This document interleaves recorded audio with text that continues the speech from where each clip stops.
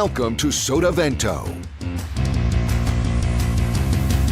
It's the ultimate water sports playground with loads of space for everybody.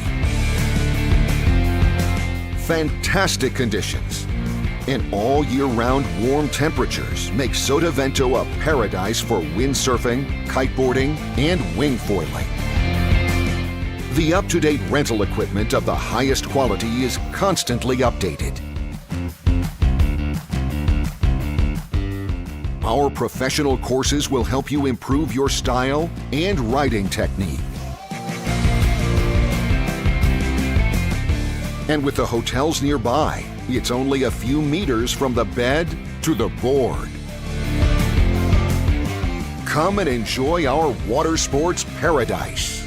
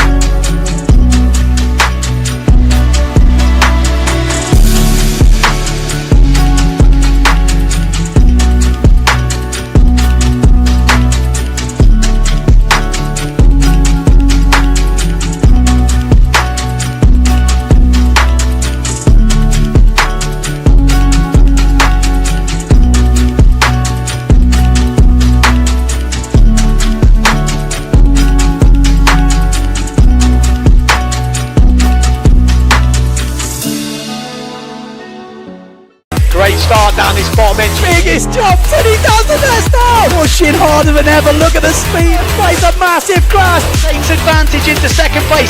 Wow. Nice drive. So tasty. Look at this. Super close. It's a massive A crash. great comeback in this He's one. on that top two battle. That's the one we want to see. Okay, welcome back. Day number 4 here in Fuerteventura for the PWA World Cup. Slalom-X has been absolutely delivering the last 3 days. We've had some epic action. Have you been tuning in? Have you been watching? Let me know in the comments where you're watching from. But we're going to give you a quick recap of what happened yesterday, just to set the scene and get you ready for day number 4.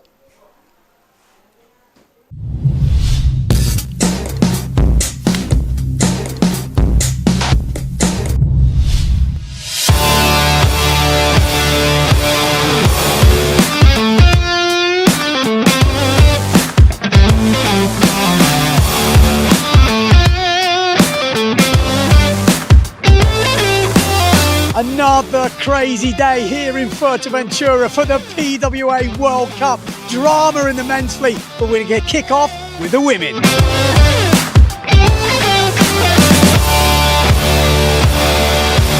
So today we saw the sausage coming back. Who would it favour? Well, Sarah Keita. She absolutely killed it today. 3 wins out of 3, and she has one hand on that world title because another discard will come in. 3 discards after 12 eliminations. We're on 11. They can only do a maximum of 15. She is 1 result away from that world title. Looking back, I can't believe I managed all 3. It's beautiful, but it's savage at the same time. So today is definitely the most comfortable day, and I'm back in my happy place.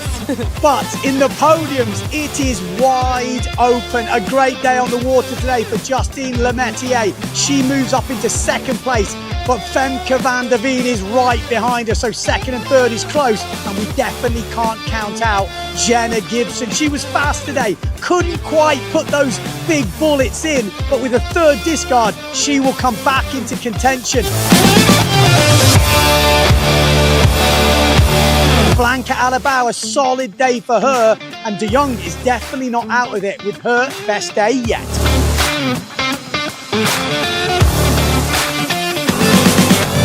In the men, 2 eliminations today, and it was Jordi Vonk who started off where he finished yesterday with a bullet, second in the second one, and he has moved up into second place overall, and there is nothing in it between the top 4 riders.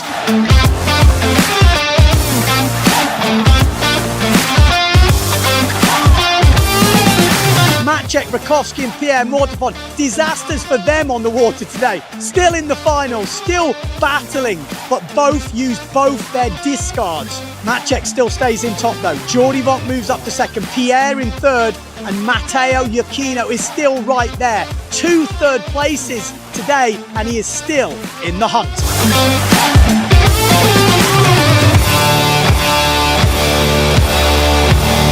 We've also got to mention Tati Franz, a great day for him on the water today. Second and a 4th place keeps him in 5th place. But you're all asking, well, who won the second final, Ben? It was the big Italian, Bruno Martini. He looked in great form all day. He was unlucky to make the first final after he was leading in the semis, but he came good in the second elimination final. He came out the blocks absolutely swinging, led from start to finish. So he has definitely moved up the leaderboard.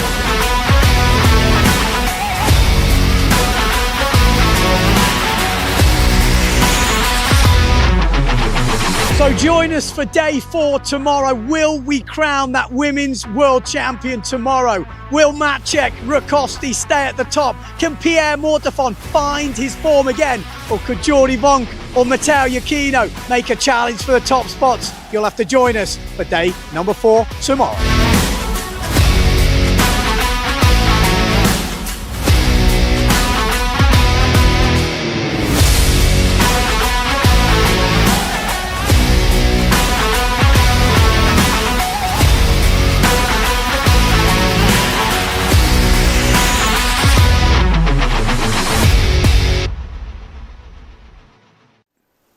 Are you not entertained? Are you not entertained? That was what happened yesterday. The scene is set for an epic day today. No questions about it. Sarah Kita probably needs, I think it's just one more win now before she could get her hands on that world title. The men, you know, the top 4 tightly packed. Anyone's game at the moment. How are they all feeling? What's the word in the street?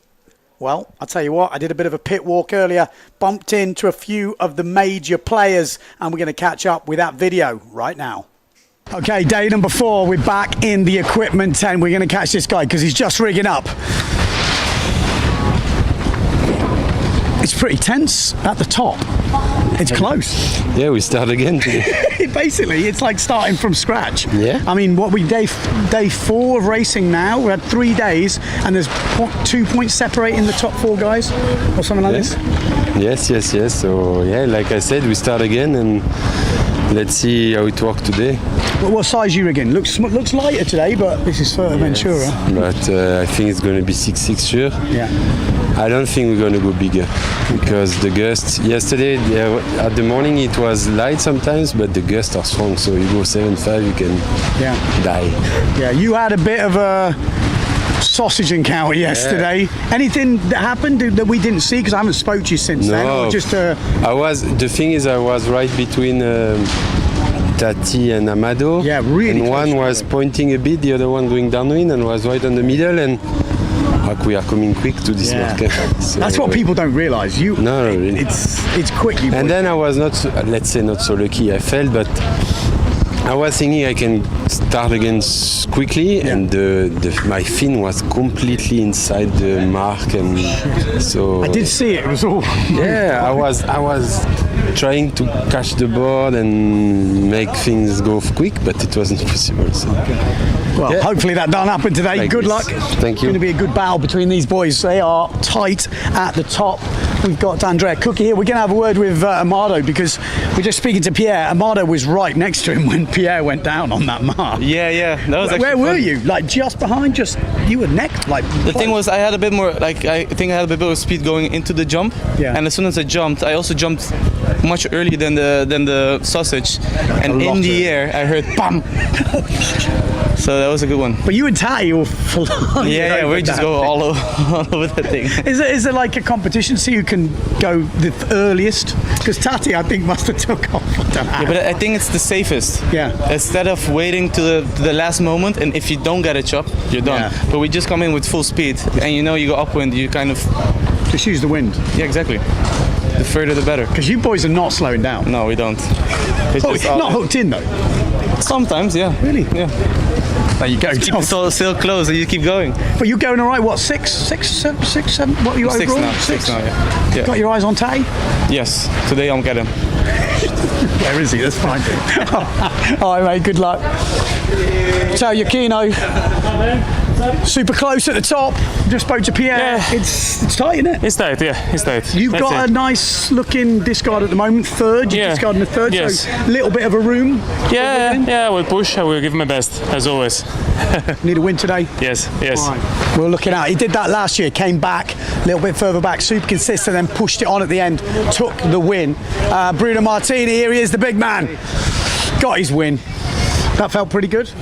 Yesterday, the last win. Yeah, felt pretty good because I was one size more than to the other guys. What size you on yesterday? I was 6'7". In the last one. Yes. I read the comments. Someone said, "Oh yeah, but he was on a bigger sail." I'm like, you try and hold down a bigger sail in that. Yeah, because 2 days ago I did the opposite. I get fucked up with the chicane, with the double jibe, whatever. I said, fuck off. I need to go bigger. It's just 3 minutes. Whatever. It definitely works. Same tactics today. Go big or go home. Obviously, my mind is always like this. Let's see. Whatever the win it is, I try to be super competitive. Okay. Good luck. Just happened to find him. Best day yesterday. The winner of yesterday. A 1 and a 2. Yeah, it was amazing. It was a good fight with Bruno. It was funny before we went out. He was like, "I'm gonna eat you with my 6'7", you know," and he did. he did. What can I say? Oh yeah, the 6-star. No, I saw the video back and at the boat, zero, fully speed, fully locked in. If you haven't seen that video, Nico Preen Just video, some more happened. Yeah. there was a lot of carnage, lot but of- just check his start. Man, I stopped it. unbelievable. It's like on the money. Unbelievable, and he took it home from there.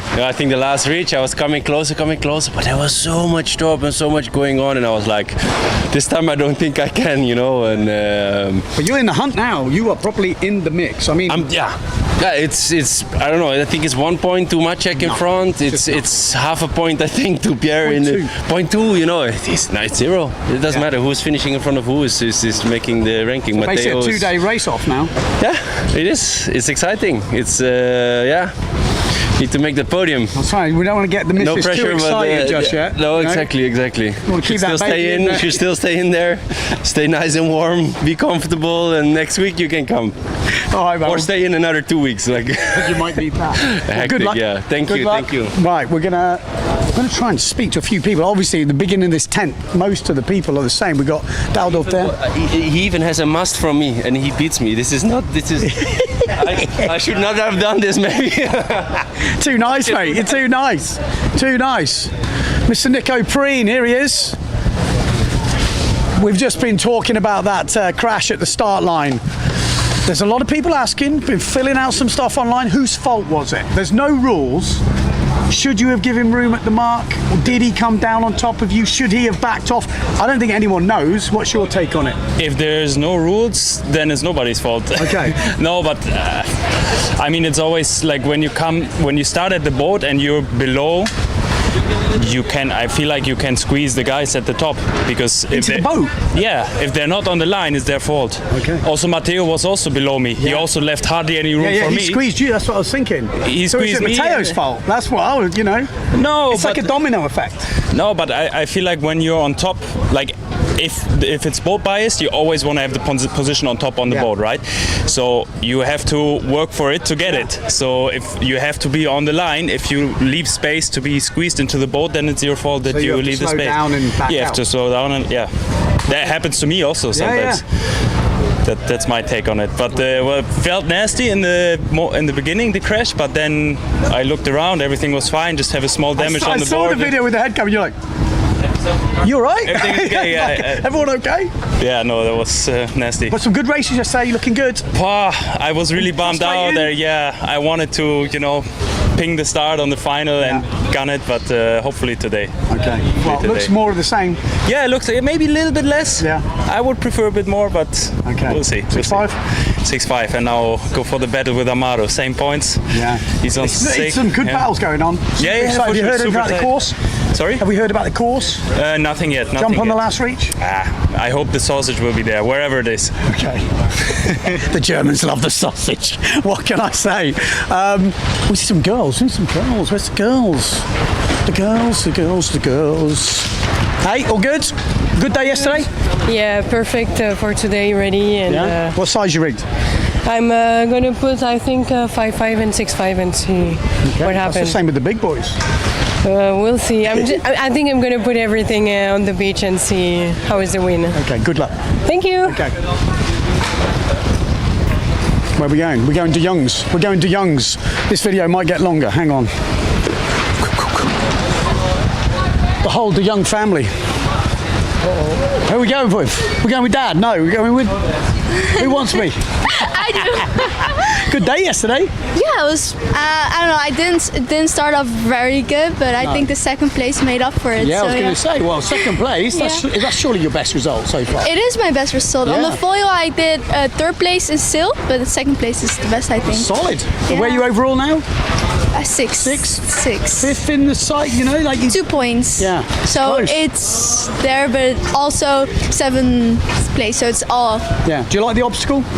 Yeah, I think so. If I don't crash on it, I like it. It must be pretty nerve-wracking though. I'm trying to tell people at home. It looks easy on the video, but it's so not easy. Yeah, scary. Well, when there was a lot of wind, I had the feeling I didn't have to jump because I was already flying over it. But like yesterday, it was not as windy, and I really had some. You really have to time it right, and it's pretty difficult. Okay. Well, think of that second place. Do it again.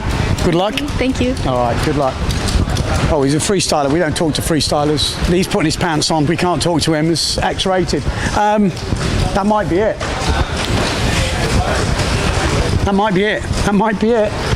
There's Maciek Rakowski. Hang on. There's one more. We've got to get him because he's pretty tense at the moment. We're going in. Last interview of this trip here. You're still in the lead? Yeah. Why still? Well, you had 2 discards yesterday. You're in the lead. Yeah. I made one mistake and. I mean, you're still in the lead because you were leading after the first day. Okay. Oh well, you were level on the first day, leading the second day, leading the third day, fourth day now, still in the lead. As I said, doesn't really matter. Got to sail good. It's long, few days, 2 days ahead. Yeah. So that's it. If I sail good, I'm gonna come out with a good result. Hey, you've been looking good yesterday. Speed it's there. as simple as that. Everything looked good. Just a few things that probably not totally in your control. But yeah, it's really simple, luckily, and luckily I also been here before, so I'm not too okay. Well, I said it was the last interview. Sarah Keita said, "Good luck today, mate." Sarah Keita, we've got to do Sarah Keita because I didn't take my own advice. one win, you're the world champion. That's the rumour on the street. One win. Yeah, I You know that? I don't think it's true. Oh. Because there's 4 races left. But there's 3 discards. Yeah, and I have one over early. It can't be true. Which Can it be means- true?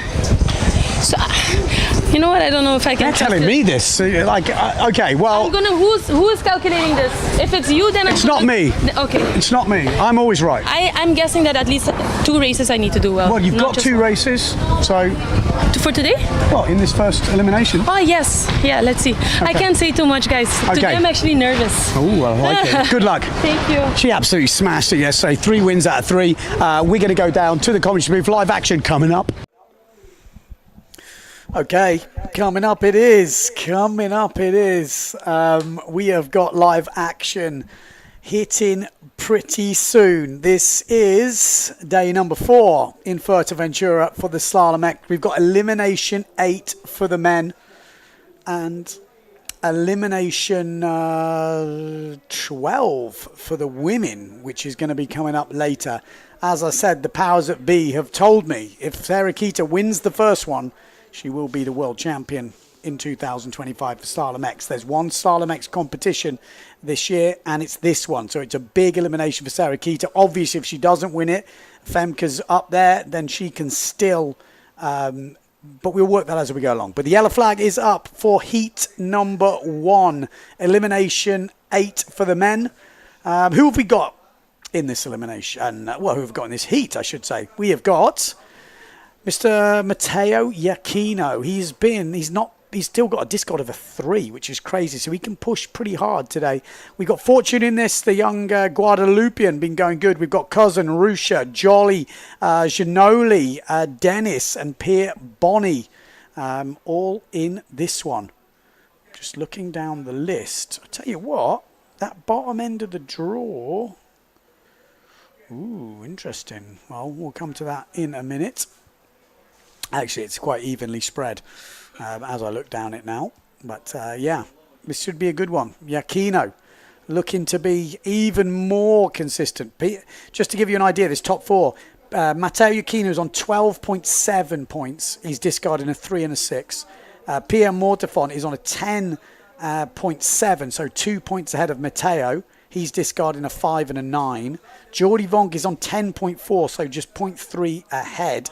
And he's discarding a 6 and a 7. And then Maciej Rakowski is leading a point ahead of Jordi, 9.4 points. And he's discarding an 8 and a 9. So that third, the 3 that Matteo's discarding, the 5 that Pierre is discarding could be very useful today. Maciej can't really afford to mess up too much here. Needs some good results. He's not in this first one, though. Matteo Iachino is.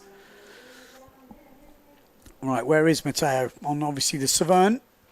Down the right-hand side of your picture. I think Pierre Bonny is down there as well on the S2 Maui sails. We've got Cousin on the Patrick, Rusha on the GA, Jolly on the Severn, Ginoli on the Patrick. Oh, and there we go. That's not good news for Mr. Sasha Fortune, is it? He's there, you could see. He's upset with himself there. Sasha Fortune's having a good competition, but I don't think it takes a genius to work out who was over the line then. Sasha Fortune sitting in 14th place at the moment.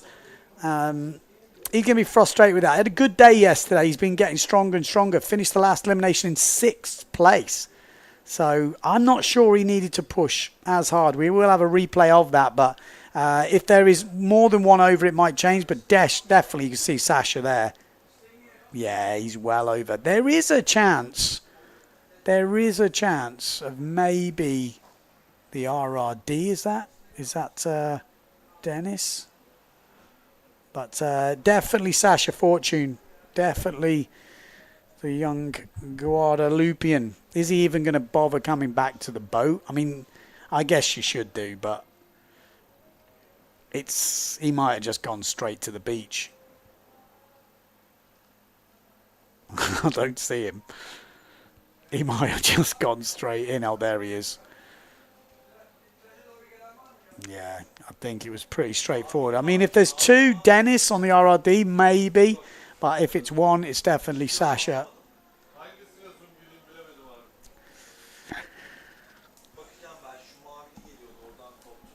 Billy says Fortune favours the brave. Or maybe not. Boom, there he is.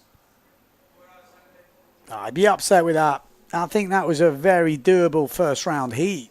None of these heats are easy, but I think he would have fancied his chances there, even with, a half decent start without it being epic. But that's not how you race. You can't race like this. These boys are all on. You can see he's still shaking his head. Oh, that might just be the chop. Excuse me.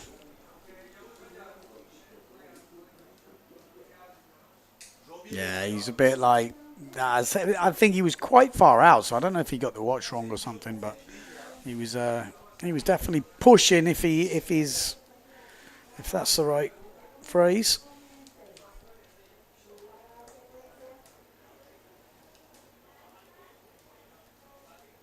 Yeah, Fortune jumps the gun. It is just one rider. So, yeah, just Fortune who's over. It's actually a shame for Dennis. Had a good start there. It's always quite frustrating that when one's over and you're the one who's the next up, but you're not over, but you have a good start. So yellow flag is up. 2 minutes to go until the start.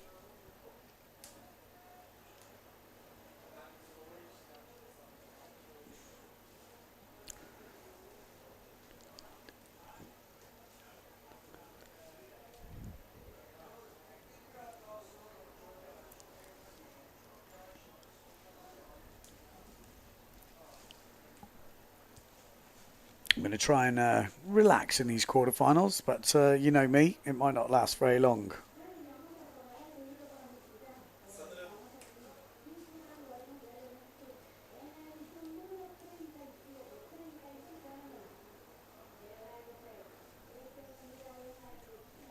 So yellow flag, less than 2 minutes until the start. They've just jibed around, so it'll be a minute coming up very soon. There we go, 1 minute to go.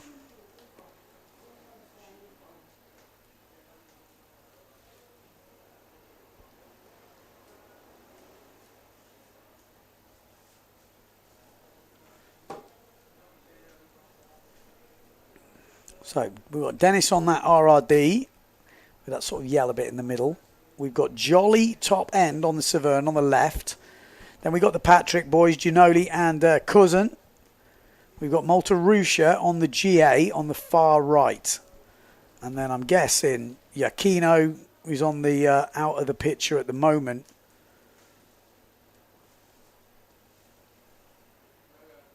Also, Pierre Bonny must be out of the picture at the moment as well. They're going to be down that far end on the right. Here they are. Yeah, so Pierre Bonny right at this bottom end. Same as Matteo Iachino. Russia up, and it's a good start. Nice and clean. Good clean start from Pierre Bonny down this bottom end. He's got Matteo Iachino above him, though, who's obviously quick. I'm expecting him to be first into this first mark. The Patrick boys looking good. Ginoli's been going well this week. Cousin going well. Russia forcing his way down the middle on the GA. But Pierre Bonny, he's looking good for rounding in second, although here comes the Patrick boys pushing down from the top. But it's Matteo Iachino round in first place. Then Pierre Bonny. Then we've got Ginoli, Cousin. Oh, we've lost one of them. Malta Russia had a great jibe from the back. Came through with a lot of speed there. And he's gone up into second place. Great jibe. So, what is the course today? Is there a sausage? I'm not going to ruin it for you. But Matteo Iachino flying. We caught him up in the end. Here he is. Flying. Just needs another consistent day. He's got to stay in the mix till the last day. There's only a few points in it at the top. He could do with a bullet today, though. Said he just needs to find a little bit of extra speed. So Dennis looking good here in fourth place. Got Jolly right behind him. Oh, Pierre Bonny goes down. So Dennis in the hunt. Jolly in the hunt. And then is that Ginoli? We know Cousin, one of the Patrick boys, went down at the first mark. But there's definitely a fight for fourth place on here. The young Frenchies. One of them's going to take this. Dennis and Jolly fighting it out here as we're coming into the second to last jibe mark. Matteo Iachino is gone. He's going to win it, that's for sure. We got Russia in second. Oh, no, we haven't. No, we have not. Malta Russia is in the drink. Jolly and Dennis coming through. Russia's going to get back on here. Okay, so it's Alexander Cousin who's back. So it is Ginoli at the top. I tell you, this is, we're going to get some different names in this. There's no doubt about the winner, but the real battle is on for 4th place here. Well, not even 4th. It's all the places are up for grabs. All these guys are in it. We got Maltarusha, Alexander Cousin at the moment, not in. The young Frenchies are up there. Giannoli, Jolly, Dennis, Cousin and Rusha missing out, but Alexander Cousin is not holding back here as he moves himself up into 4th place. Giannoli round, Jolly round, Cousin's round. Rusha's going to go inside here. He has to. He has to, and he does. Maltarusha, what a jibe from the Italian. What a jibe from Maltarusha. He only had one thought then, and so it should be. Let's stay on that fight for 4th place. Matteo Iachino is definitely going to win it, 100%. Jolly looks like he's going to get there. Giannoli and Maltarusha, what a jibe from the Italian. I mean, obviously sailing under a German sail number.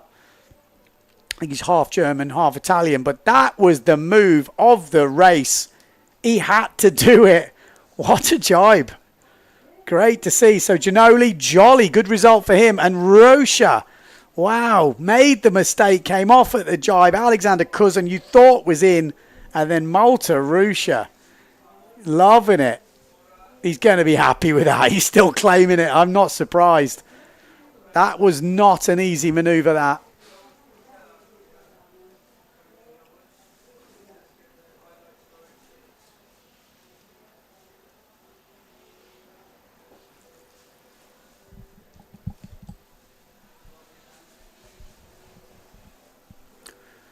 Well, good way to kick things off. Bit of excitement in the quarterfinals. Like I say, that's just out and out slalom. Windy slalom. No obstacles in this one. There will be in the second one. The word on the street is downwind of death and a sausage in the second elimination. So here we go. There, Maltarusha didn't have the best start. You can see that further back in the pack. We had Matteo Iachino go around. Pierre Bonny looked like he was in good form here. And then Alexander Cousin there went down at that mark. That was really what all the problems started. So you had one of the top seeds out at the first mark. You had all the young Frenchies fighting through. Pierre Bonny went down at that mark. And at this point, you're thinking, well, Rusha's going to be through. You know, Iachino's going to be through. And then Maltarusha, something happened at this mark we didn't quite see. Oh, he got hooked in. I think he got hooked in. And obviously went in the drink. And then you're thinking, well, he's out of it now. You know, as all the other boys come round. And then Maltarusha, check this. Alexander Cousin looking good here. And Malta seems to just step on that inside on top of Cousin. Takes the win. See you later, Alex. Great stuff. Great stuff. Great racing.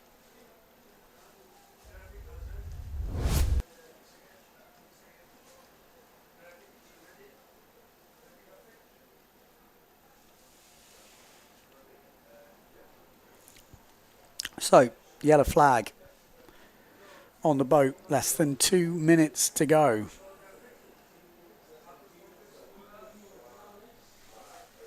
Heat number 2. Vonk, Preen, Vrieswijk, Macker, Sugi, Storm Nikolai and Franklin. So how are we looking?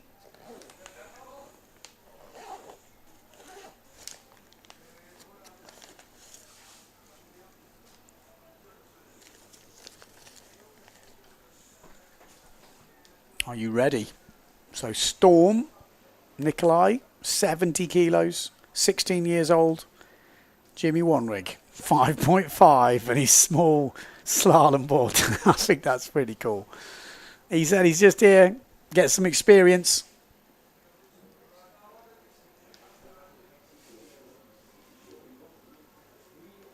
Here we go, lining up. Franklin on the Challenger. Got Storm on the Severn. Oh, he's going for it. Storm on that top end. Let's hope he's not early. He's very much earlier than everyone else. Oh, he's over. He's got to be over. I mean, he was quite a chunk ahead there.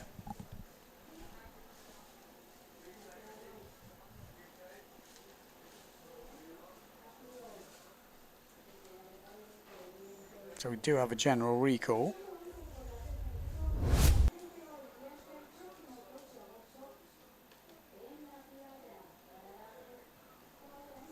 Yeah, he was a good way ahead, Nikolai there. Just checking the stream, just make sure you boys are all happy out there. Everything working fine.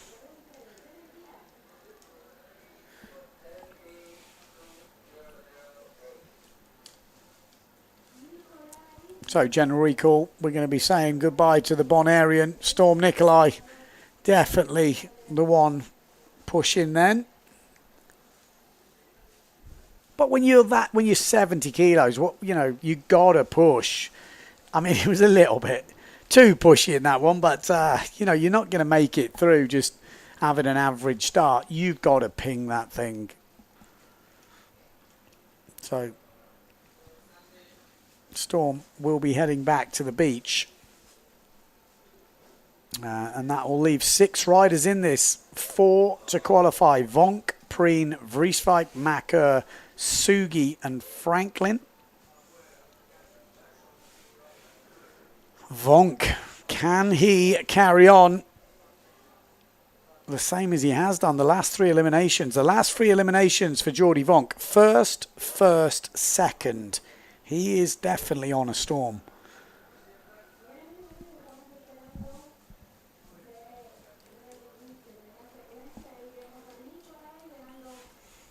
Here he is. Young fella. Got some good role models over there in Bonaire. Tati Frans, Marlo Vrieswijk.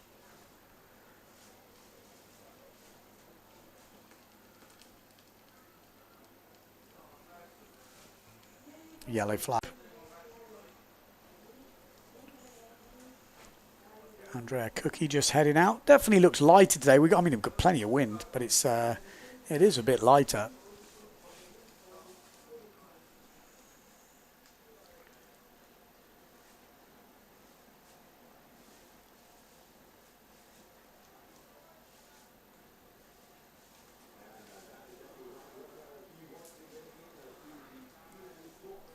So yellow flag still up. There we go, 1 minute to go. 1 minute to go.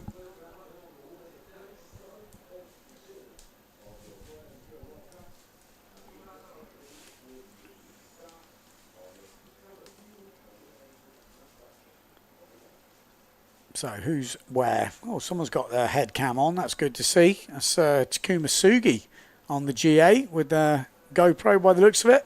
We've got Macker on that Neil Pride in the middle. We've got Franklin on that Challenger, the blue and red pinky sail. We've got Nico Preen on the Neil Pride in the middle. Obviously Germany 7. Then we have got Amado Vrieswijk on the 0.7 sail. And then down that bottom end, closest to us, we've got Jordi Vonk. 6 riders in this, only 4 to go through. And there's some pretty big names in this. Not going to be easy for Franklin or Sugi here. So you might see Sugi pushing a little bit. Looks like it's good. Good start down this bottom end. Looks like Jordi Vonk, Amado Vrieswijk. We got Macker up that top end. Nico Preen a little bit further back. But again, you've only got to be in the top 4. There's no obstacle in this race. So I think for the top boys staying out of trouble, staying on the jibes, it's hard to bet against them, isn't it? When you've got that jump in there, that sausage, it can catch out anybody at any point. So that does add a little bit more stress to the whole situation. But good jibes from all the boys there. The 4 seeded riders, and Franklin's gone down at that first mark, and so is Sugi. And this is... Ooh, tell you what though. Someone was struggling to get going there. But this will be a pretty cruisy affair, I think, for the top 4. But it just goes to show there's a few holes in it. If you gamble with too small a sail, it looks like you're going to have to go big or go home. And I think that is already interesting. That is almost the X. It means you've got to hold on to your big sail through the big gusts, which is not easy. We've already seen Tati Frans now going down on this outside. So I don't think we're going to have too much drama in this. You never know. Macker still not totally convincing. Jordy Vonk, though, riding on a wave of confidence right now, this guy.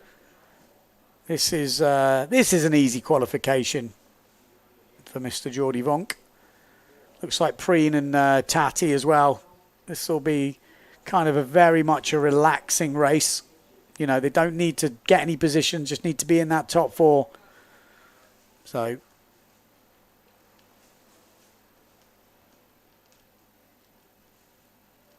maybe we're going to see those heats further down might get a bit tricky, because I think these first couple of heats, they've been very evenly spread, or the top seeds have been quite clear favourites. So that always usually means that maybe the bottom will be a bit more tight. Or it could just be the seeding is absolutely perfect for this round. It doesn't always work out like that. But Jordy Vonk, you can see just bouncing around on that outside. Nice jibe from Preen. Tati Franz. And is it Macker still in 4th? We're expecting to see the Neil Pride of Macker, yes. And like I said, this will be a quite relaxing one for me. A relaxing one for those boys as they just cruise their way. You can see there's no urgency here. I mean, Sugi's not far behind. It's not like he's just totally off the pace, but if no one drops in, nothing's going to happen. Maybe a sausage could have changed that, but there we go. It is what it is. So, Jordy Vonk, Nico Preen, Tati Franz, and Pierre Macker will join Iachino, Giannoli, Jolly, and Rocha in the next round. Easy for the boys, easy qualification. With Franklin going in at that first mark and Sugi, it just totally cleared the way there. Yeah, so now I feel like, well, actually Mercer's out injured. So we've got the next heat coming up. Red flag is on the boat. We've got coming up to 3 minutes. There we go, 3 minutes to go. We've got Tati Franz in this. Yeah, we're going to have a look at the highlights before I read you out the names. But it's going to be pretty relaxed highlights. We're pretty much a cruisy race for the top 4 boys there, but we get to have a little look.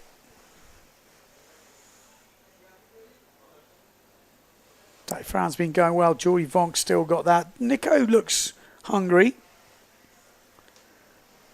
A disappointing one yesterday. This was Franklin, went down to windward, sail went in, and then Sugi tried to cut inside and then made the mistake, and then that was what really just gave the other boys that hefty looking lead, really.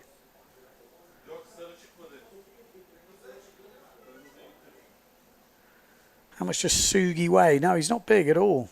He's holding on, I have to say. If you think he went down at that first mark, but I think the boys are kind of cruising when you've got that much of a lead. You just know you just can't fall in. No one's going to creep up on you and overtake you, so you're not pushing as much as you have to when you get into those semi-finals and finals.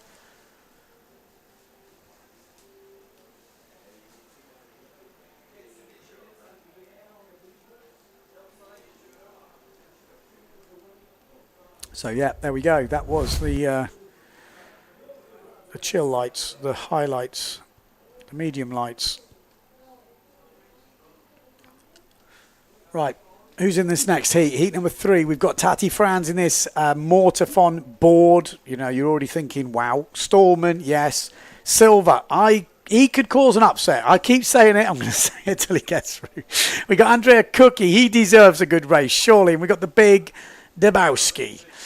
And we got Mercer, but Mercer's injured, so he won't be in this one.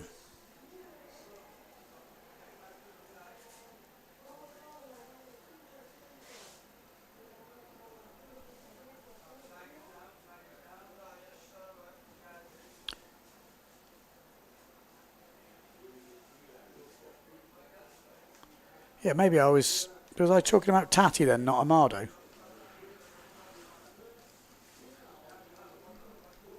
My brain is... I'm sure there's something... It's not working quite right. Yeah, Vrieswijk. Sorry. It was too relaxed. What can I say?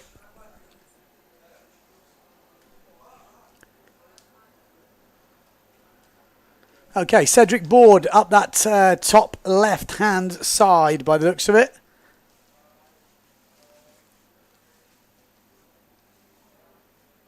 Well, it's a good start. Good start all around. Good start from Andrea Cookie down this bottom end. Could this be the one?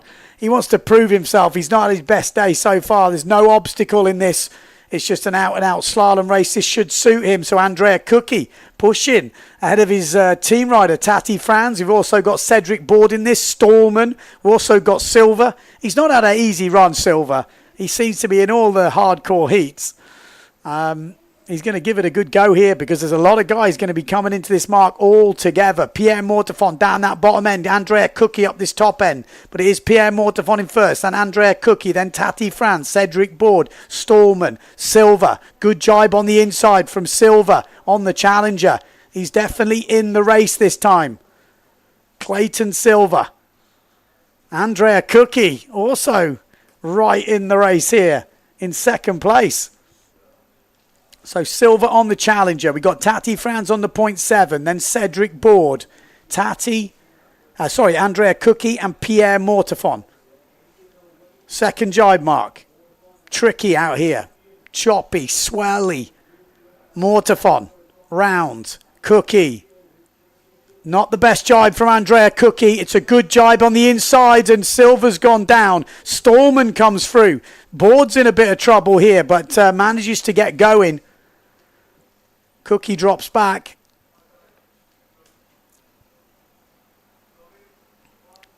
I think Silver not used to the choppy swell of Fuerteventura. That was definitely his opportunity. Andrea Cookie now in fourth place. Stallman, Cookie's trying to go down on top of him. He's like, you know what? You're not going to have an easy run. You don't think I'm just going to give you an easy run at it. You're going to have to work. And so Stallman trying to go underneath Cookie. He's having none of it. He is absolutely... You have to go in my wake. If you're going to go past me, we're going to be playing a bit of cat and mouse here. And Stallman trying to get that inside overlap and he doesn't get it. This is great racing. The dirty old dog is doing everything he can to put him off. But Stallman makes it through. Lovely stuff. Andrea Cookie. Some dirty tricks there.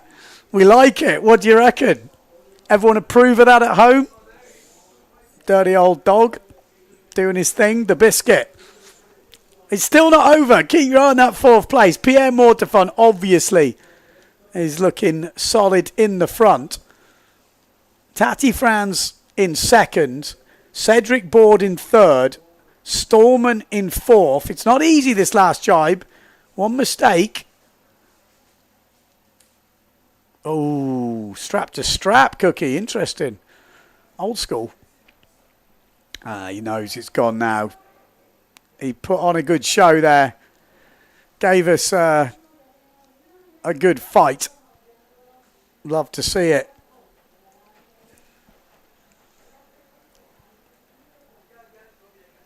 That was good though. I like watching that. The Stallman was like up and down, round and round, and then had to like hard up right before the thing to get on the inside. I like it. Mortefon, Tati, Board, and Stallman. Great race from Scotty there.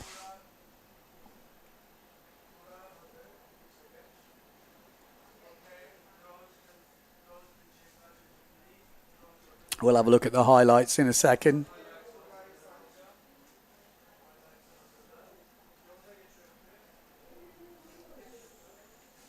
I mean, why should you let people go past you easy? I mean, there's no point in that.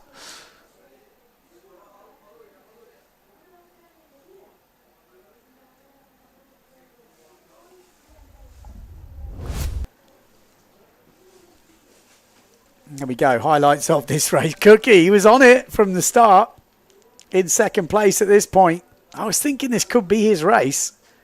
Tati and Mortefon going on the outside. Good jibe here from Silver on the inside. I thought this could be the difference. And what happens to Silver on this one? Oh, yeah, he just got it all wrong coming in. Yeah, and then the other boys all parked up. Scotty Stallman at this point wasn't in the race. And then this is the... Oh, yeah, okay, that's a replay of the outside line. Yeah, we are surely going to see it. Yeah, this bit now. Yes, and then hard in. Nice, that was good. Deserved. If Formula One was any good, we'd see moves like that a bit more often. That's what we want to see. And this is just the quarterfinals, remember. That is just the quarterfinals. We've still got one more quarterfinal to go. It's Elimination 8 for the men.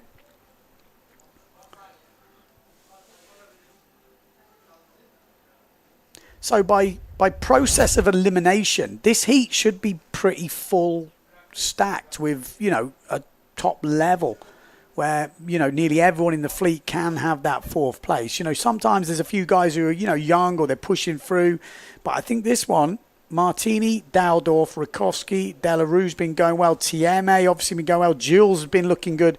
And Sukas as well. Hasn't quite got it together at this event yet on the fin, but could threaten at any point. But that's not easy. That's not easy. A lot of guys who have made all sorts of finals and runners-up finals all through the event. So this will be hard fought, this one. I mean, not that, you know, any of them aren't hard fought, but there's definitely a few seeded riders who stick out as more easy qualifying. But keep your eye on Lohan Jules in this one. He's definitely got the speed, young rider, and I think he's just going to get better year on year. Race on race, maybe. He's ranked, like, you know, 7th seed in this. He snapped his mash yesterday, obviously, so that's put him out here. TMA is ranked 6th in this. I mean, Rakowski's ranked 3rd in this heat because of had a bad race yesterday. So that's what upsets these type of seedings. It all goes on the last race. Martini is the highest seed after his win in the last elimination yesterday. And here we go, Jules. Lohan Jules actually got the best start, or he was first over the line. Let's find out. It looks like a good start. Jimmy TMA down this bottom end. Maciek Rakowski in the middle looking good. We've got the challenger for John Sukas also looking good. Bruno Martini really quite far back at the moment. We know how fast he is, so we're already in for an exciting race here. We are already on for an exciting race. Maciek Rakowski coming into the first mark. He's going to be in first place. He's going to get pushed down that bottom end. Oh, it's going to be close. No, it is Maciek Rakowski that goes round. We've got Delarue in there. John Sukas. We've got Lohan Jules, Bruno Martini. We got the GA of Daldorf. So TMA in second place. So Maciek Rakowski, TMA, Martini, Daldorf, John Sukas, Lohan Jules. All to play for here. No easy qualifications. That's when you get a real idea of what these guys are doing. That head-on shot just looks insane. Maciek Rakowski dealing with a chop here.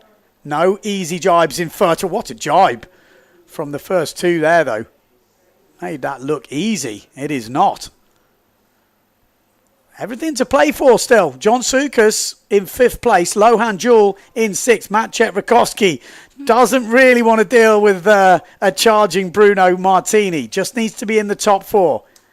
You don't want a full battle with Martini at this point. No point. Second is totally fine. Sukas down this bottom end doesn't look as powered as Lohan Jules up here. Lohan Jules is going to be making good ground on this reach. Super quick on the run in. He's going to get a nice line in as well. Daldorf, though, is the man in front of him who's been doing some epic jibing. So Martini round, Rakowski round. Sukas does hold Lohan Jules off, though. TMA round. Oh, and Sukas and Daldorf. Oh, and Lohan Jules off. Slipped. The feet slipped. But Delarue coming through with speed on the Patrick. Wow. Well, all the guys I thought were in it then, that jibe has took him out the running. Bruno Martini, though, has got some momentum from yesterday's win. And he's come out today swinging, hasn't he? This is just the quarterfinals, but he's against Maciej Rakowski, who's leading this event. So this is another good confidence booster. Jimmy Tieme in third. And Daldorf has been nailing this last jibe every day. And he nails it again. No chance of getting past Daldorf on this last jibe mark. Delarue, though, low hand jewel. You got to think it all kind of went wrong on that last jibe mark. Well, penultimate jibe mark, I should say. Not wrong, but didn't really give themselves the chance they needed. Wind dropped a little bit. Didn't really carry much momentum through. Delarue just still pushing. You never know. But Bruno Martini wins it. Maciej Rakowski in second place. Third place will be Jimmy Tieme, and taking the fourth spot will be Daldorf.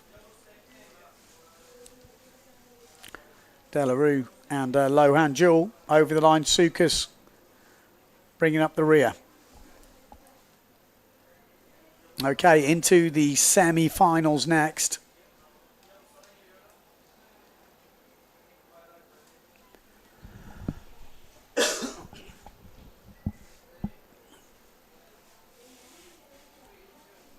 I'll get it right this time. Vrieswijk in this one. Here's the highlights. It's a good start for Lohan. Not quite. I thought he'd be right. Well, I guess he was right up there at the first mark. Let's have a look what happened on this jibe. Maciej Rakowski looking good. He's still looking solid. Didn't have his best day yesterday, but he didn't look like he was off the pace. Just things didn't quite go his way.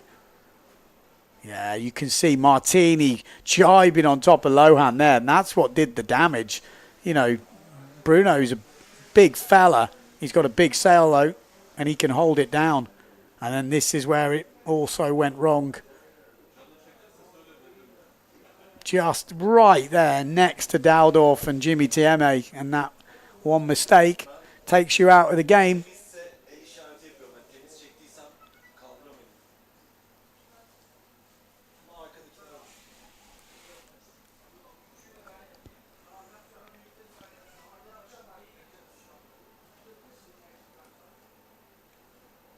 There we go, that is the end of the race.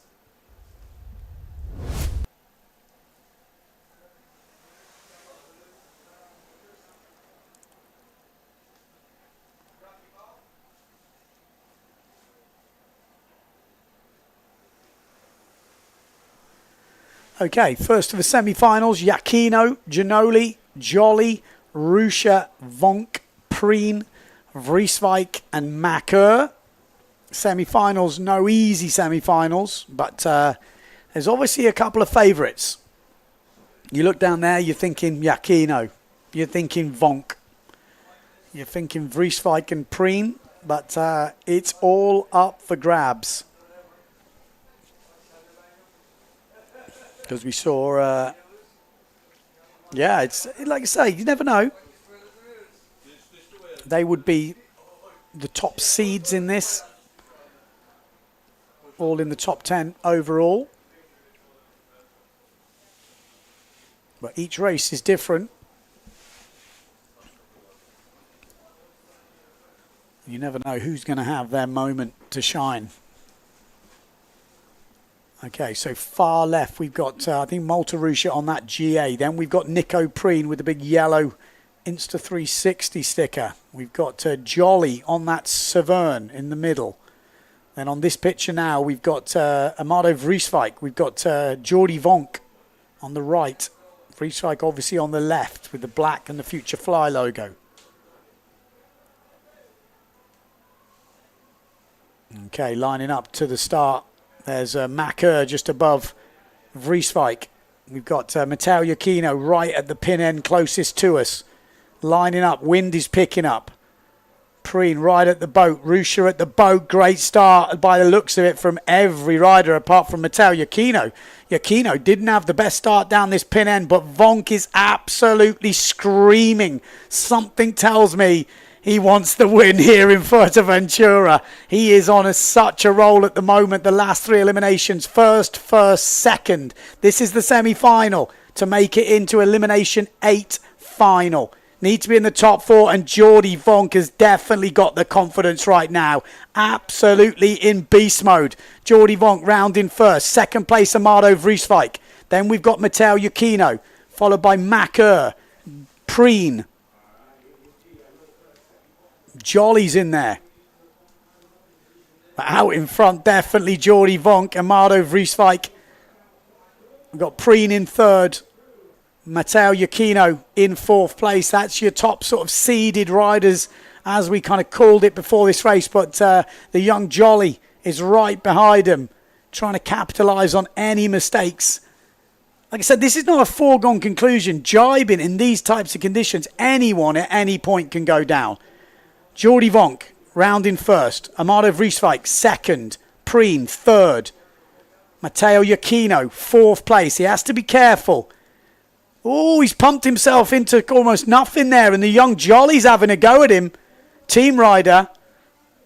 They'll be getting team orders over the team radio soon.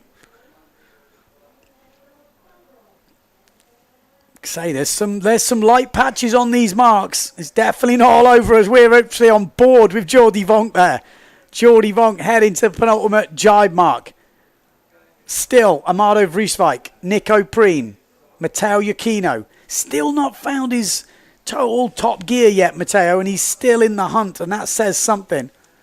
So Jordi Vonk definitely has found his top gear. Great jibe from Amado Vrieswijk. Nico Preen puts it to the inside. Matteo Iuchino keeps the speed. That's what he needed to do. He's got Jolly right behind him, one of the lighter riders.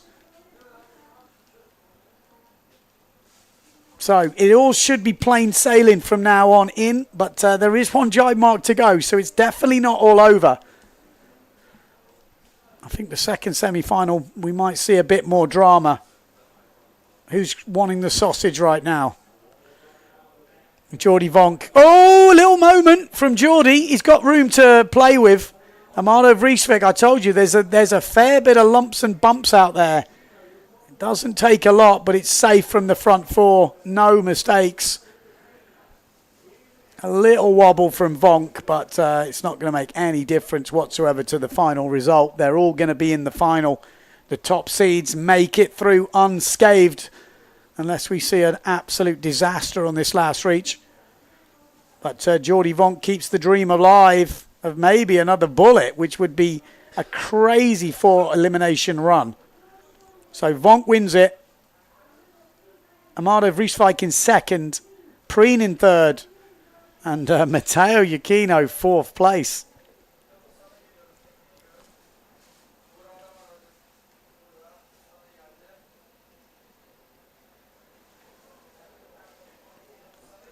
He's been so consistent at this competition, Matteo Iuchino. I mean, that's how he does it. He usually tries to, obviously he's trying to win every race, but he's always banging in those consistent performances and then tries to turn it up right at the end. Maybe when he's got a bit of room to wriggle. But didn't have the best start there. That's probably what put him actually a bit further back. He's been behind that whole pack coming through. And he's still third into the mark. But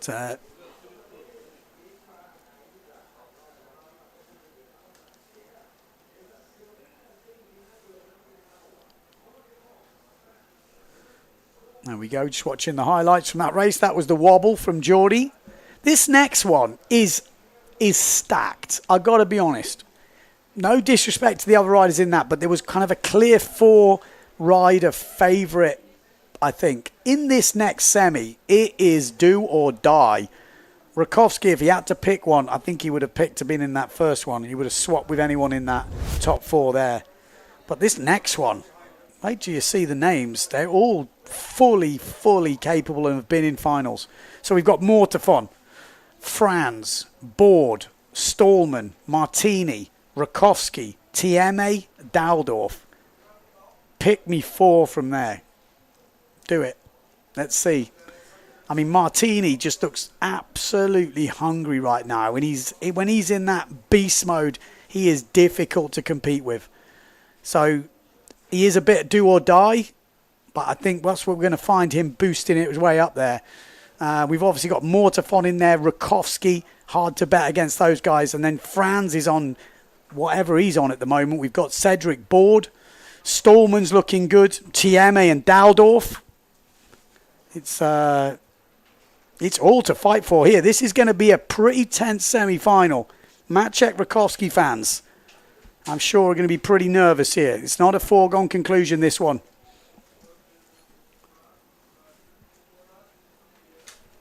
We're going to check, see if we've got a co-commentator. Check. Check. Can we hear Mr. John Sky? John Sky in the house? Let me know if you can hear him loud and clear. Someone's gone for Mortafon, Martini, Maciek, Tati. Yeah, solid. So we're on, is this semi-final 2? Semi-final number 2. Looks pretty, it looks actually a bit cloudy out there now, doesn't it? Or was that just the... No, there was a cloud came over, which generally mess up the wind a little bit. Yeah, makes it a bit harder, more holy, more gusty. Just what they need as we coming into this semi-final. You can see a little, something's happening out there. It looks pretty ominous. So we've got Cedric Board on that Severn sail. We've got Tati Franz obviously on the 0.7. We've got Mortafon on the grey. Stallman on the GA.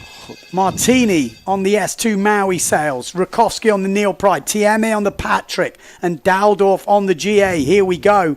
Tieme down this bottom end. Rakowski down this bottom end. Board in the middle was poking out. It was either a good start. It was a good start. Tati Franz going well. Mortafon going well. Mortafon trying to roll over the top of Maciek Rakowski. And it is Pierre Mortafon that is powering through. And Rakowski's the one who's dropped back a little bit here.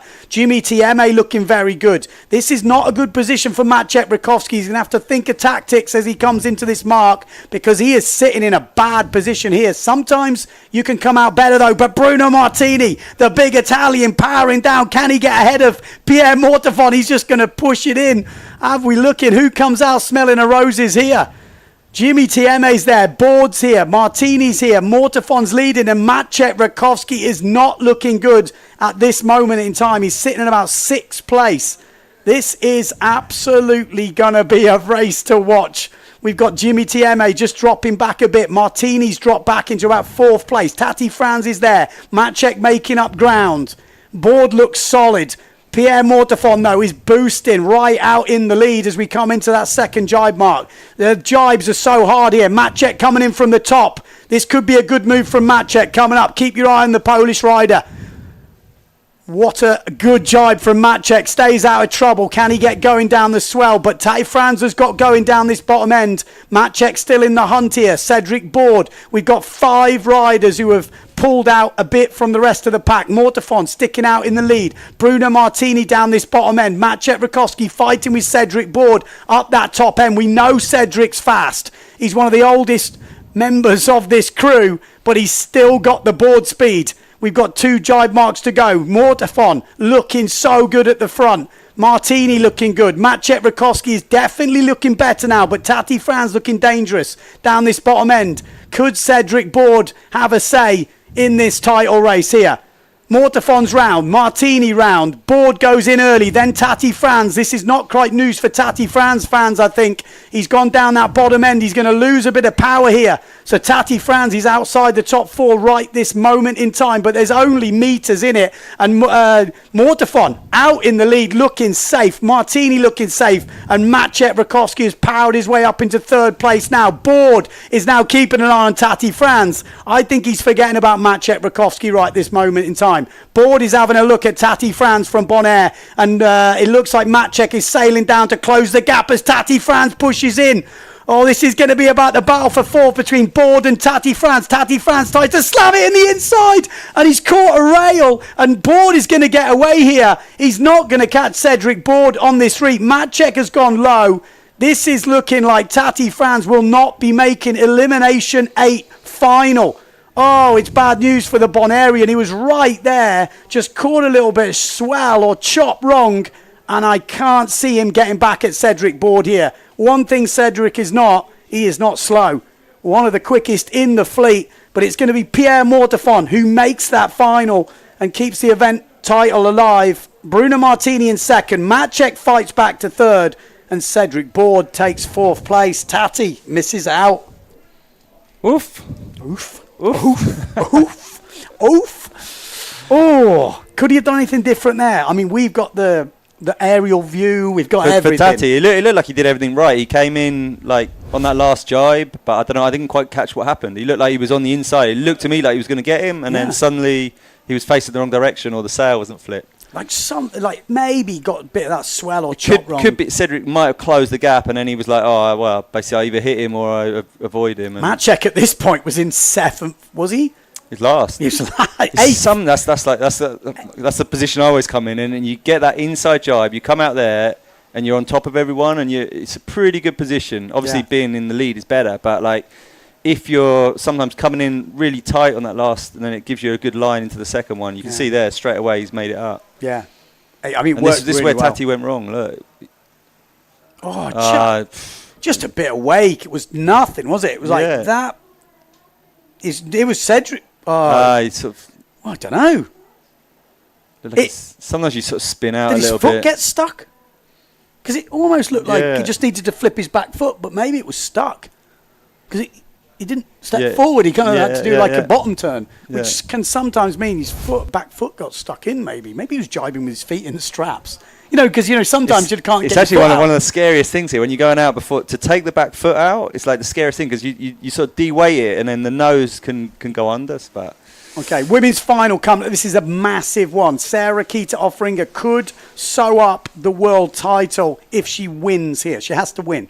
If she wins this race? If she wins this race, because there's 3 discards coming up with the way the results have worked. If she wins, she could wrap it up. Obviously, if she doesn't win but then does well in the next one, it will be wrapped up as well. But this could be the earliest possible time she could win the world title. 3 discards coming in. This is elimination. Then she can have that rest that she's been talking about. Yeah, but I did ask her. She said she's not going to take it.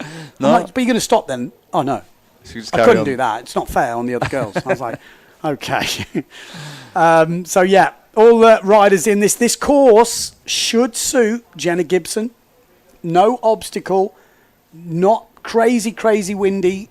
She's definitely the quickest. I've been watching like on the highlights or the live stream, and she's just flying, isn't she? She's absolutely flying. Just see her. Sometimes she starts like what looks like about 300 meters back, and then just blitzes through everyone. And I saw one final yesterday. She got taken out twice. Still come back. And still came back. Yeah, she got taken out, came back to second, got taken out again, and she is extremely fast. And to be fair to the duotone boys, they've got to be happy watching this because Vonk's been doing the same thing. Yeah. It's like a really similar shot. Yeah. The duotone is right at the front, powering down. So I think they'll be super happy with the way those two are performing. Will we see it again? I mean, she's been nailing the starts as well, but with that sort of speed, I don't think she needs to risk it. She's just got to be there or thereabouts. Obviously, Sarah Keita, we know she's quick. Justine Lemaitre, quick as well. Van der Veen's been quick, but Jenna's definitely got this extra bit. If the wind's a bit lighter, maybe Sarah Keita is there as well in that type of speed. But I think when the wind picks up, she's still fully on it. But also, with Sarah, every single race she does, she gets a bit quicker, a bit better, a bit more confident. And it does look like that, doesn't it? Here we go. Oh, the challenger. I think Philippe has got a mojo on, but Jenna Gibson absolutely beats the start down this bottom end. Sarah Keita a little bit further back, but Gibson is going to be doing Gibson things right now because look at the speed of Jenna Gibson. She is the fastest woman in the world. Sarah Keita, though, has come from not such a good start. She's up into second place now. We've got Philippe on that challenger looking good. We've got Lemaitre also looking good and Van der Veen. But Jenna Gibson is leading coming into this first mark. Sarah Keita in second place. Remember, no obstacles in this one, but we saw from Tati Franz, the jibes are not easy. There are some moments which are definitely not easy. A little bit of swell out there. A good jibe from Gibson, though. Good jibe from Sarah Keita. Lemaitre, Davico, Philippe. We've got Van der Veen, Alabau, all in the mix as we go through this first mark. But Jenna Gibson out in front. I mean, she's been in this position a lot at this event. Super quick. Can she hold off Sarah Keita? I think she probably can, but she just needs to keep it together. She's going for that podium. She's not going to take the event win from the position she's in now. Sarah Keita, I feel like that is already wrapped up. It's just a matter of time, but she definitely can make the podium. Some good results today from Gibson would put her in that podium slot. So Gibson, round on a nice bit of swell there, just gets stuck on a bit at the top of it, but a good jibe from Gibson. Not so good from Sarah Keita. Oh, I think that's Lemaitre going down, and that's what I'm saying. It's not easy. Davico coming through. We've got Alabau up into third place now. She's been getting consistent, Alabau. Lemaitre will have to get back on that one, but Davico and Alabau are powering up. Jenna Gibson, though, going for what? I'm trying to think how many bullets she's had. She's been very up and down, but she's had 1, 2, 3 bullets in a row. And then she had a little bit of a run where couldn't quite get it together. And now maybe she's going to go on that bullet spree. If she gets a bullet here, she will, she'll hold off Sarah Keita winning this Slalom-X World title for at least another round. And Jenna Gibson, she's looking good here. It's good to have a Brit to cheer from at the front of the fleet. Definitely, definitely. I was going to say, it's actually, when it gets like a bit cloudy and a bit gusty, it can be so difficult in the jibes because you come in and then like, what's actually worse is when it completely drops and you have no pressure on the board and the board starts bouncing, especially on the outside. And on the inside, you quite often you come out and you just get stuck. And so becomes really tactical in sort of reading the wind, whether it's high wind or low wind Look at the lead. Look at the lead she's got over Sarah Keita. I think Sarah Keita is just, I think I say this jibe is the hardest on the course. Oh, she didn't need that clue to catch. You could see it. It was very difficult as we came into this. Sarah Keita, though, might be winning the world title right now. Jenna Gibson basically handing it to Sarah Keita. It's not the way she would have wanted to win with that sort of... I think she wants to dominate a race, but she will take it, no doubt about it. Gibson will try and get back on. Oh, and there we're seeing, the both riders going down, Alabau and Femke van der Veen. And Davico is going to come through now. My Davico. No, it's the red helmet of Femke van der Veen. But out in front, Sarah Keita off ringer will be the Slalom-X World Champion in 2025 because she wins the 12th elimination. And with 3 discards on the board, she is officially the World Champion. I mean... Did we think it was going to go any other way? Does she know it? Does she know it? She didn't want to admit it. I'm being told by the powers that be. I haven't done the full maths, but a win here. I mean, with 3 more, and she's going to win it at some point, but I'm told it's official. If she wins this first one, it is official. And that's number 26, isn't it? Something ridiculous. I've lost count. What a legend. There's a couple of people I lose count for. Bjorn, Albo, Sarah Keita. Yeah. I mean, to be fair, Golito's up there with the freestyle ones. He's on ridiculous numbers as well. Yeah, but like multi-discipline, like Sarah. Like she's got a wave, freestyle and slalom. Best windsurfer in the world? I think, for me, unquestionably. I mean, like everything. Yeah. Maybe speed. She's only missing speed. Well, because she hasn't done it. Exactly, that's what I'm saying. I keep telling her. I said, Gibson, though, I don't know. That's going to be a tough one. But some great results there from all the riders.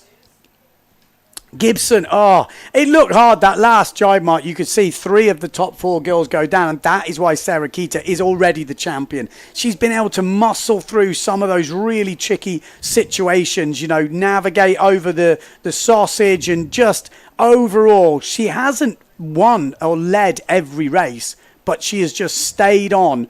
Oh, you could just see how bumpy it is on that outside. I think until you come here and you try and do this course with the amount of power that these girls are rocking with a full-on slalom board. Was this the last one? Yeah, so she got air just before, which just sets it all off. And just that clue catch now, isn't it? Oh. Just that one clue catch. She's guyed. Did she come back to get second? I'm too busy shouting about... Yeah, she did. She got second. So, second solid result. Yeah. Solid. You can't argue with that. And that will put her right in the mix for the podiums. And she's someone that will really benefit from the 3rd discard, right? Yes, 100%. Because she's been a bit sort of inconsistent. So if she will gain on all of them now. She's going to lose a 10th and swap it for a 2nd. So, yeah. So I'll put her 2nd, will it? Or... Well, yeah, loses a 10th. She gets a 2nd, 8 points, 24... Yeah, she's right up there in the mix. Yeah. You know, another good result in this next one. No obstacle. You know, this type of slalom, all there. They're still racing tomorrow, no? Or not? Yeah, they've got 4 more races. With that 3 now. Okay. 3 left. Because they'll hit the maximum. Yeah, they will hit the maximum. So we might finish the women today.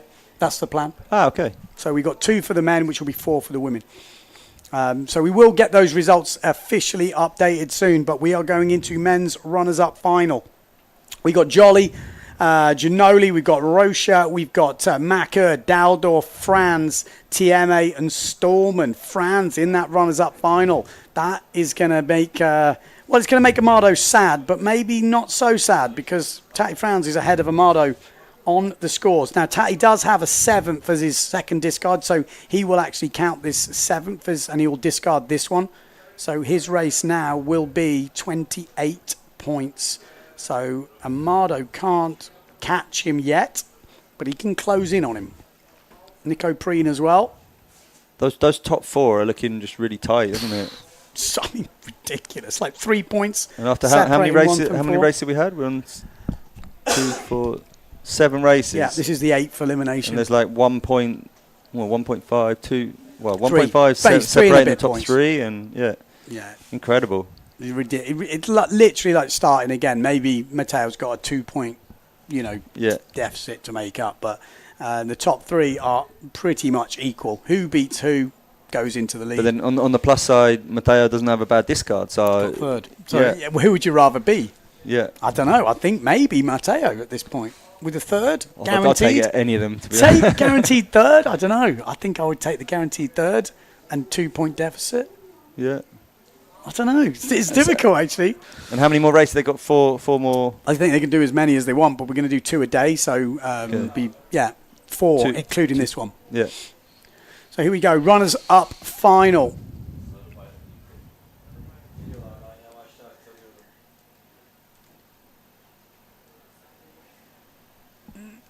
See if we can pick out a few people. We've got Malta Rusha there with the red helmet on the right-hand side. And we've got Daldorf. Scott? Oh, no. Daldorf. Oh, yeah, Daldorf. Yeah, Scotty's Daldorf. in this one as well, no? Scotty's got the old GA. Okay. Come on, Vonk, out the way. There's Tati Franz, obviously, on the Black Point 7 sail. Here we go, lining up. We've got TMA, usually likes to be down this pin end. Tati Franz in the middle. Looks relatively early. But it looks like a good start. TMA with a good start down this bottom end. Scotty in the middle. Macker with a good start. Tati Franz also with a great start. But Macker flying in the middle on the pride. Tati Franz up the top end, though. Looks like he's going to power down from that top end of the line. And to me, it looks like he's going to round in first place. TMA, though, coming through strong down this bottom end. Jimmy TMA has showed some great speed this week. He's up there in the top 10, so he needs a good result here in this runners-up final, and it will be Jimmy Tieme. No, Tati Franz goes through in first place. Jimmy Tieme in second.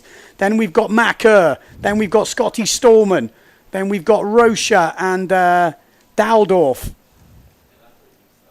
Tati Franz, though, trying to make up for not making that final. Looks solid.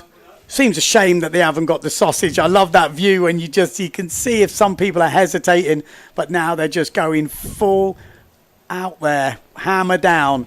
Tati Franz looking to put a 9th on the board. This will be his discard. He won't be counting this result, but you still want the best result as possible in case you have to use it. Ooh, little bit of a moment there in the chop as Macker comes through in second place. Scotty Stallman does the jump jibe. We've got TMA pumping for all he's worth. Then we've got Daldorf a little bit further back. And then the rest of the chasing pack. But you can see Tati Franz already. That's why he should be in that final. He's got the speed. He's been looking really good all week. And maybe just a slight mistake in that last one. Didn't give him the opportunity to get past Cedric Board. And he'll be a bit gutted about that. He would have loved to have been in that final. The clouds have settled in a little bit here in Fuerteventura. So this could make for an interesting final. Tati Franz winning this runners-up final at the moment. Are we going to see him launch and get some airtime on this next reach? He wouldn't put it past him. Lovely jibe from Franz on this inside. It's not easy. Macker in seconds. Got a little bit of a funny swell there, Macker. And the other boys jumped straight into it. Oh, great jibe from Daldorf was that. I think it was. Great jibe on the GA. But Tati Franz miles ahead. You can just see how difficult it is. There's a certain speed where you basically go from swell to swell, chop to chop.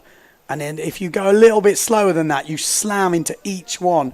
And it's so hard for the guys to even get their feet out of the straps to jibe. But Tati Franz in the swell line, just making sure of it. Doesn't need any heroics. Macker tries to do a little quick jibe in the swell, and it's a good one from Macker. Good one from Jimmy TM8. Then we've got Daldorf. Oh, inside from Ginoli. Having a go at Daldorf here.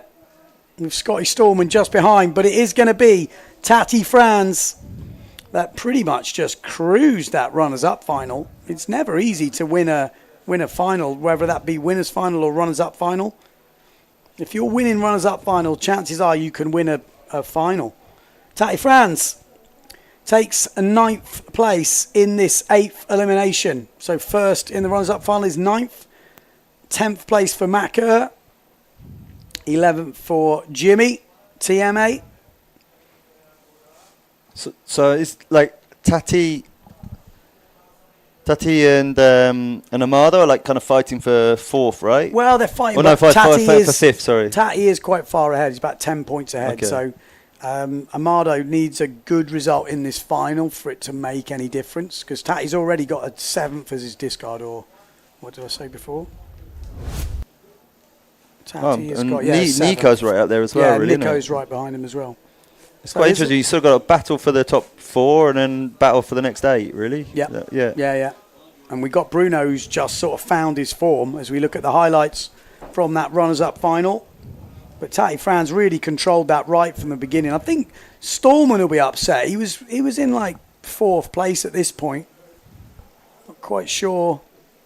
He got a bit caught up on the second to last jibe. I think he came in really, really close with someone, and that's always a tricky position because you have to sort of almost like wait for them to jibe before you can jibe, and then you get stuck just behind them. So yeah, it's tricky. It's often, I don't really know. Look at that though. That's a good position to be in, isn't it? He's cruising. Yeah, we want to see him fighting in the final though, Tati Franz. But we will be having a final next. That's for sure. You want to make some predictions? It's quite interesting now. I think it's so tight, isn't it? I mean, pretty much any one of them, from what I've seen, like Mychek looks really, really solid. Pierre looks really solid. And Vonk looks really solid. And then behind them, it looks like Mateo's maybe not got the same speed as them. I'm not sure if that's, but he looks a little bit off the pace. But when I say that, he races slow. I mean, we're talking like 1 percentage point. I think Martini could be the danger man here. I don't think he hasn't got much to lose, and he never races like he's got anything to lose. Yeah. So he just goes for it, which can be dangerous. He's going to either win or over early. Yeah. Well, that's kind of what I was thinking. He's got the speed, so you never know with that. I think Vonk though has got the momentum. You just look at his last 3 results. First, second. That's his last 3 eliminations. Okay. And he looks, I mean, he won. The conditions are the same today as they were yesterday, or? Pretty similar. They're kind of on like they're 6'5" size sails and small board probably, I think. Yeah, I'm just looking. Vonk won the first quarter, won the second semi.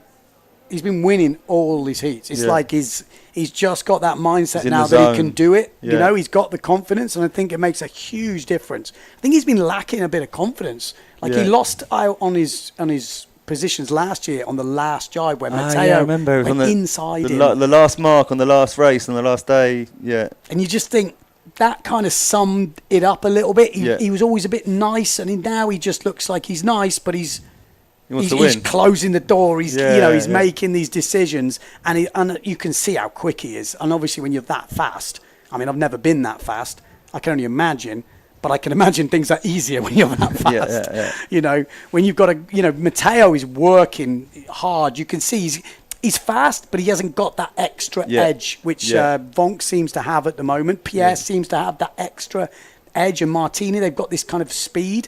Whereas the other boys are super quick. They're right there, but they haven't quite. Yeah, I think sometimes like it looks like some have like almost like another gear to go into, and when they need to. But they have to sail on the edge to get that gear. So it's risky, but they've got it if they kind of need it. And I think, well, the way the sun is looking here, this can make for some already interesting races. We've seen it before. The jibes are not guaranteed. I mean, there's no sausage, there's no obstacle, whatever you want to call it, in this race. But we've already seen those jibes are not to be taken lightly. That last jibe can cause problems at whatever level you're at, even at this level. You know, even if you're home and dry, you think it's all free. It isn't. It isn't. So this is going to be a real interesting race. Vonk, Vrieswijk. We've got Preen, who's looking like he's got something to prove as well. I was actually going to say, like, Nico's for me has really stood out. It looks like he's made a bit of a jump into sort of battling with the top guys. Yeah. And he's big as well. You know, he's no small. He's like 96, 97 or something like that. He's a unit. He's wide. But you look at all those names. Board, we know how quick he is. Rakowski's leading the event. Martini's just won the last elimination. Mortafon, I mean, doesn't need any introduction. Yeah. Giacchino won this event last year. He's been solid. He's discarding a third. Preen, like we just spoke about, is hungry. Vrieswijk's got something to prove. And Vonk's just been absolutely killing it. So this is a fully hectic final. Right, what do you guys think at home? Any, give us some top threes. Give us some predictions.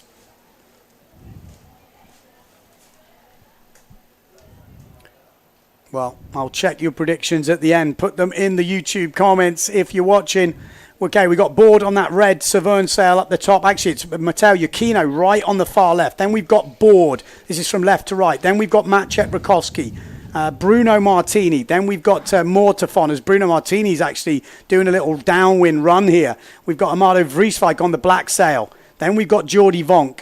Then we've got Nico Preen down the pin end. Ooh, interesting. So people moving a little bit around. Bruno Martini is smoking around at the back. I think he wants to come in with speed here. We're going to see Bruno hit this line full speed if he's timed it right. And here we go.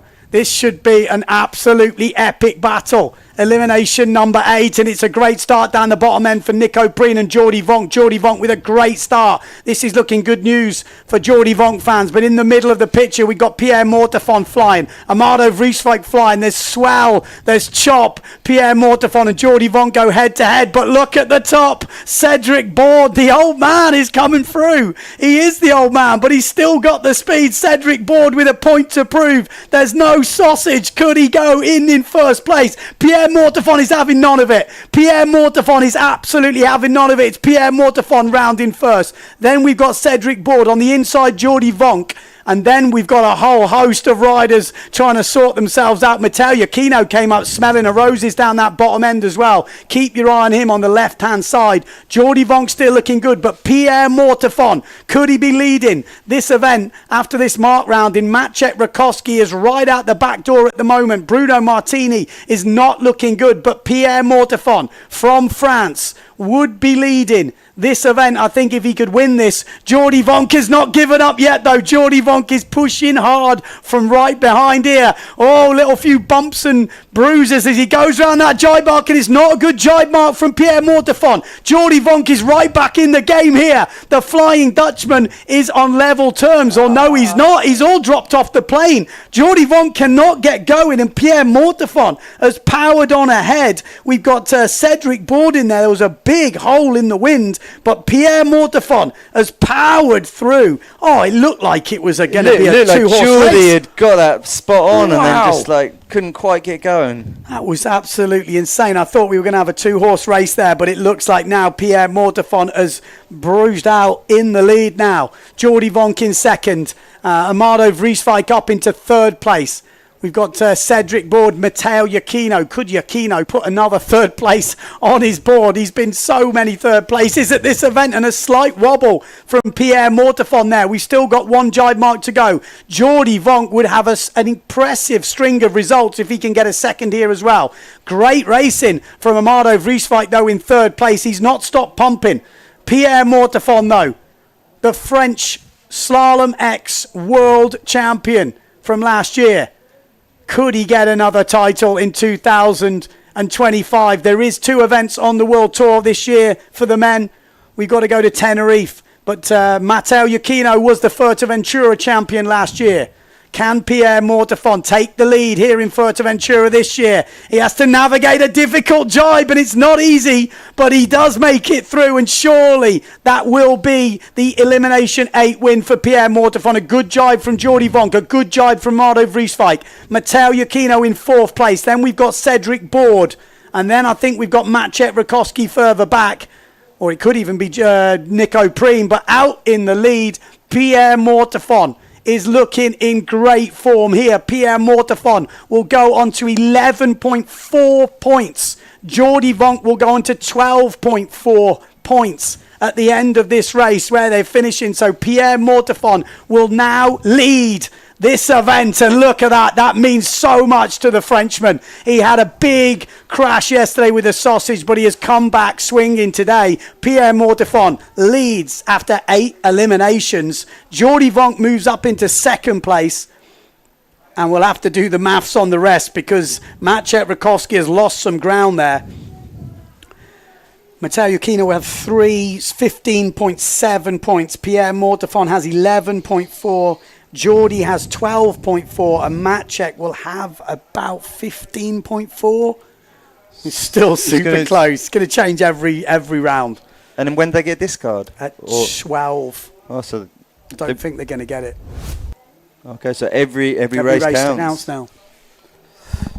Okay, let's have a look at the highlights, see what happened to Maciej Rakowski. He was up the top end, probably trying to do that outside to in. Let's see if we can find out what happened to him. But Pierre Mortefon round in first. I think he got blocked by Amado there. He was looking for that. Yeah. Looking for that inside line, got blocked by Amado, and then boom. And then you get that no wind. Yeah, you're stuffed then. And that comes down to small margin. At this point, Jordi Vonk, we thought, had gone. He just got stuck on the swell. It looked like he caught the swell. I thought he had done that perfectly. Too. What happened? Maybe it's just no wind. That's why Pierre had stopped. And I feel like just stopped dead. Aggressive. I bet if he had to replay that, he might have been able to get on there. But it looked like he'd made it. Yeah, it's quite hard because these sort of medium slalom sails, they don't pump very well. They're pretty stiff relatively. So. That must have been a meter Yeah. off home, not home and dry, but into a proper drag race for Pierre Mortefon. That was the race we wanted to see. But Pierre Mortefon did what he needed to do, because then Jordi got stuck in the dirty air of everyone else coming around the mark, and then it's sort of everything. And I think once it gets separated like that, it's really hard to make ground. You have to be so much quicker to sort of pull back a 50-meter lead. It's really hard, especially when there's no one around. When there's other people around, it can mess it all up, and it gives you more opportunities. But when you're just clearly separated, I think it's pretty tricky. Yeah, it's difficult. Well, we'll come and have a look at those results in a minute. We've got the women's Elimination 13 coming up next. Offringer already bagged that world title. Gibson, though, really going to be pushing in this one to try and get herself onto that podium. Let's have a look, actually, if the results have already updated, because she might even be on there already. She got a second in the last one, which will put her up. Yeah, Gibson, she's already moved up into 3rd place, and she's only less than a point behind Van der Veen in 2nd place. And all discards done, so it's whoever finishes ahead of who? Whoever finishes ahead of who. So if Jenna finishes ahead of Femke now, or has another good result, she will take 2nd on her own. I mean, that's what her results have been all over the place, but the one thing she has done is bashed in those bullets. Yeah. That little run of bullets. Jordi Vonk as well, though. Was he first, second? It's a hell of a run. Yeah. It's a hell of a run. He's definitely not out of that title race just yet. And it's good. You can see he was fighting for first as well, because you see sometimes when people aren't sort of expecting to be there, sometimes they'll be in second, kind of protecting it and just trying to sail around. But no, he was fully going for Pierre. So. Here we go. Where's Gibson? She's not in the game here, but that is the start, is it? It doesn't seem like there's anyone on it, but it's a great start at that top end by the Patrick. Middle of the pack, we've got Femke van der Veen, Sarah Kita Offringer. I think these girls are wondering what's going on. There was obviously a big hole before the start, but Jenna Gibson is miles back right now.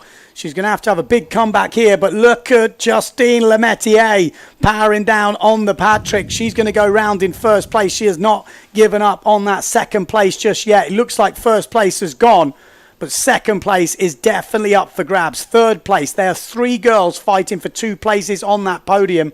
Obviously, the top spot has gone to Sarah Keita Offringer with 3 discards in the bank. Sarah Keita goes round in second. Then we've got Femke van der Veen. Then we've got De Jong. We've got... who have we got? Davico. Yeah, Davico's in there. There's definitely a few holes on the course right now. On the challenge, we got Philippe from France, one of the young up-and-coming riders, but Justine Lemaitre looking good at the front. She's got Sarah Keita breathing down her neck. Jenna Gibson, we haven't seen her. She'll be fighting her way back. How far can she make it back up? Surely she's not going to catch the top girls, but any results she gets now will count. So every place she gets will make a huge difference. And Lemaitre has definitely been caught by Sarah Keita Offringer. Oh, and a little bit of airtime for Femke van der Veen there. And it is what we saw with Jordi Vonk, that low-end rider struggling to get going. And on the top, it's Sarah Keita that's riding the swell. And Sarah Keita Offringer, the current event leader world champion, are having now a good drag race with Justine Lemaitre. So Sarah Keita on the left, Lemaitre on the right. We got Femke van der Veen on the top. And you can see in the background the rest of the girls having a fight, but we are with the top 2, Lemaitre and Sarah Keita Offringer. Lemaitre not letting her have it. She's going to look for that nice line on this inside jibe mark. Penultimate jibe coming up, but Sarah Keita, the world champion, already crowned with 3 races to go. She started off a bit wobbly in the really windy stuff, but as the wind dropped a bit, she got into her stride, and she's never looked back since. So Sarah Keita jibes in first. Second place, Lemaitre. Third place, Van der Veen, to keep these podiums alive. So Gibson is losing ground here. She, for a minute, she was in third place, but that will change now. I think Lemaitre will come back at her. Needs to finish 2 places behind Lemaitre, Gibson, and still got a bit of work to do. De Jong looking good, I think, in 4th place right now, but Sarah Keita Offringer is going to take this surely. 1 jibe mark to go. Can she get the jibe as Lemaitre in the air as we go back to her last jibe? Not a given, this jibe mark, even for the Freestyle World Champion, even for the Slalom-X World Champion. 2 years in a row for Sarah Keita, but switches the feet, gets on the swell. Oh, little moment and hooks in. Justine Lemaitre hooked in. Femke van der Veen will get a nice swell here. She'll be on the same swell as Lemaitre now. This will be the fight for second place. We're going to have a proper drag race for second place between Van der Veen and Lemaitre. And Van der Veen actually got the first swell, so it's advantage to the Dutch rider on the Sotavento. Keep your eye on second place. We're on with Sarah Keita Offringer, who will be the world champion, but second place is going down here. Lemaitre on the top, Van der Veen on the bottom. Lemaitre needs every place she can get right now. Lemaitre, and this is one big point. When you're battling for the podium, those points will mean a lot, and it is Sarah Keita to win the second final of the day and put her name firmly on that Slalom X title. What a race from Lemaitre and Van der Veen. You could see that was a good race, just giving each other a bit of a salute. And where is Gibson? Did she get her way back? No. So she hasn't got her way back to 4th. She's going to finish 5th for Gibson, so she'll go on 29.1 points. So yeah, she slipped right back again. There is Gibson. De Jong finishing in 4th place, and then Alabau coming through. It's all over the place, isn't it? With these results, it's making a big difference.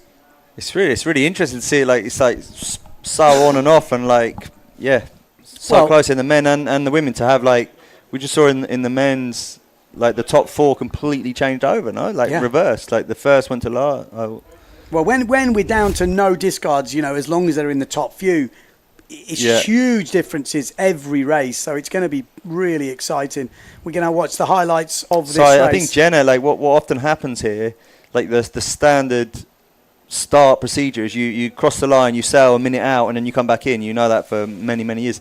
And quite often here, you'll sail out, and there's like a big hole a minute out, and you're stuck there. There's no wind at all. Yeah. You're a minute away from the line, and it's game over before the flag's even gone up. I have seen them cancel races like that when it happens, but I think they only cancel it when it's really light. Yeah, when the whole fleet, maybe you say, but when the rest of them were like on the gun, bang, and there's 1 or 2 that are left behind, you got to say, well, you can't really cancel it all. And then totally. Yeah. So looking at the results now, as we look at the highlights of this race, Jenna Gibson, what was she there? 5th? So it's 29.1 points, because she'll have to count that 5th. Lemaitre will be on 28 points, so 1.1 behind.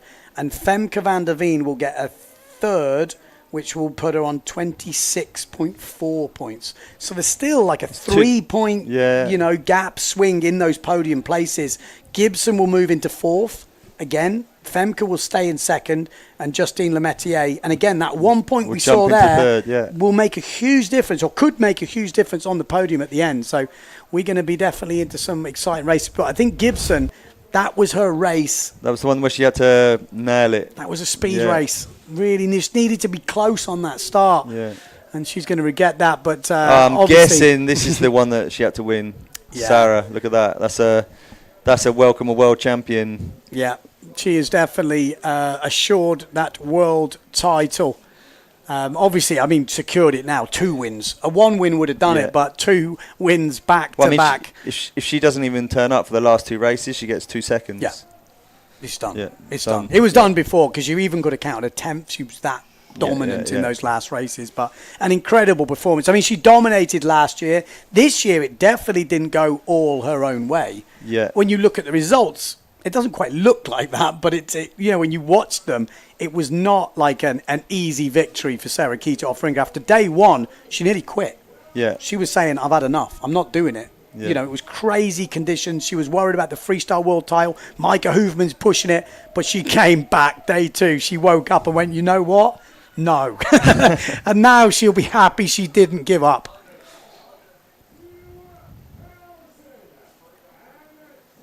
Sarah Kita Offringa, double Slalom-X champion. She says she counts this as a slalom result, even though it's got the X in it, I think you got to, haven't you? It's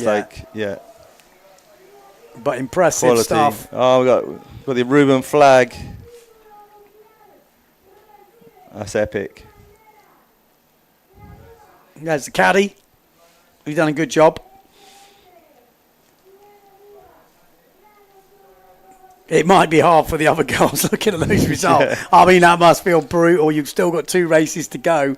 You know, the world champion has already trained. But when you do 12 races, a lot of races, lots. No, I think with that amount of races, you've got to say the result was a really fair result. Yeah. And from what I saw watching some of the other heats, the girls put in, there was amazing moments.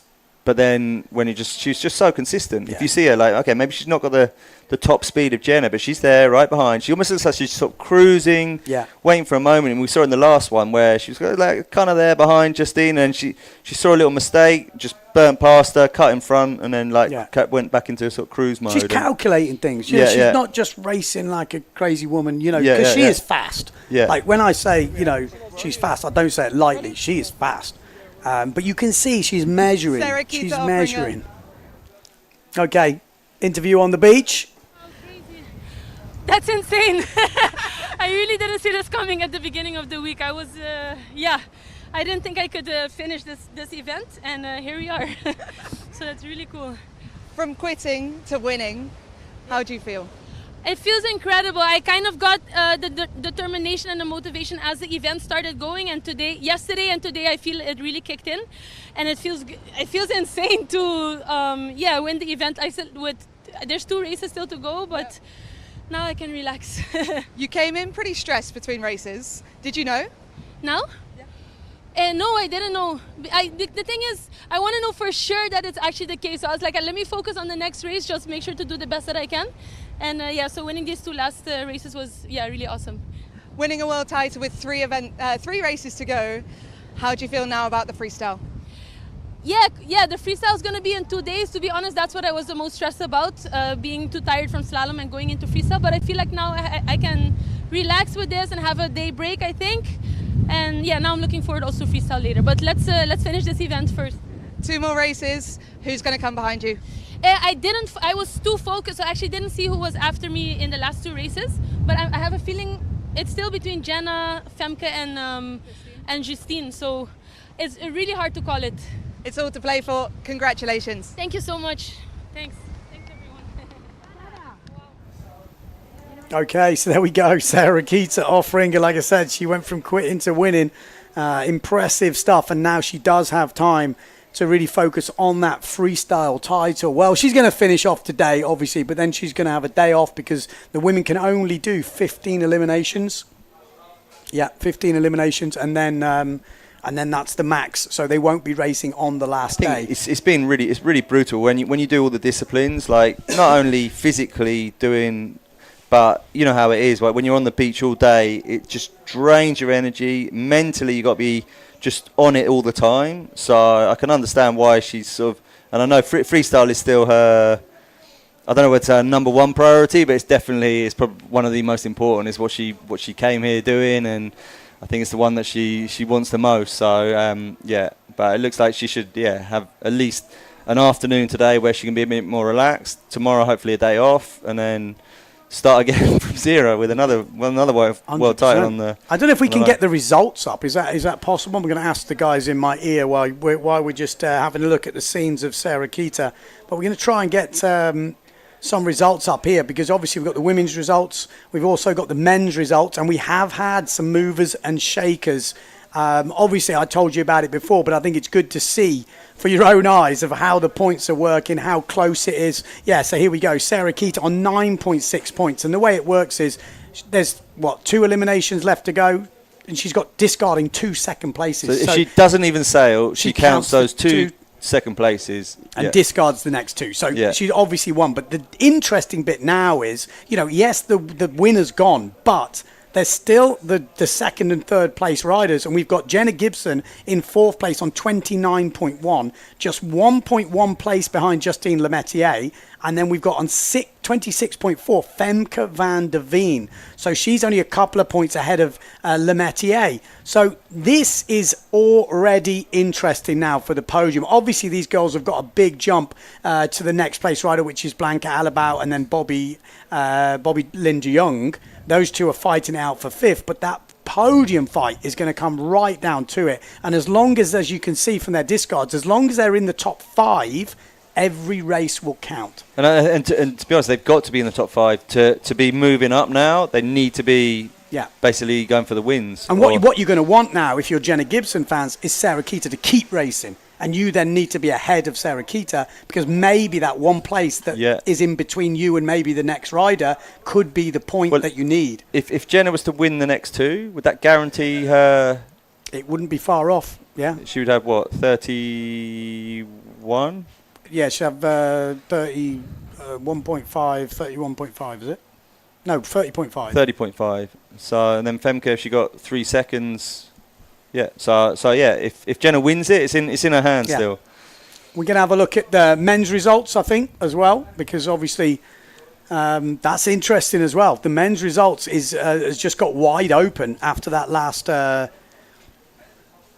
on, let me just get my men's results up, because we have had a change at the top of the men's result board. And there's some big changes. Even if I look down the list as well, everything has opened up a little bit. But at the top of the tree now, we have... Can we get it up on the screen? Or? Yeah, hopefully. I'm just waiting for the boys in the office, if we can get the men's result. Here we go. So, Pierre Mortefon goes into the lead with that win. So that win is big, 11.4, 1 point ahead of Jordi Vonk. Now, that means nothing, because whoever finishes ahead of each other now will then take the lead. Yeah. So it's 1 point, nothing. 3rd place, Maciej Rakowski goes from winning, and he did finish 5th in that last one, so he's on 14.4. That's a costly race for him, really, wasn't it? Yeah. 3 points behind Pierre, 2 points behind Jordi, and the problem he's going to have, or not problem, but Matteo Iachino is behind him. He counts that 3rd place, and now he's discarding a 4th and a 6th, which is still pretty solid results to be discarding. If he has a total mess up, he still counts a 4th. That's pretty solid. Yeah. He's on 15.7, so only a point and a little bit behind. But a point and a little bit is better than a point. So he does have a 1 place. If he's right behind Matteo, he'll still be beating him. So that's all to play for. Tati Franz looks like he's in 5th place, but Amado has closed the gap a little bit, and then Nico Priem behind him, obviously Bruno Martini back, and then Ingmar Daudorf and Tieme. So that is the way it sits after the morning's racing.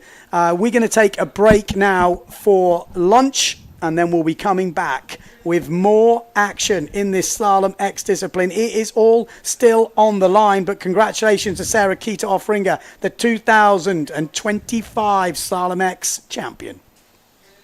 Great start down this bottom end. Biggest jumps, and he does the best now! Pushing harder than ever, look at the speed, plays a massive crash! Takes advantage into second place. Wow! Nice drive, so tasty, look at this, super close. It's a massive A crash. great comeback in this Keep one. on that top two battle. That's the one we want to see.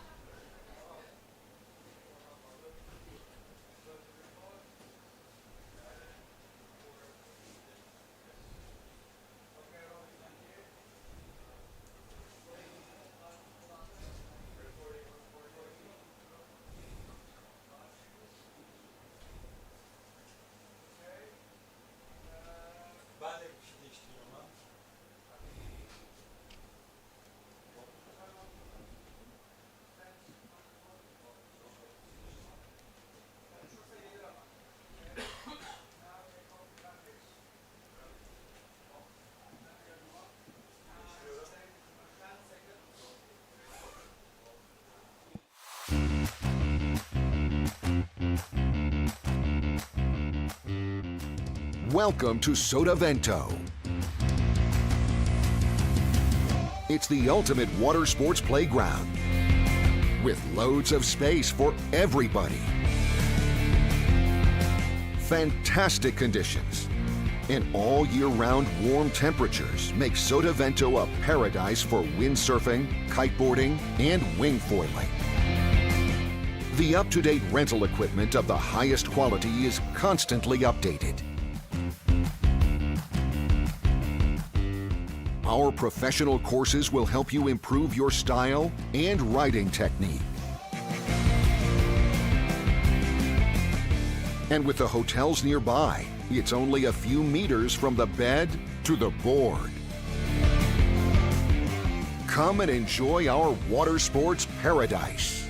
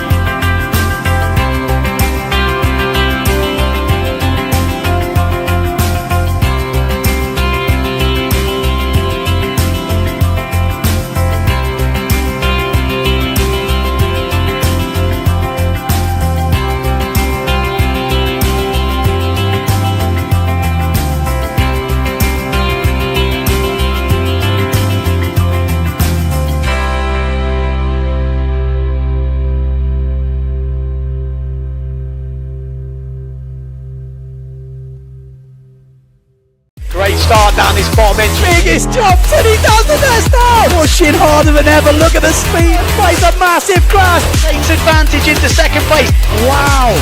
Nice drive. So tasty. Look at this. Super close. It's a massive A crash. great comeback in this Keep one. on that top two battle. That's the one we want to see.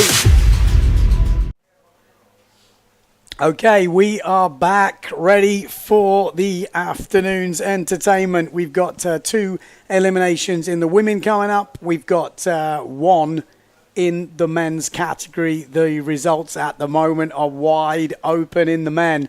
It's going to be an interesting elimination, that's for sure. In the women, obviously the world title is now wrapped up. Sarah Kita taking the title with a couple of races to spare, but the second and third places are not done yet. And this, remember, is for the World Championship.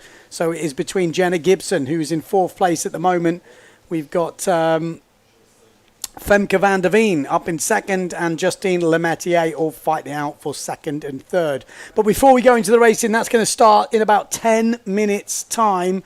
Sarah Jackson caught up with a few of the young Groms the other day, just to get the lowdown, find out who's there, who's are the new generation that are pushing through. So let's go over to that interview she did the other day. Cool, so this morning we are here with the juniors. You guys have all come off the junior tour, PWA junior tour. We're now here on the pro tour, but I think it's time to get to know you guys. So first up, what's your name, where are you from? I'm Kit, I'm 13 years old, I'm from Bonaire and I've been windsurfing for 5 years. Only 13, making your debut on the pro tour. How's the week been? It's been up and down because I crashed and I got injured on my foot, but I'm recovering now, so I hope I can surf today. Ooh, so we're going to have a go today? I hope so, yeah. What did you actually do? I crashed into the foot strap and I got stuck, so then... Have you done any races so far? Not yet. Okay, so first up today, let's give it a go. What's your goal for this week? I think finishing some races and just learning a lot. And have you been learning even though you've not been racing? Yes, just watching the others, it has been super helpful.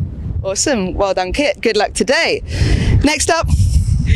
I'm Louisa. I'm 18 years old. I'm from Aruba and I've been windsurfing for 5 years now. What was your goals coming into this week, Louisa? Just have fun. I had zero expectations coming into this, but I've been dreaming about competing in this beautiful place for, I think the moment I started windsurfing and started watching the live streams here in Fuerte, I was like, oh my God, I wish I could just come here one day and do it. And now I'm finally here, so it's great. Has it been a dream come true? For sure, yeah. If you told me 1 year ago that I was doing this right now, I would be like, you're crazy. So no, it's a dream come true, yeah. Good luck today. Thank you. Next up. Hello, my name is Storm. I'm 16 years old and I come from Bonaire, of course, and I've been windsurfing for already, I think, 6 years. How have you found coming and racing with the pros? It's a little bit difficult, but it's super fun, definitely, yeah. How did you train for Slalom-X? You're so fast on the fin. What's different? It's a little bit more chop, I would say, and maybe also the wind. And how have you found the strong Fuerte conditions? I saw you got your speed record the other day. Yep, that's true. I got, I think, 38.9 knots, so I'm super happy about that, definitely. You're going to try and hit the 40 before the end of the week? Maybe. Good luck. Last one, I think we actually already know you. I'm Bowie Lin. I'm 15 years old. I'm from Bonaire and I've been windsurfing for, I think, almost 5 years. Last year you came fourth on the foil tour. How are you finding this week? It's been, I think, like every Fuerte, it's been windy, choppy, and yeah, it's the windy place, yeah. You're only 15 years old. This is already your third Fuerte. Are you learning a bit more about how it goes here? Yeah, well, every time we look at the forecast and we're like, should we bring our big stuff? And I'm like, no, it's always windy here. It's always windy. Bonaire's not quite so windy. How do you train for this kind of event? Well, we actually had the sausage jump. We laid it in the bay and we've been jumping over it. And I think with this wind, you cannot train for it except being here. So we came a few days early and trained here. It was crazy windy on day one, but actually you put in some solid results. Were you proud of your performance? Yeah, I think so, yeah. It was so windy, like, even like everybody was crashing. So it was like getting as fast on your board as possible. So yeah. Good luck for today. We're now going to get to know these kids a little bit more. We're going to do some quick fire. All you need to do is point at the person, okay? Number one, who's the most organized? Louisa. Who's the least organized? I think we've got a Storm. Who's the fastest? Who's the best jumper? Ooh, bold claims. I think that's a mix. I think we're going to have to see you all go over the sausage today. Who's had the biggest crash on the sausage so far? I saw a good one from Bobby, actually. Who is the most online? What does that mean? It's all right, mate. It's you. Who spends the most time on TikTok? Yeah. Who is the least likely to be online? I have no idea. Who's most likely to go out racing without their start watch? I think we're getting to know this guy. Who's going to be late for training? Finger. Ooh. I'll just go with you. And who loves windsurfing the most? All of you. It's been awesome to get to know you guys. Good luck on the water today. Yeah. So there we go. That was the young Groms coming through, and yeah, they will. I was going to say it's only a matter of time before they are challenging, but they're already challenging. Bobby Lynn, 15 years old, put in a second already, put in a few good results. She just looks really consistent when I've been watching, and she's always there. Like maybe not quite at the top, but like just behind them, cleaning really, up. 15, yeah. Pretty solid. And then we've seen Philip, the French girl, coming through. She's young.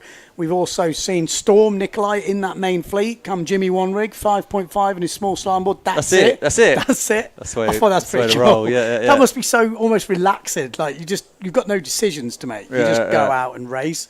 But obviously he's young. He's not here to try and stomp a result, but he's here just to feel it out, check out what it's like. You know, mix it up with the big boys and it is see such the a girls. nice place to come race for anyone that wants to. It's like you got wind pretty much guaranteed every day, like sandy beach. If you lose your heat, you come and sit on the beach and grab I mean, a drink. it's hectic though. It isn't a walk in the park, that's for sure. It's the challenging. conditions wise, but at least like here, you know, you see some events and they maybe have like 3 or 4 races. You go all that way, you do everything, and you get 3 or 4 races. And when you're like when you're learning, you kind of like you're just sort of getting warmed up in that. Whereas like here, you get warmed up, you have time. Normally, you have like lots of races in the bag, so it's a great place to just come and get loads of experience really quickly and easily. And you can see what everyone else is doing. You can get a bit of an idea how these guys work and how the girls work, and you know what sort of works out. But and everything's just like basically thrown on the beach like there, so you can just see. All right, okay, check it all out. It's, Is that Johnny Sukas? It is. Is your team rider? Yeah. Mal Dennis. We're going to have a look at results. Before we go into that, we've got 5 minutes to go. So, let's have a look. Pull up the results. Let's have a little look through them. We'll see which one we're going to go through first. We're going to go through the men first. So, obviously, Pierre Mortefon won that last one. He moves up into first place. Jordi Vonk came second. He's in second place. Matt Chekrakowski gets a 5th, which means he drops from first to third. And Mateo Yaquito, 4th place, because he actually discards, but he stays in that 4th place. But as you can see, just no points between those top guys, just 4 points separating 1 to 4. And just this is going to be a battle. They've kind of used their discards. I would say Mateo, maybe not. That 4th could still be useful. I think the other guys won't want to count a 5th or 6th if they want to win. If they want to win it, If they want to win. And even Matteo, if he was to win, where Pierre came 4th, then he would go in the lead, would he, or 5th? Well, yeah. Again, it's if pretty Matteo close. wins, he's got 16.4 points. So if Pierre's 5th, Then which they'd be on equal or points. worse than his discard, equal points. Okay, and that's nothing. Yeah. And there's a downwind of death. Oh, we got the course. What's the course? So the course apparently the course is Downwind of Death. That's what they said was going to be in. Okay. Which we've renamed it because it can't be the speed run because it's just not a speed run anymore. Oh, so it's a flat, and then they go around the speed run. Why is it not a speed run? Because it's more Downwind of Death. Okay, but it is that you basically Downwind of Death. John. So they race the first mark, and then they got the bear off downwind of death. death. Okay, downwind of death. Okay.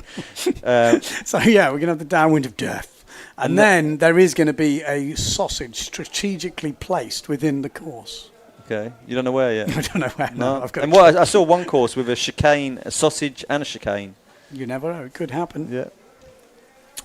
So those are the results. Obviously, Tati Fran's got a chance in 5th, but he's kind of fighting to hold on to that 5th, I feel, rather than trying to gain up to 4th. I mean, it's just not going to happen right now. And then don't forget, we've got all the other little fights that happen within the results, because just because someone's not challenging the top 10, they might be in 12th right now, and for them it's a great result, and they're trying to fend that off, or they're trying to have battles. Bit of twerking going on there from Lohan Jewel as we leave the screen. Here's the women's results. Obviously, Sarah Kita with the world title wrapped up, but apparently she's still going to race. Okay. They've got 2 eliminations, and then they're at max. They're at 15 eliminations, so you can't do anymore. So just 2 more eliminations. And they're going to do that now. Yeah, and have a day off tomorrow. And that's it. And then they're not racing tomorrow. So it will be over for the women today. We will crown basically the world champ, 2nd and 3rd. Now, 2nd and 3rd is obviously where it gets interesting. Femke van der Veen having a stormer right now. Been really consistent, had some really good results, but she's on 26.4 points. So a point and a half ahead of Justine Lemaitre.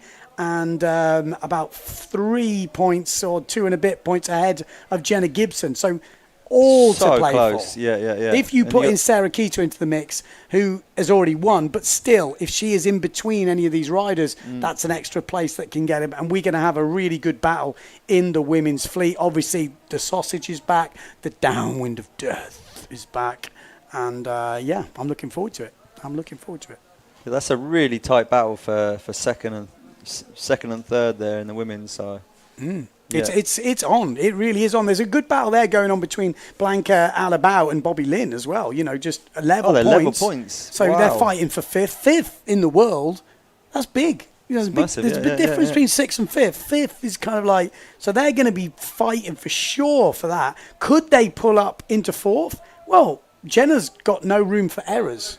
So if she has a PMS, has a bad, over the line early, whatever, that's 10 points straight on the thing. So it's a long shot, but it definitely could happen. But we're going to go into men's elimination now. Patrick Detailm in the house. I've seen everyone today. Robert Stroll. Yeah. Is that what you say it? I think it's really, a lot of people come here and they do... John Sky's here? Yeah, I'm here. It's a really good moment to do all the testing for next year's, you basically need to be finalising your race sales kind of around about September time to hit all the deadlines. So this is like the perfect time. Everyone's here, everyone's racing, everyone's on it, and it's only one ticket because they're already here. Yeah, so you just come here. I think I spoke to Ben Severn, and I was like, "Oh, you're doing testing?" He goes, "Well, mainly I'm just carrying gear." And he's come from Australia through China, picked up don't know how many quiver bags they got, bring them all here for the guys to test. I'm pretty sure Patrick's done the same. Yeah. And it's just like, get all your gear here. You got all the riders here, and. Well, Cedric Board, he'll be testing some of that Severn gear. Obviously, Jimmy Tieme with the Patrick gear. We got a Vrieswijk because obviously Mr. Andrea Cookie's here on the 0.7.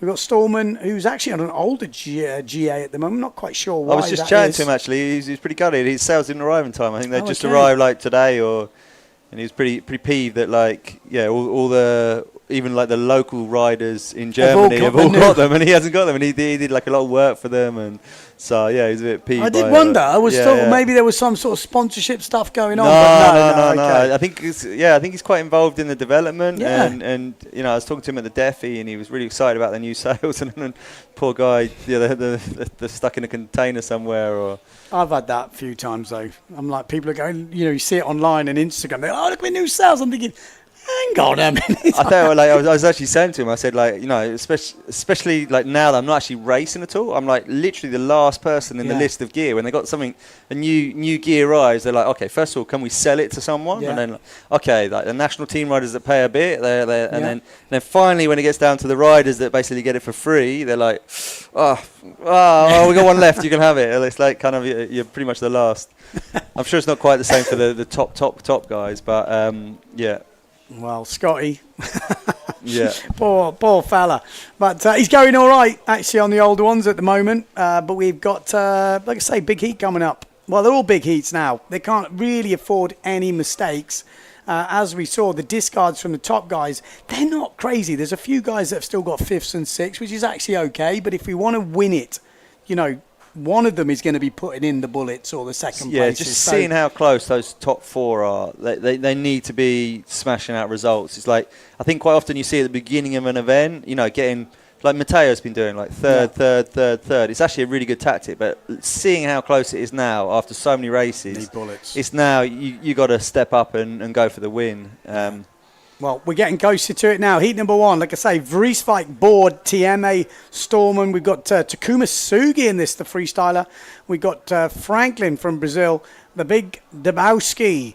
And we've got Fortune, Sasha Fortune. He's been really impressed me, actually, this competition. He's not, one of the young riders pushing up. He's a youth world champion. He was in the IFCA last year. I haven't totally got to grips with all the different categories now, but he's definitely been showing... That's a good point. Is he still a youth? He must be 19. Oh, wow. Super impressive to be. He's made finals, hasn't he? Yeah. No, he's going well. Yeah. And he's going to fill out a bit as well. Maybe someone can fill me in the exact stats or age. I should know, but sometimes... Oh, look at the swell. Jimmy Tieme down that. Is he over? Oh dear. Is that over? Oh, it looked like him, didn't it? He was, no. You know what it was? It's like when you have that wave, you kind of like you got to go because if you go like, I'm a bit early and you wait, postpone. Oof, got off. Postpone. It's a horrible situation when you kind of got that wave. It's like, okay, I know I'm like probably over early, but then if you stop, you go on the back, and then you're done anyway. So you kind of got to just go like, okay, go with it. Yeah. Oh, I thought he'd gone then. No wind in the run up apparently. We did see that in the women. It's been happening. It has been happening. Looking out the window earlier, it does look like quite often here, when you get like that bit of cloud, you end up with this weird thing where it's kind of like onshore wind out at sea and then offshore here, and then they kind of battle. And like most of the time here on the beach at Sotavento, it stays windy. It's often a bit more gusty like that. Yeah. But then when you start to go a bit higher up, especially if you get up towards Mata Blanca, for example, it'll often switch off completely. Yeah. And so, like, what often happens is, like we talked about earlier, probably what happened to Jenna, we don't know, but, like, you do your 1 minute sailing out from the boat, and that's normally about that 1 minute kind of line. You're, I don't know, maybe 500 meters further out. That's kind of like the wind line, and often you can just sail like that. And not only is it like, it's not like just this light wind, it's like sometimes two winds battling each other or zero wind completely, and you just got no. But it is so then we goes back to that women's fleet, because they obviously didn't cancel that. This one, there was a few riders who were on the line. Is it a tactic to just go, well, I'm not going to go a minute? Yeah, well, you know, I'm going to. Yeah, I mean that's what if you know what you're doing, you say like, right, you know what, I'm going to do a 30-second run up, which is a lot of people do. Yeah, but I think Tati's a 30-second guy, I think. Yeah. So like, I'm not taking anything. You know, I remember like racing with him before, and then you know. Generally, most people are about a minute, and so you all go out there, and then you'll jibe on your 50 seconds, and then kind of lining up 1 minute early out to sea. And I think it was like Tati would always be just hovering around in the middle at 30 seconds. And then use you guys as a gauge, maybe? Yeah, I don't know. It's just everyone's got their own little systems, you know. Like I like it when there's a boy. That's cheating, isn't it? I know, but it's so nice if there's something to gauge it off. Yeah. Like we had it in Portugal, it was amazing. There was this boy, and it took basically 20 seconds from that boy to get to the line. Yeah, yeah. And then you're just like, then you kind of like two starts. Yeah, I know, but it's, I would be like dropping a little boy or something. Yeah. Just hope it doesn't move. Yeah. But there was a boy I did see. There are quite a few here. Yeah, that's what I was going to say. Let's see that red one or whatever. Yeah. There was a few which I thought, well, actually, that's not a bad little gauger. Yeah. I'm not sure there's many that out past the boat. There's quite a lot like inside in and around the course area. You'll see them all the time. They use for like marking lanes for like, I don't know. I think when there's no competition here, they have like the kite zone, the windsurf zone, and swimming zone, and all different areas where you can and can't sail. So I think like that little red one there. I don't think that's one of ours, is it, or is that the start? No, it's not. It's not one of ours. But I was thinking you could use it. Yeah. It's like a start before the start, because if you're there early, you know. Yeah. Even that's though you can see it there actually. Yeah. So I thought that'd be great. It's like probably a 10-second. Yeah, it's probably not much, is it? No. Maybe even less. Yeah.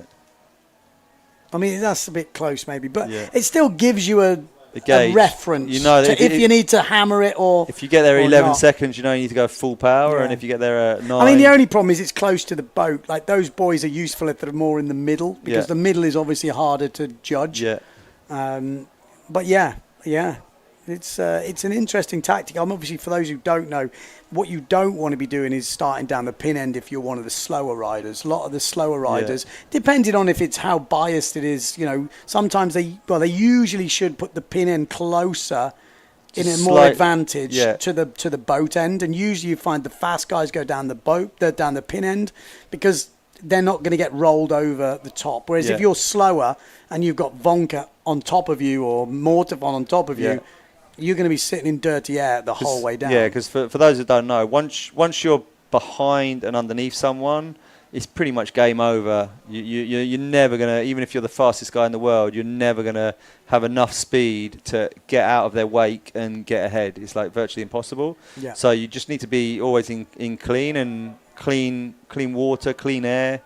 So yeah, if you're slow, and if you're on the top, if you're a bit slower, like you can come into that first mark, and you've got that outside to in jibe. Yeah. If there's, sometimes you get blocked off. You've also got the ability, if you're upwind and a big gust comes, you've got the ability, you can like bear off and do a kind of slingshot speed run, but you're covering more distance. But I think if you're lighter, you gain more from that. I know me personally, I go a lot faster off the wind than tight, whereas the big guys have got a very steady top speed. I think it's For me, it's like not so like I think being a lighter rider, and I'd consider myself a lighter rider.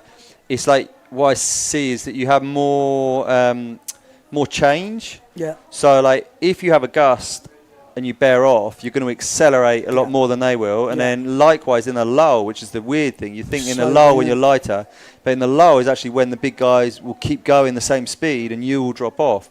So yeah, like I think if you're a big guy, you can sort of just stay in a straight line. And I've sailed quite a lot with Bjorn, for example. He sails with us at home, and he just sails in a dead straight line, really, really, really fast. Yeah. And if I was to like just follow his line, like I'm obviously nowhere near as fast as him, but I can kind of get close to him if when a gust comes I bear off, and then when a lull comes I like head up, and I'm like snaking around, and like that I can kind of like stay in touch with him. But if I just follow his line, it's just like no chance. That's exactly my experience, and I really found that when I went to Luderitz as well. Like I was expecting, like exactly what you said.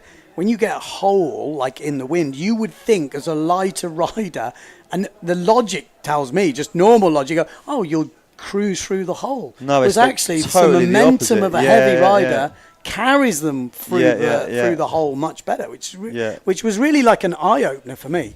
Okay, it looks like we are lining up for that restart. Let's have a look. So still obviously the same riders: Vrieswijk, Board, TMA, Stallman, Sugi, Franklin, Dabowski, and Fortune. We're going to have Fortune on the duotone in this one. Franklin will be on the Challenger. Dabowski on the 0.7. Sugi on the GA. Stallman on the old GA. TMA on the Patrick down this pin end. And there's some swell around. Nice. Nice start over the swell.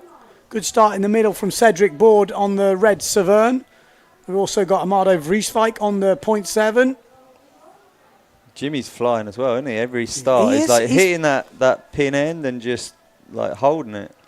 Fortune's on that duotone a little bit further back, fighting out with Stallman at the moment, but it is Cedric Board who's flying down in the middle of your picture.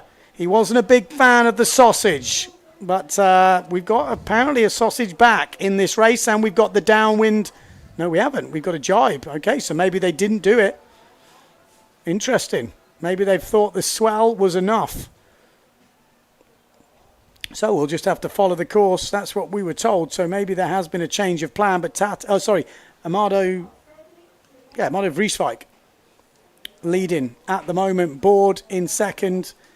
And then TMA and Stallman.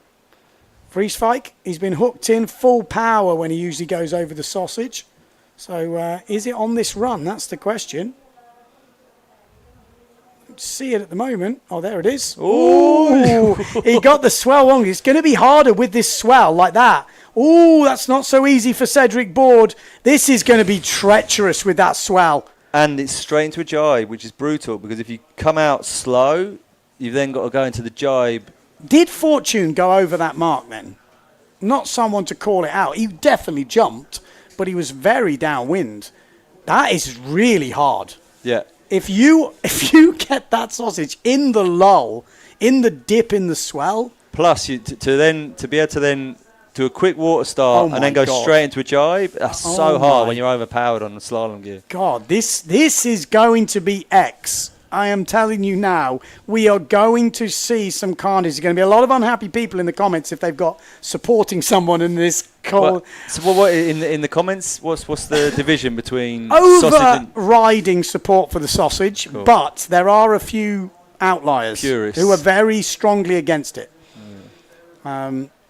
Yes, they are very anti-sausage. But looking good here for Amado Vrieswijk. But even he made it look hard. Oh, Cedric Board going downwind there in second. But look at the swell. This is already some pretty big lumps out there. We could see some drama. Amado Vrieswijk just pumping out the jumps for fun. I mean, sometimes it's easier to jump than to try and ride through it, but that was pretty ridiculous height on that thing. Saw the drone, just showing off of the drone. Yeah, Tati Franz doing it the other day. He didn't want to be outdone. So Amado Vrieswijk round. We've got Board round. Stallman going inside. TMA Ooh, he's left that not so good with this swell. It's not a guarantee, and Fortune struggling a little bit as well here on this ride. This swell is going to be the interesting bit here. If they come in neck and neck, it's going to be who makes it round on the swell, because the swell is big enough now to make a big difference.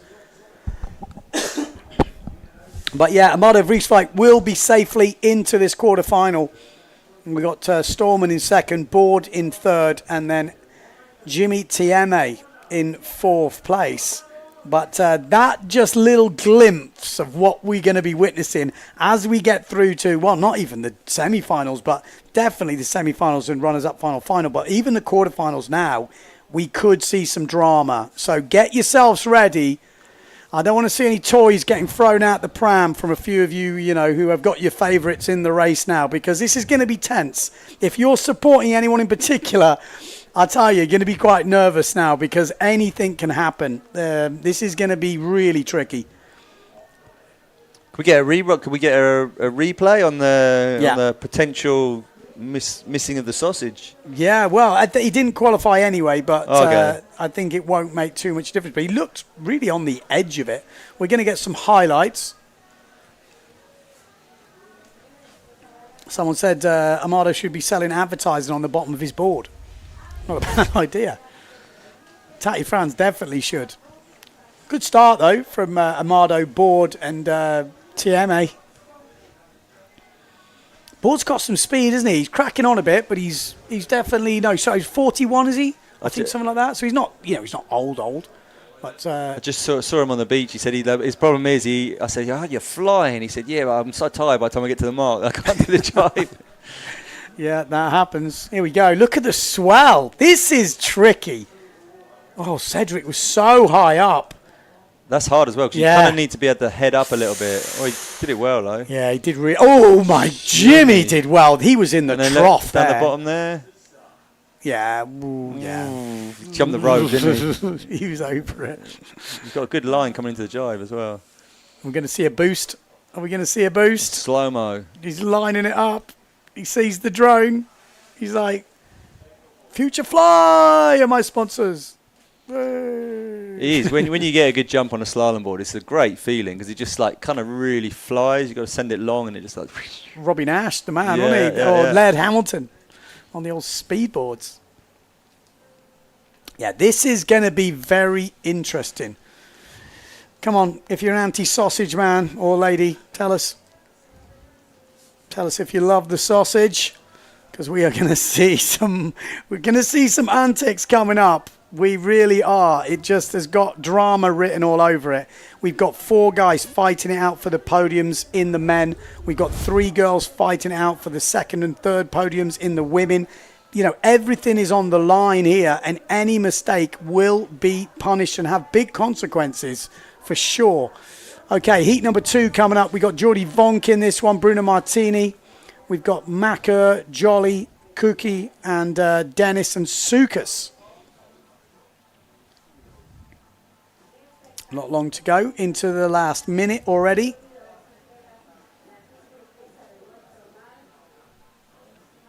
So,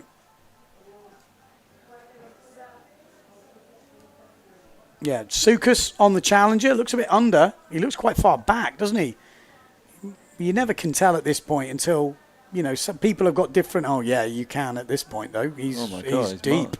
Well, Dennis, really Dennis early. Is very early. Jordi Vonk... they postponed it. So there is some big holes going on before the start.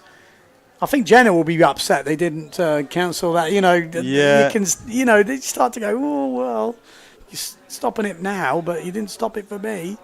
There's a lot of sausage loving going on there. Yeah. I liked the stupid helmets argument from yesterday, but I love the sausage more. We need more sausage, says Casper. What's the stupid helmet? I don't know. I'm going to say I don't know. My wife will be devastated if Vonk gets knocked out by a sausage. Well, I tell you now, I think we're going to see some drama. I really do. Just the way that swell is lining up. Like I say, for me also, having the jibe so close, so you could get over the sausage, but then if you're really out of shape, like, you know, like you see quite a lot of them spinning out after the sausage. So if they get over the sausage, but they're spinning out and going into a jibe spinning out, it's like brutal. You have to kind of...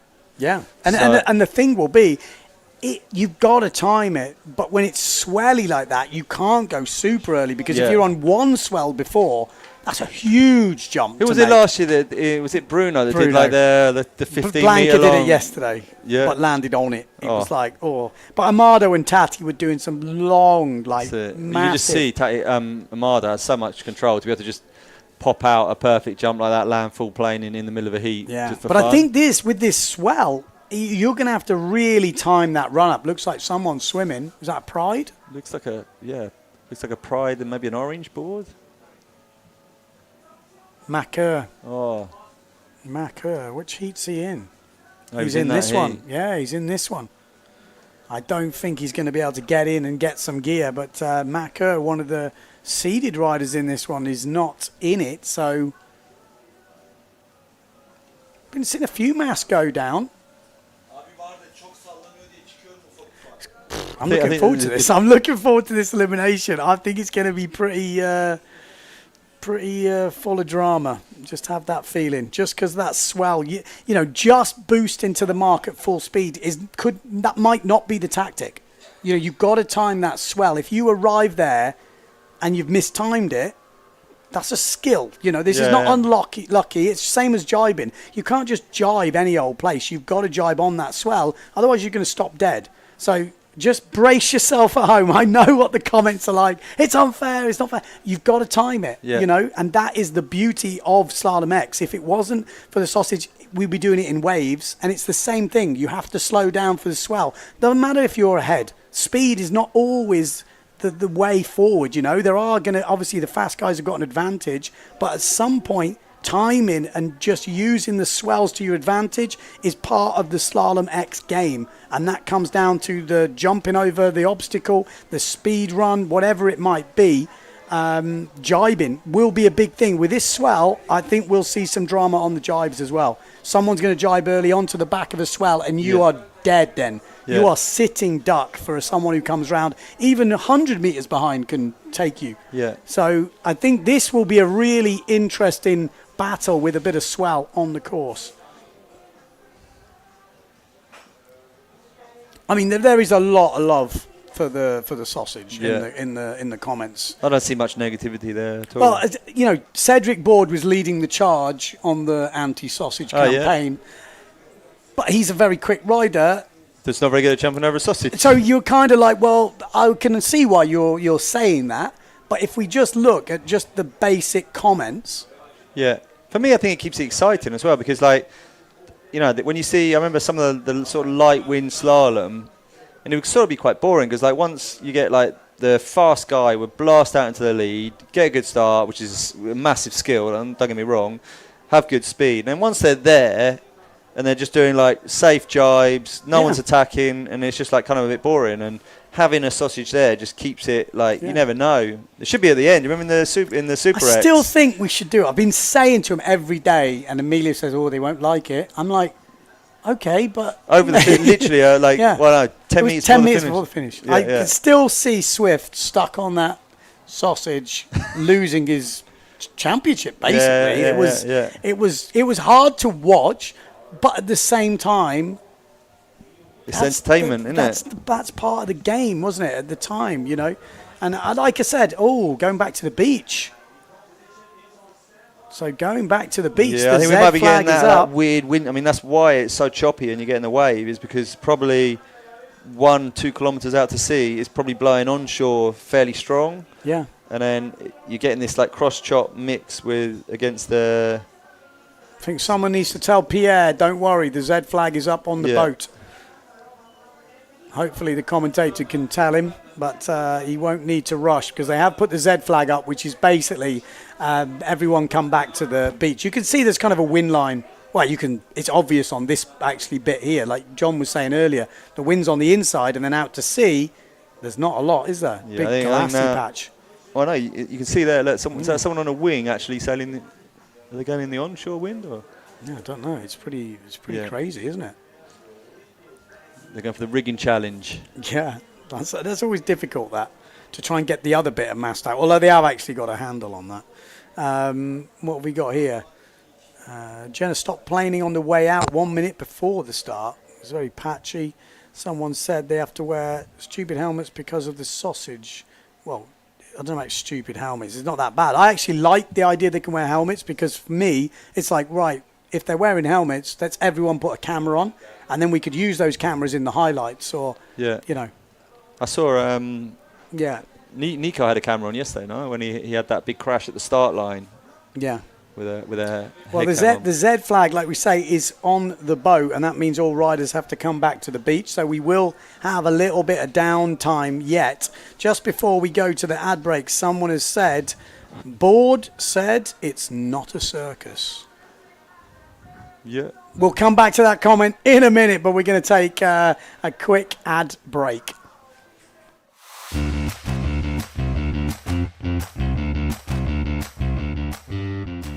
Welcome to Sotavento. It's the ultimate water sports playground with loads of space for everybody. Fantastic conditions and all year-round warm temperatures make Sotavento a paradise for windsurfing, kiteboarding, and wing foiling. The up-to-date rental equipment of the highest quality is constantly updated. Our professional courses will help you improve your style and riding technique. And with the hotels nearby, it's only a few meters from the bed to the board. Come and enjoy our water sports paradise.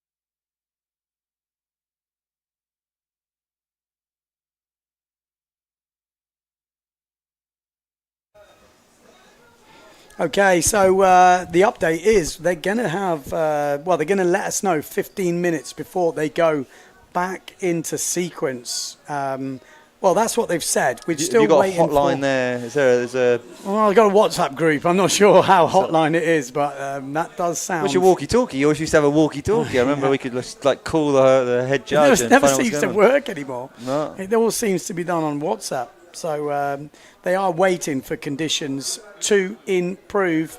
But if there's any conversations to be had now, now is the time to bring up the points. But I think whatever we're going to have today, if we get back out there, which we should do, it's hot though, isn't it? It feels warm, which is never ideal. I haven't seen the forecast. What normally messes it up is if there's a bit too much east in the wind, and then if it gets too hot, that's normally what sort of kills it. Because you start to get this sort of like like I say, the east onshore sort of sea breeze thermal comes in and starts fighting with the offshore kind of Sotavento effect, and then so you'll often see like when it's east winds, like up in Mata Blanca, maybe there'll be like no wind. Normally, when you go further down the coast, like Risco de Paso, which is the next beach, that will probably still be quite windy. Okay. But then the opposite happens. If the wind goes more to the northwest, then you tend to get more wind at Matas Blanca. Here's okay, and then down the bottom it's You it's used to worse. live here, yeah? I used to live in the north. Never lived in the south. Oh, okay. But I spent a fair bit of time here, and Did you have a house here? Did you have an apartment here? Did have, yeah. You sold it? Yeah. Okay. Yeah. So how long ago was that? Must have been. Well, we sold it. When you first moved here. I lived here my year after university, so I think it was 2000, 2001. That's when it makes you feel old. Yeah, Like really. like, most of these guys weren't even born, I think. Yeah, So that's crazy. So Isn't it? I spent a year living here, and just the conditions in the north for wave sailing, especially in the winter. Well, I mean, all year really. It's just like really, really good quality. Like the quantity's not like you go to Gran Canaria and you got wind almost every day all year if you want it. Whereas like here, it's a bit more hit and miss with the wind. But when it's on, it's like absolutely world class. Like I've had a number of days here that would be in my top 5 ever sessions in the north here. Just like wave sailing. But did you hear about what happened yesterday in the north? What happened yesterday in the north? No. I don't know if I should say. I don't know what happened It yesterday. involved a winger. Ah, okay, and a fish attack. Yes. Yeah, I think those things are very rare. I'm going to say, but that's what I mean. I never even thought about it. No, I think it was someone foiling. No, I think foiling. Yeah, but I think there's something to do with foiling and fish. I think foiling is it's almost like I don't do fishing, but when they do that trailing, they tow. Yeah, tow like a a line. lure or something, yeah. I think a foil probably is that to some types of fish. I would imagine. So just like if you ever, thinking about fin versus foil. Yeah, but I think all these things you have to sort of take into a bit of context. Like, I've been basically in the Canaries for 20 years, and I've heard no cases of anyone surfing, windsurfing, or anything, any kind of fish attack. That's pretty much the first one. That's exactly. So I was you just really got to say like, oh, it's confused. a freak, and the same like when you're in Cape Town, and like Cape Town is the most sharky place in the world, but you've been there every year for 20 years. Doesn't even Have you even worry seen me. one? Never, I've I've never seen think one. I saw one, maybe saw 2, and any attacks? Never seen no, one. Never So I seen think you one. just got to take everything for really what it is. When you see every day in Cape Town, there's how many windsurfers and surfers? There's hundreds. Probably more, probably thousands. Yeah. If you take the whole coastline with yeah. winging and kite and everything, there's 1,000 people on the water every day for 5 hours a day, and there's never been an attack on anyone. So when you look at those and you go okay, I have to worry. But, but still, when I go surfing, I got my legs up on the board. Surfing worries me more. I just feel you're dangling there. I heard something one day that basically said a shark won't just jab you. He'll swim around for a bit. So windsurfing, you're in the water, you're out the water, you know whatever. Surfing, not so sure. Yeah, but even then, you see how many people surf in Cape Town. I'm not and so there's sure. Yeah. I'm not so sure. Well, I just feel like you're kind of looking from below. Surfing. You're like a surfboard with 2 little dangly legs. It looks quite. Yeah, windsurfing, you've got the sail, you've got the board. It's like if you looked up at that, you'd be like, nah, that's massive. That thing. Whereas. This foiling looks like a fish underneath you. Yeah. No, not for me. Not for me. Miami has tuned in. Tilo, who's over there. We've got a few tuning in. We're just having some beach views at the moment. There we go, Matteo Yukino, and we've got Amado Vrieswijk looking up at the weather as if they know what they're on about.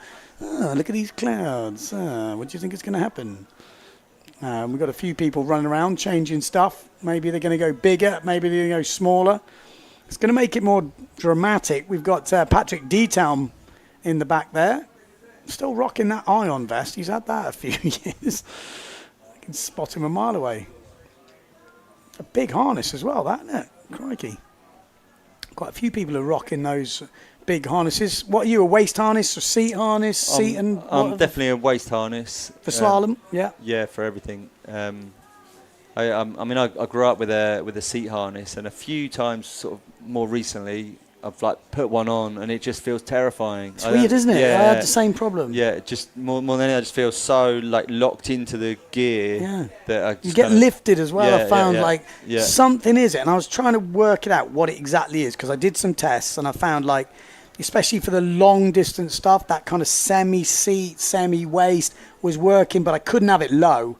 I had to have it like high, but still it was basically like I was wearing a waist harness, but it had a little bit of hold, so it was like a low waist harness, and that's my ideal preferred thing, is a low waist harness, and then I get the best of everything. But to keep it there, I think either difficult. that, like sometimes like a sort of like a high seat harness would probably also work. I've not tried one, but that. Yeah, but there's something about the leg straps. It seems to pick me up when I get a gust. I seem to. I don't know what it is, because I was thinking it shouldn't be any different, but it is. And I remember a story many years ago with Ross Williams when he was like testing and training with like the team with Matt Pritchard and Kevin Pritchard, and I think at that time they were all using seat harnesses, and he was with a waist harness. Yeah. And then they did loads of testing, and they were like really like on it, proper testing, like head to head. And then he worked out the seat harness was quicker. And then once the season started, and they actually started like racing, and he was in the seat harness, which he knew in theory was quicker. But he didn't feel natural in it, and then actually, like after a couple of races, he got rid of it, put the waist harness back on, and was much better just because he felt comfortable and free. But Ross was always in a waist harness, wasn't he? Yeah. It was just. I think there's just like a couple of after they tested it, and like I say, in theory it was quicker, but in practice it just wasn't. So he went back to the waist harness and did amazing. Like so, yeah. Look at this. What's this? What is this? I'm sorry, we can't promote that stuff there. You've got to do that next week. Lohan Jules there on the left. There's a lot of French guys here, isn't there? It's like half the fleet. Is it French or I mean, good point. Yeah, I know he's sailing for Guadeloupe, but French. Basically French, isn't he? Yeah. Rainier says, what a broadcasting, boys, watching it with my son and nephews. Keep up the good work. Rainier, we've got, if you have just tuned in, we've got a slight break at the moment. We've had races. We are on hold at the moment. I'm in the booth at the moment with John Sky, who's pretty much the main man behind RRD. Yep. Everything now? Board sales? No, just the sales. Just the sales. Yeah. And the boards? They're dealt with in the factory there in Italy. So yeah. Okay. So just get rid of that winger there. Yeah. He got sent. Go away. Yeah. Go. It's a bit harsh. There's nothing going on, is it? Get rid of him. I think a lot of the time the jet ski guys have just got their job to do, isn't they? Like clear. There's no one allowed in this space. It doesn't matter that no one's racing. So. Guadeloupe is France. Well, there you go. Well, what we meant is not mainland France. Yeah, it's like saying Bermuda is England. Is it? I think so. Okay. They've got their flag, haven't they? Is that not the same? I don't know. I don't know. Maybe it's not the same. Yeah, it must be. Isn't that our island? Yeah. They use British pounds. Yeah. Okay. Then yeah, I guess so. Is that how you? Maybe someone can correct me. I don't know. I'll think of a better one. It's like saying Jersey. Isle of Wight. Jersey is England. It's like I don't know. Yeah, it's quite. Well, maybe. I was meaning he's not from mainland France. Guadeloupe has its own flag, does it? What will be their flag? I guess so. Yeah. Yeah. Okay. Well, anyway. Yeah. Come on. Someone will tell me. Jeffrey says they're like flies. Those wings, annoying. Any sort of wing hate is fine. We're doing the windsurfing. You can have your winged moments in a bit. There he is, Cedric Board, the anti-sausage man. Looks like he likes a sausage. I'm joking. Just joking. He's probably trying to get his heart rate back. He's just had that. That's one of the most stressful things, isn't it? When you break a mast, it's in between heats, and there's like, when there's no glimmer of hope, you're like, okay, chill. But it's like, no, it's been cancelled. There's a glimmer of hope. I've just got to get back to the beach, re-rig, and your like hearts are like picking out the carbon out his fingers. Yeah, 190, and now like, oh, okay. French department, part of France. No official flag. All right. Okay, so it's like the Isle of Wight. Different status, but yes, fully French people. Yeah, but I'm sure, isn't that Bermuda? Is that what we were saying? I think it's like Jersey or something. So no one really knows. There's no official flag. Okay, I thought I saw a Guadalupean flag, but obviously not. Obviously not. Okay, so yeah, there's the rescue crew, ready and willing. That guy's got the collar up. He's fully ready. Well, maybe we'll take a break then, and we'll have to come back to you when we see if there's any action. But you can see Patrick Detail is there. Any news about Mercer? Well, Benoit Mercer has cut his arm. He's all right. He's been to the hospital. He's got stitches. He's hopeful to get back and ready for Tenerife, but it's not 100% sure yet, but he seemed pretty hopeful. So, yeah. It's quite hard with those sort of cuts because you kind of got to leave it. It's like, in theory, you can go, but you don't want to be stupid and rip it all open. So, yeah. Yeah. Okay, well, we're going to take a break. Stay tuned to the live stream. As soon as we get any action or we hear of any change, but stay tuned to the live ticker and we'll be back to bring you the live action. It is ready. It is poised for some great battles to go down. It's a shame we're not out there because that sausage position with the swell looked like it could throw up some drama. So well, I guess because they've started this round, they have to finish it with the same course, right? I guess so, yeah. Yeah. That's normally what once it's started, which they completed the first heat, no? So yeah, I would have thought they'd have to stick to that course. Before we go anywhere, I've got to be honest. I'm looking forward to a proper Slalom-X course, which has no obstacles, just proper waves.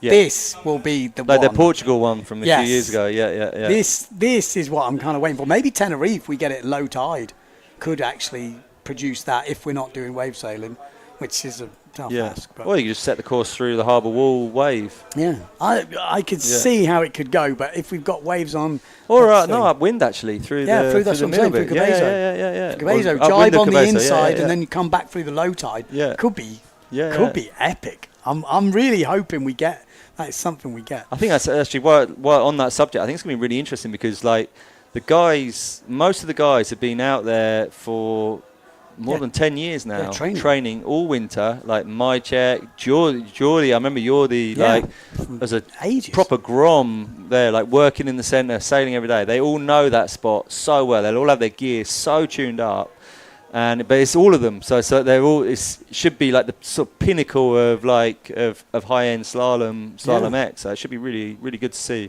Yeah. Well, let's hope. Hopefully the wind will come back. We have got wind. It's just not consistent at the moment. So stay tuned and we will let you know when we're going back racing.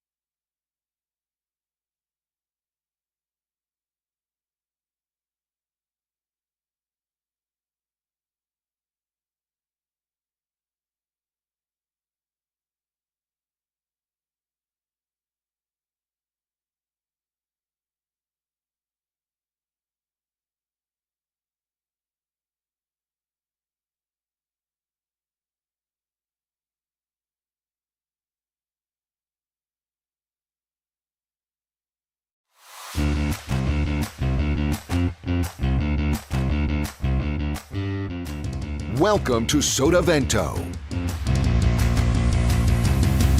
It's the ultimate water sports playground with loads of space for everybody. Fantastic conditions and all year-round warm temperatures make Sotavento a paradise for windsurfing, kiteboarding, and wing foiling. The up-to-date rental equipment of the highest quality is constantly updated. Our professional courses will help you improve your style and riding technique. And with the hotels nearby, it's only a few meters from the bed to the board. Come and enjoy our water sports paradise.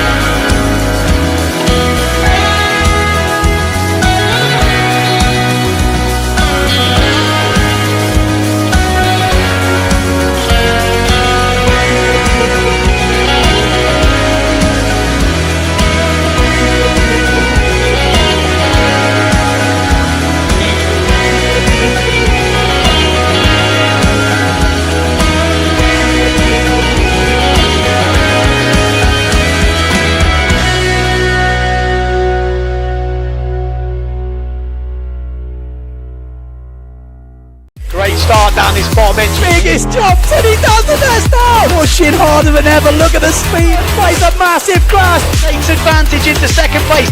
Wow. Nice drive. So tasty. Look at this. Super close. It's a massive crash. A great comeback in this Keep one. on that top two battle. That's the one we want to see.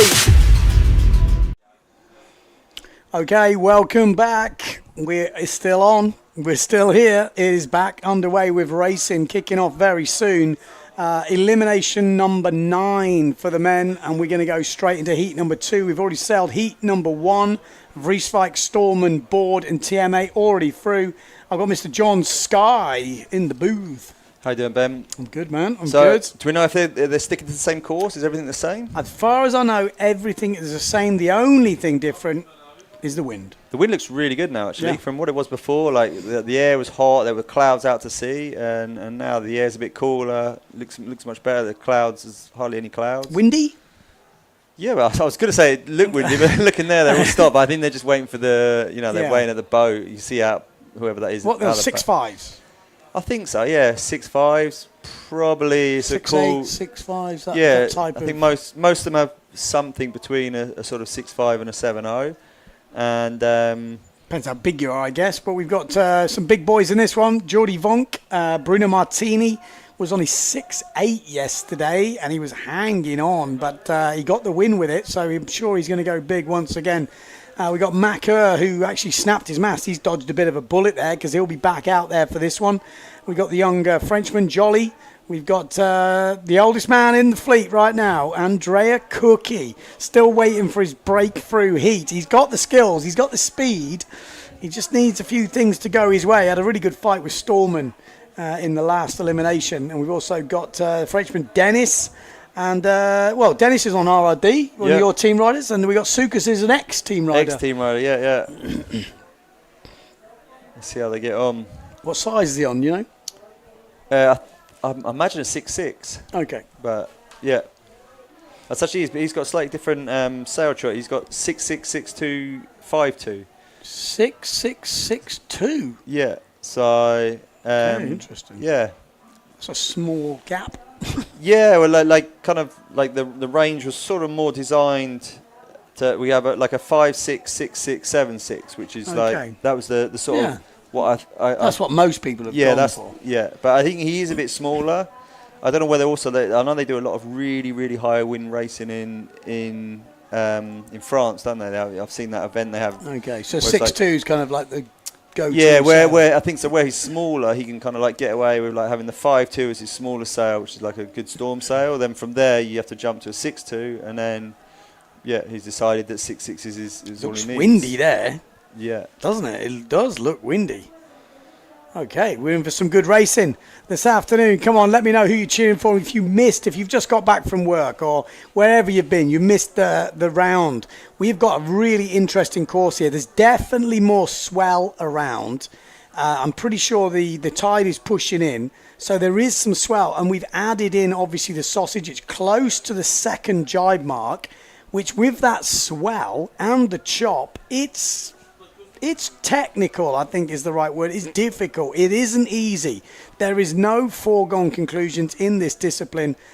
We had a straight slalom course this morning to keep the purists happy. And now we're going back to, some technical difficulties. I think in theory this should really benefit. You take someone like Tati, because like we were talking about earlier, like if you can not only jump, clear it, but land with speed and in control, you're then going to go into the jibe in a really good position. If you land kind of like do a sketchy jump, land half spinning out, then suddenly you got a jibe. You're in a whole bit like world. Supercross from the old days. If you did a planing forward, the advantage was huge. Yeah. Whereas you got a few of the slalom guys towards the end of it going on the slalom gear, going really quick, doing the dodgiest, wet, scrap. But I think that was very much like they got back going in the Super X days. If we go back there, I think what killed it a little bit was when we raced in light winds. Yeah, and still doing a forward, because like no one comes out, no one can play. Well, Tonki's the only one, but like. But you put that next to a jibe.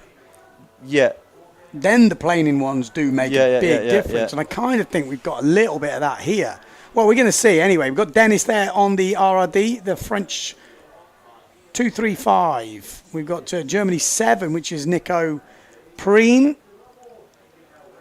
Actually, why have we got Nico Preen? Maybe he's borrowed Macaire. Macaire broke his mast, didn't he? He's borrowed Nico Preen's sail by the looks of it. It's just and then we've got on the challenger is Sukas. Looks a bit underdone there, doesn't he? Maybe he's waiting. He's been a bit late to a few of these starts, and I kind of worry for him a bit back there because everyone else seems to be going, but maybe he's got his own tactics. He obviously has, but okay. What's that? Well, maybe those tactics are not, maybe it's a different heat we're looking at. But it's a good start down this bottom end.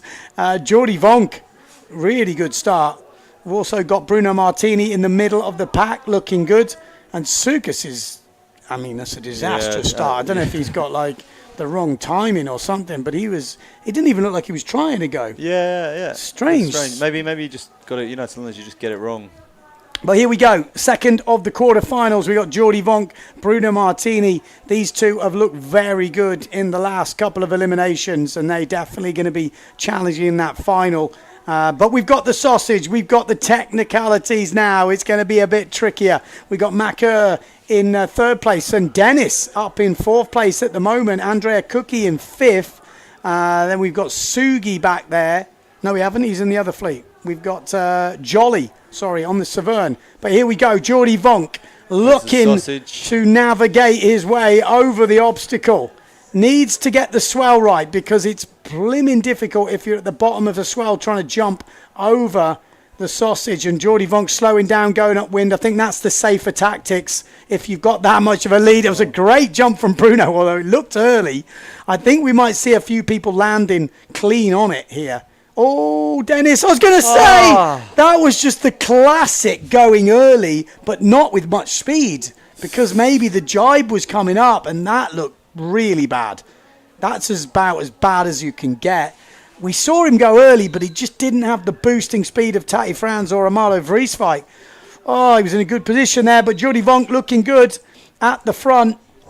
That looked savage. This is the battle for fourth, so this actually looks... So Sukas has caught right up.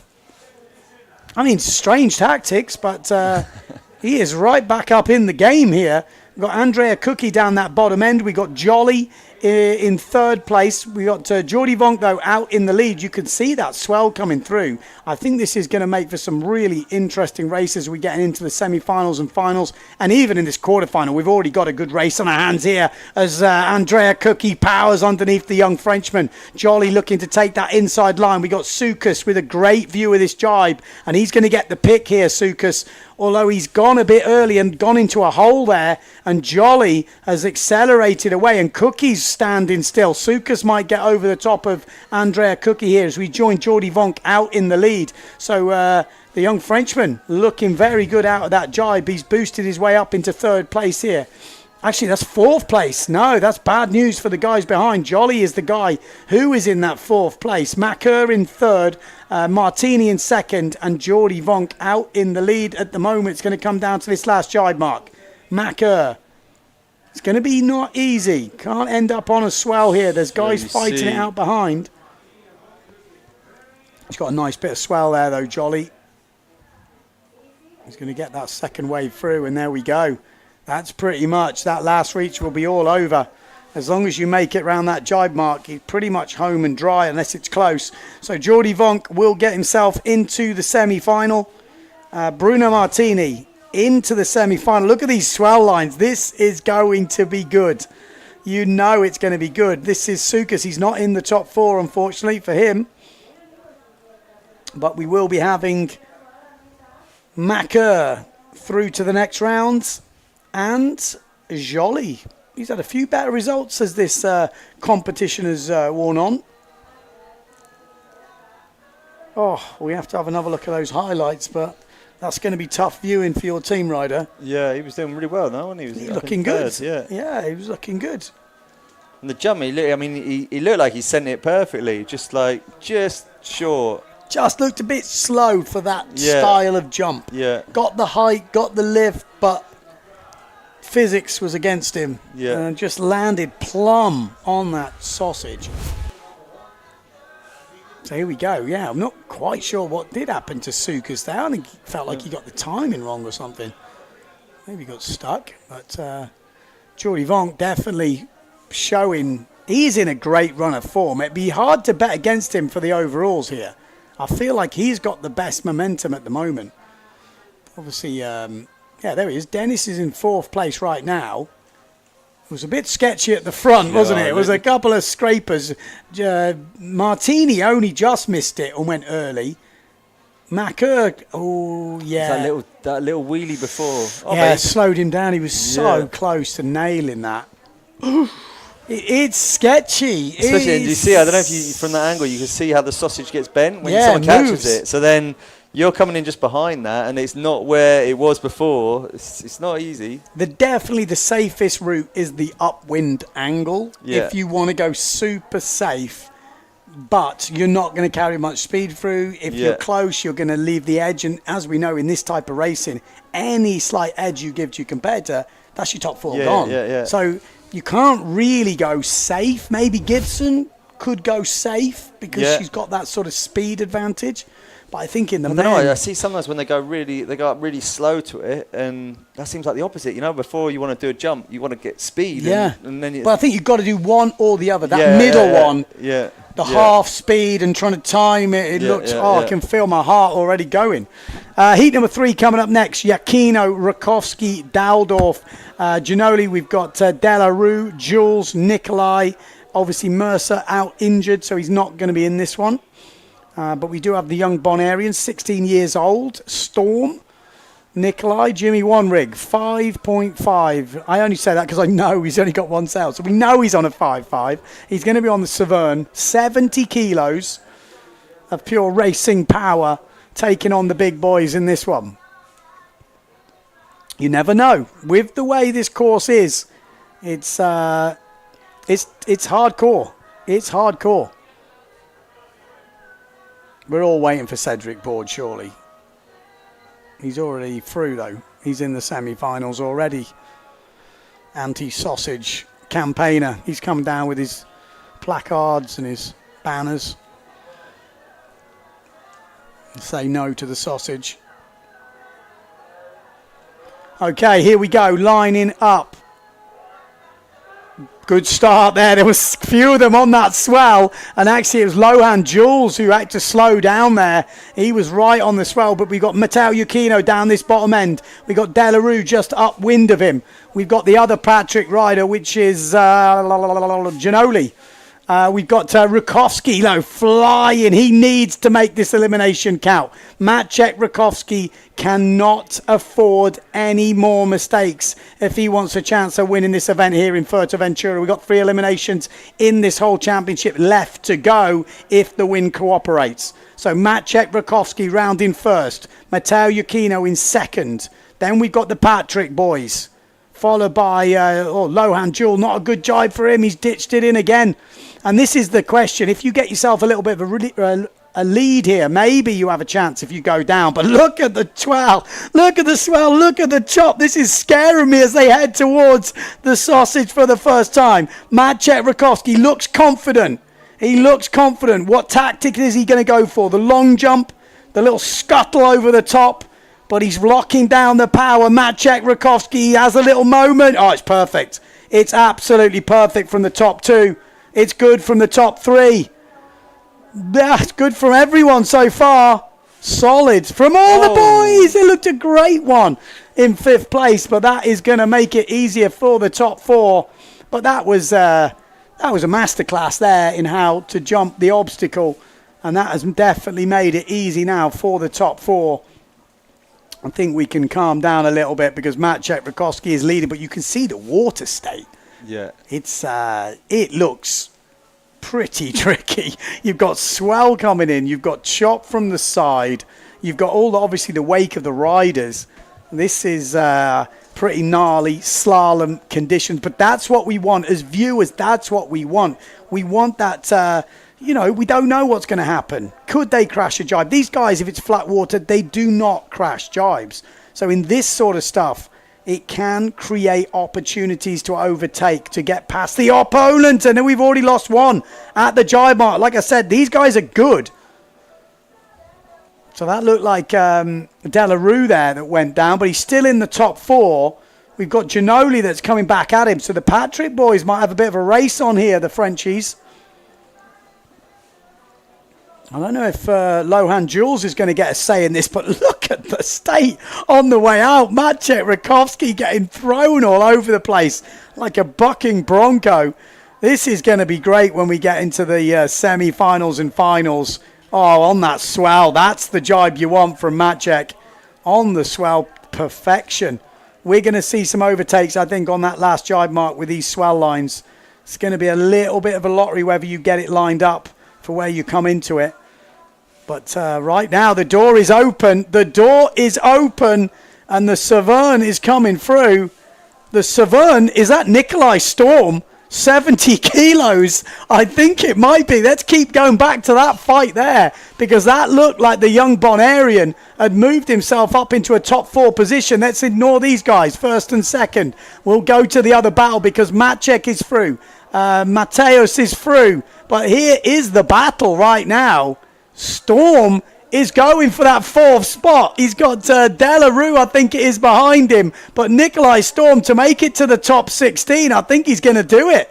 He is going to hold on. The under-17s world champion has got through, and he claims it, and so he should do. Is that his first set? I think it is, yeah. Good on him. What a race. He is mega happy with that. Jimmy Wanrick, he's through. Great race there. Ahead of some pretty big boys. Ahead of Lohan Jules. Ahead of... Delarue. Was it? Yeah, we had a Delarue, but who got through? Where was Daldorf? We didn't. Was he just the one that went through? Yeah. Okay. So Daldorf got through to 3rd. So Nikolai. That's what we want to see, like the old days. Some of the lightweight slalom guys were getting through heats. Do we want to be totally just a speed course? I'm sure if some of you will like that, but I think the best thing is to mix it up with a bit of everything. And then, the most talented, skilled rider will get through. You know, you're not going to get hit through here with luck. There's no luck involved. Yeah, Storm coming in here, you can just see in 8th place. Lohan Jules actually went down at that first mark. He did well to come He back. did well. I'm just trying to figure out where he made his moves. So at that point, you know, Storm is still yet to come round the mark. There he is on the inside. Just really downwind that sausage. When you see from that angle, it's like, what? It's a tricky... Daldorf. Yeah, you have to come out that top jibe, get downwind to then be able to come upwind to go over the jibe, to go over the sausage. Yeah, that was Giannoli going down. Storm, you know, really made a comeback there, didn't he? Oh, and he had him right in front of him as well. Not what you need. So, yeah, at this point, okay, that's when Delarue went down. Daldorf went up into Delarue third. got straight back up again. Like. Yeah, he wasn't down long, was he? And then Storm has come through. And then this jibe, maybe he got the good swell line. Oh, no, this is Matteo Yukino. So then Daldorf. Yeah, came down to that last jibe, I think, on the inside. Good race.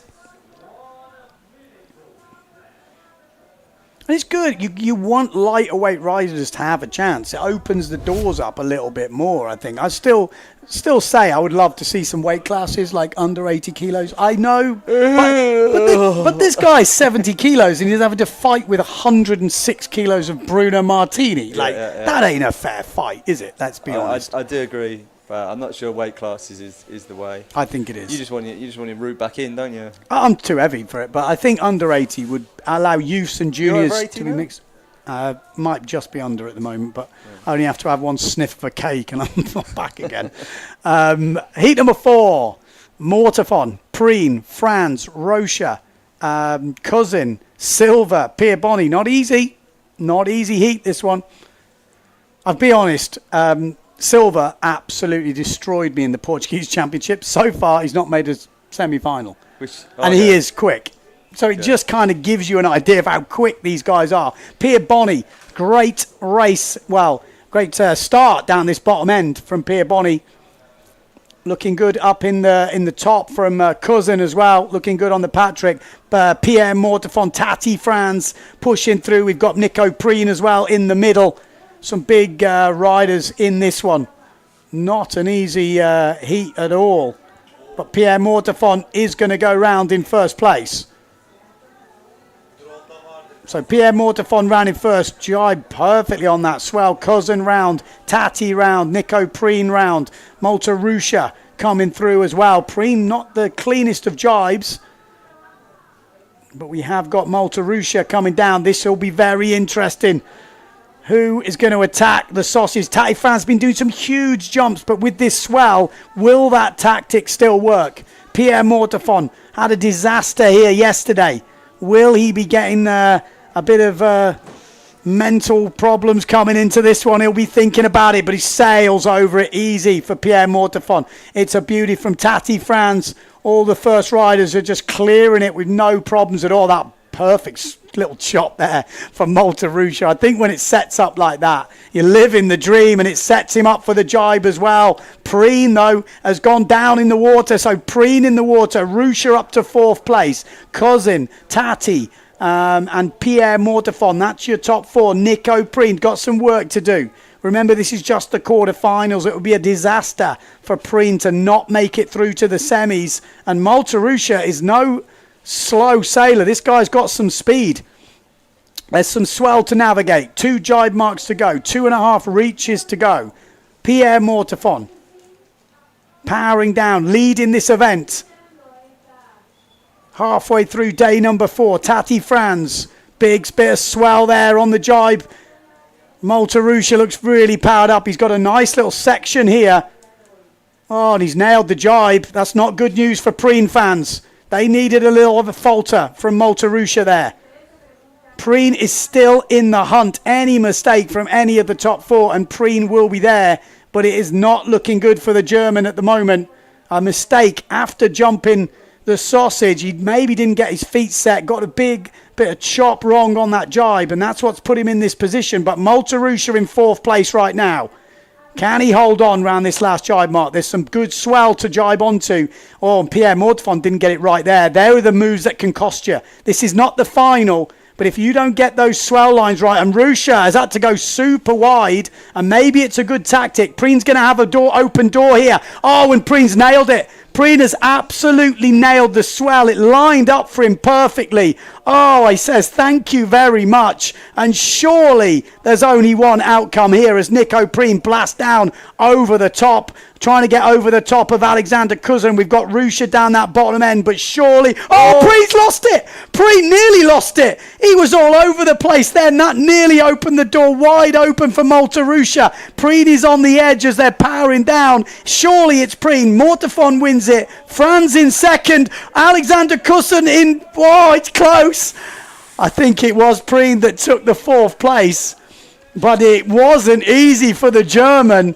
But that last jibe, that just opened up. Malta Rusha just wasn't set. He went so wide. I don't know I why. think he just couldn't find that swell line. But surely, when you're in 4th, I mean, just close the door and just sit there. Just snap and... Easy to say sitting here, but it looked... I think what put him off, they were all blocking the wind. So maybe that inside...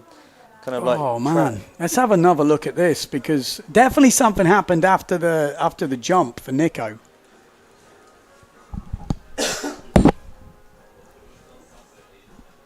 I mean, didn't really look back there, Pierre Mortefond, but we saw what could happen on that last jibe mark, and that's what we can see in the finals. You know, we don't need the obstacles for that to happen with these swell lines, and this is why we want to see wave slalom. Just swelly slalom is interesting, because it does make your choice narrow down a bit. Yeah, so Preen, he looked actually like he was set. Oh, just got that wobble there. That big bit of chop sort of came back at him. And that's kind of a bit of both there. Yeah. So, you know, Rusha actually got the advantage by that happening to him on the other mark. So I think that's probably 50-50. So this is the outside jibe. You see, like, Pierre stops. Then Tati on top of that swell. They kind of... Malta... Oh, no, Malta jumped over that one and then couldn't set himself. And then Preen was like, well... Preen did an amazing jibe to come in there because he not only cut inside but came out with loads of speed. Here we go. Did we get the wobble here? I think it might have already... No, here. This is where you're like, oh. Fair play. He held it together. And that could have gone so wrong because he's on the edge. You know, these guys are not cruising down that last reach. They are... on the edge, especially when they're there, like 3 of them fighting for the 4th place, and you know that every millisecond or every meter is. Counts. Malta does not back down either. It's not someone who cruises. Okay, first of the semi-finals coming up. We've got Vrieswijk, Stallman, Board, TMA, Vonk, Martini, Macker, and Jolly, all in this first semi-final. 4 riders will make it through to the winners' final.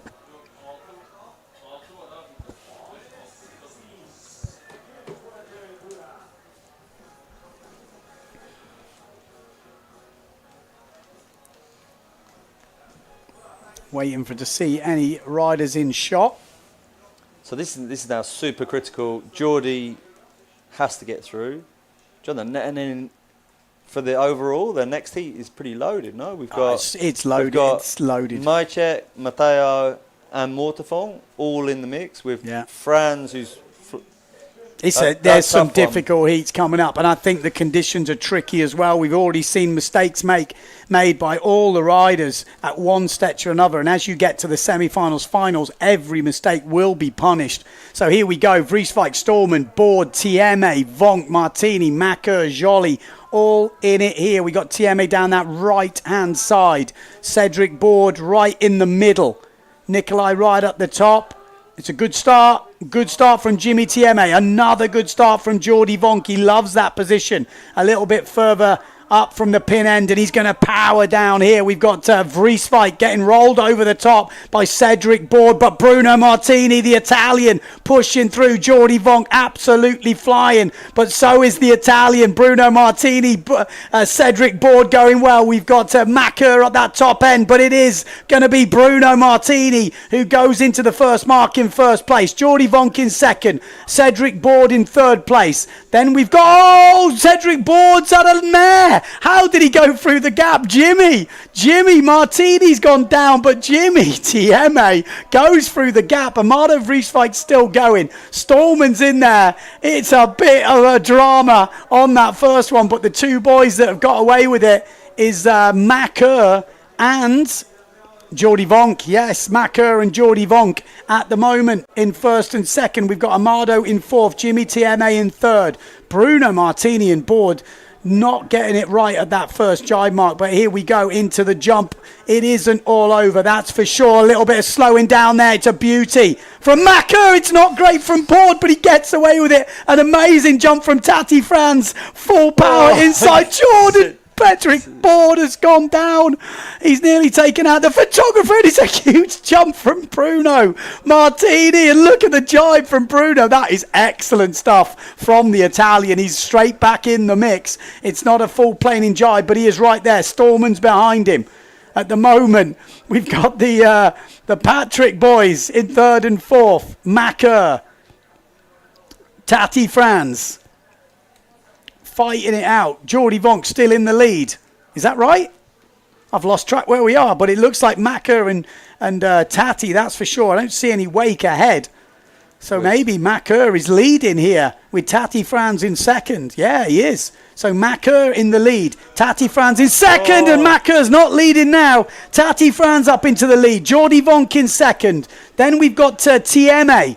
Then we've got Bruno Martini. He's back in the game. Stallman not out of this yet. Stallman is definitely not out of it, and not with a jibe like that. Stallman is right back in the game here.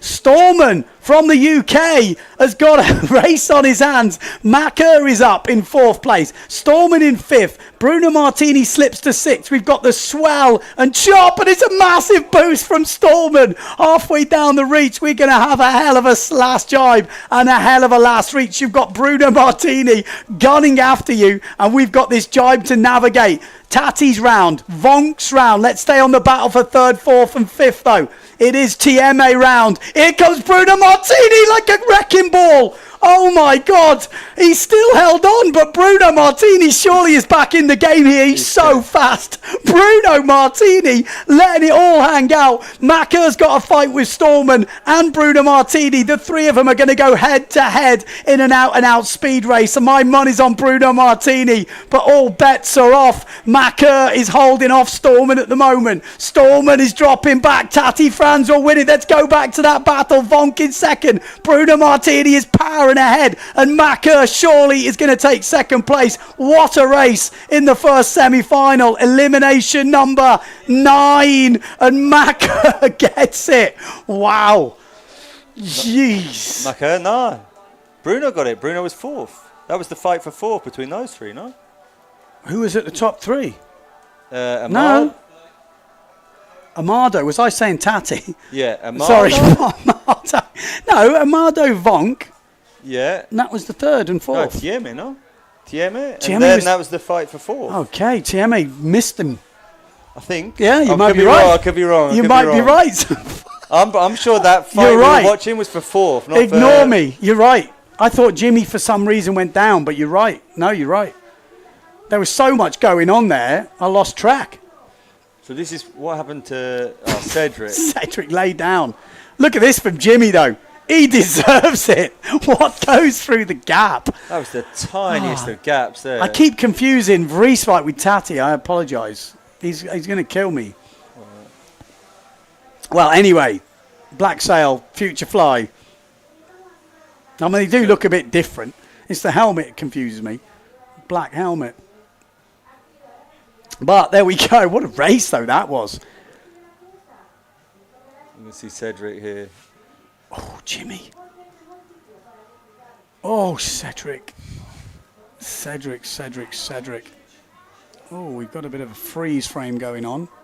Can we go back to the highlights if we get an unfreeze frame? Because you could see that last jibe where Bruno just was, because he was down and out. He came through like a wrecking ball. I'm not joking. I could hear the song playing. That should be the highlight reel. He came like a wrecking ball. I think, what's the name? Just shit himself. He just went, oh my God, it's going to take me out.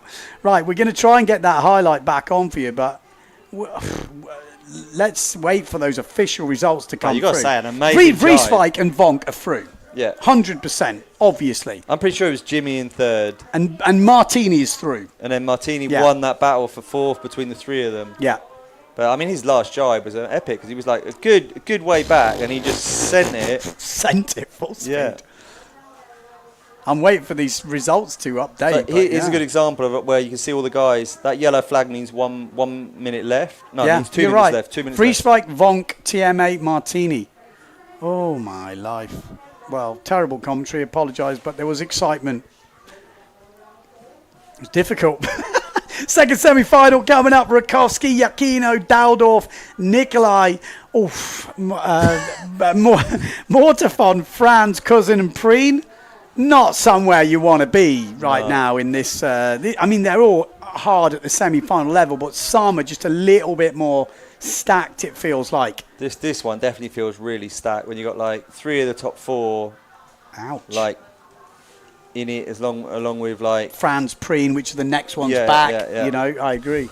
Tough. I mean, going back to the last one, Jimmy definitely deserved to make it through. Yeah. That gap he went through on the first mark. Yeah. That was impressive. He's looking really good, I got to say. Like looking really good, really solid, really consistent. Not a big fella either. No. He's not like a giant, but he's got speed. He's got speed. So here we go. Let's get it lined up. Rakowski can't afford to miss this final. Yakino could, but he doesn't want to. Mortefon doesn't want to miss this final. Those 3 guys we're all watching, they are gunning for the event victory. But to get that, they're going to have to make it through to the final, and that means finishing in the top 4 in this race right now. So it is Tati Franz in this race, just to make sure we got that covered. Oh, what's a few people tapping their helmets and Nico Preen, is he up near the boat? Are they talking to people? What's going on? There's a bit of lining up here. We're all near the boat end. It's pretty starboard end bias as we're pushing through. There's a real good start there for the Patrick up that top end, which must be Cousin with a good start. And Maciek Rakowski, another good start for the Polish rider. Pierre Mortefon also looking good. Tati Franz a bit further back. Matteo Yakino with a great start. So the 3 that need to be in the final are all there. And Maciek Rakowski is absolutely flying in the middle of the pack. Pierre Mortefon, though, is not holding back. Who's going to go in first place? I have a feeling it's Maciek, but he gets a little bit of lift there. And here's going to be Pierre Mortefon. Shuts the door on Matteo Yakino. Maciek actually saved him a bit. He was able to go inside. Then we've got Cousin, Tati, and then we've got the GA rider, but it is Pierre Mortefon. And Maciek Rakowski, you pull out first and second here. So that actually worked in Maciek's favour. Managed to get the inside line. And Maciek is now leading this race. Pierre Mortefon in second place. Matteo Yakino in third. Tati Franz in fourth place. Maciek has a nice line down this bottom end. He'll get an up, be able to go upwind to the jump. Can he navigate over the sausage? He's using all that upwind ability. It's perfect from Maciek Rakowski. Oh, and it wasn't great from Pierre Mortefon. It's good from Tati Franz, but it will make the jibe harder. And Cousin goes down on the sausage. Maciek, perfect jibe. Mortefon, because of that jump, didn't get the best jibe. Tati Franz comes up to second place. Pierre still in third. Matteo Yakino in fourth. We can slowly ease off because the 4 riders that need to be there are there. That doesn't mean it's over. We've still got plenty left in this race to go. Maciek Rakowski, under pressure, is delivering. He's going to make the final if he stays where he is now, but we've got 2 jibe marks to go. He's got a hell of a lead. A hell of a lead, really, at this stage of the race with this type of opposition. Maciek Rakowski from Poland. This race is not on right there. It's all at the top 4. If they fall off, these guys might have a chance, but it's all about the top 4. Maciek round. Tati Franz round. Mortefon round. Yakino round.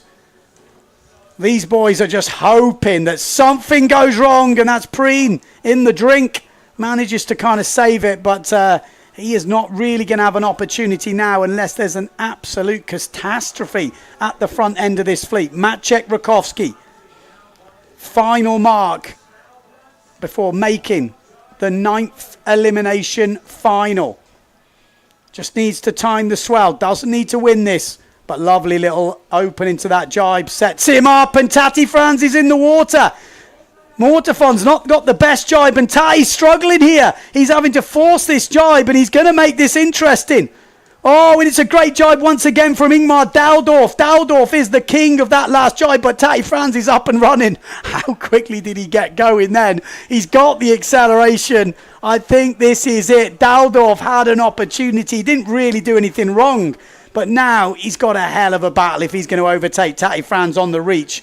He's going for it, but Tati has, I think, a bit too much of a lead here. Maciek Rakowski will make the winners' final. Pierre Mortefon, winners' final. Keep your eye on fourth place, not over. Giacchino, and Tati Frans does take that fourth spot. Oof. Tati did pretty good then. He got the water start, but then he just seemed to accelerate amazingly. Compared to Daldorf. I thought Daldorf had him then. Yeah. He looked to be with speed out of a jibe, upwind of him, in a prominent position. But oof. I've seen it happen a few times where the guy standing still seems to accelerate away from the guy that jibes, which kind of defies my brain. I can't quite understand how it's happening. But, this was coming into the first mark. Obviously, highlights. Mortefon just was like, I'm going. But it worked out great for Maciek actually having that sort of inside line there. Actually put him out further in the lead. And Tati at this point, it was still all to play for. And then Tati nails this jump. Mortefon didn't have the best jump. And I think that set him up for a slower jibe. Whereas Tati kind of carried this speed. But not easy though, did he? Oof. He just didn't even jump. Who? Corsano. Oh no! Yeah, he tried to use it as a ramp.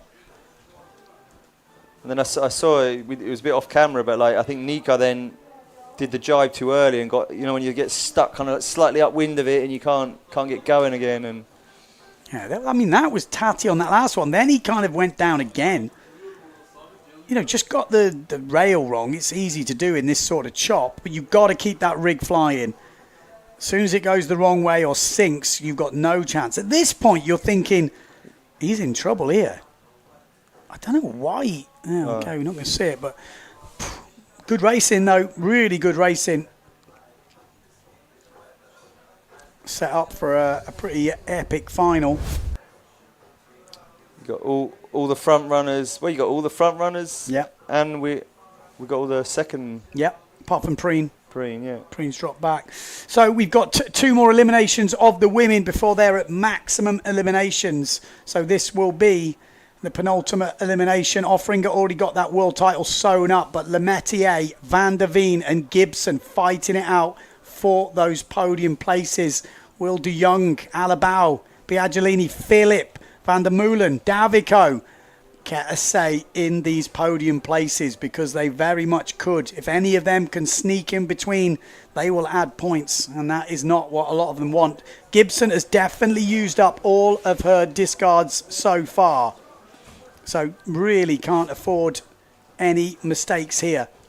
Every result will count for Gibson. Lemaitre has a 5th as a next best result. And Femke van der Veen has a 6th. Though realistically, if they want to get the second place, they don't want to be outside the top 5. So all the results will count. Totally.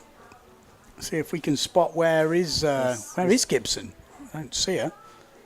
She's often low down, isn't she? Yeah, so she must be at the way. There she is on the duotone right-hand side. That is Jenna Gibson. We've got, I don't see Sarah Keita. Yes, she's down there with Gibson, actually. We've got Philip on that challenger. We've got the Saverns of Alabau and Van der Veen, the Patricks of Lemaitre and Davico, the Neil Prides of de Jong. And here we go, lining up for the start.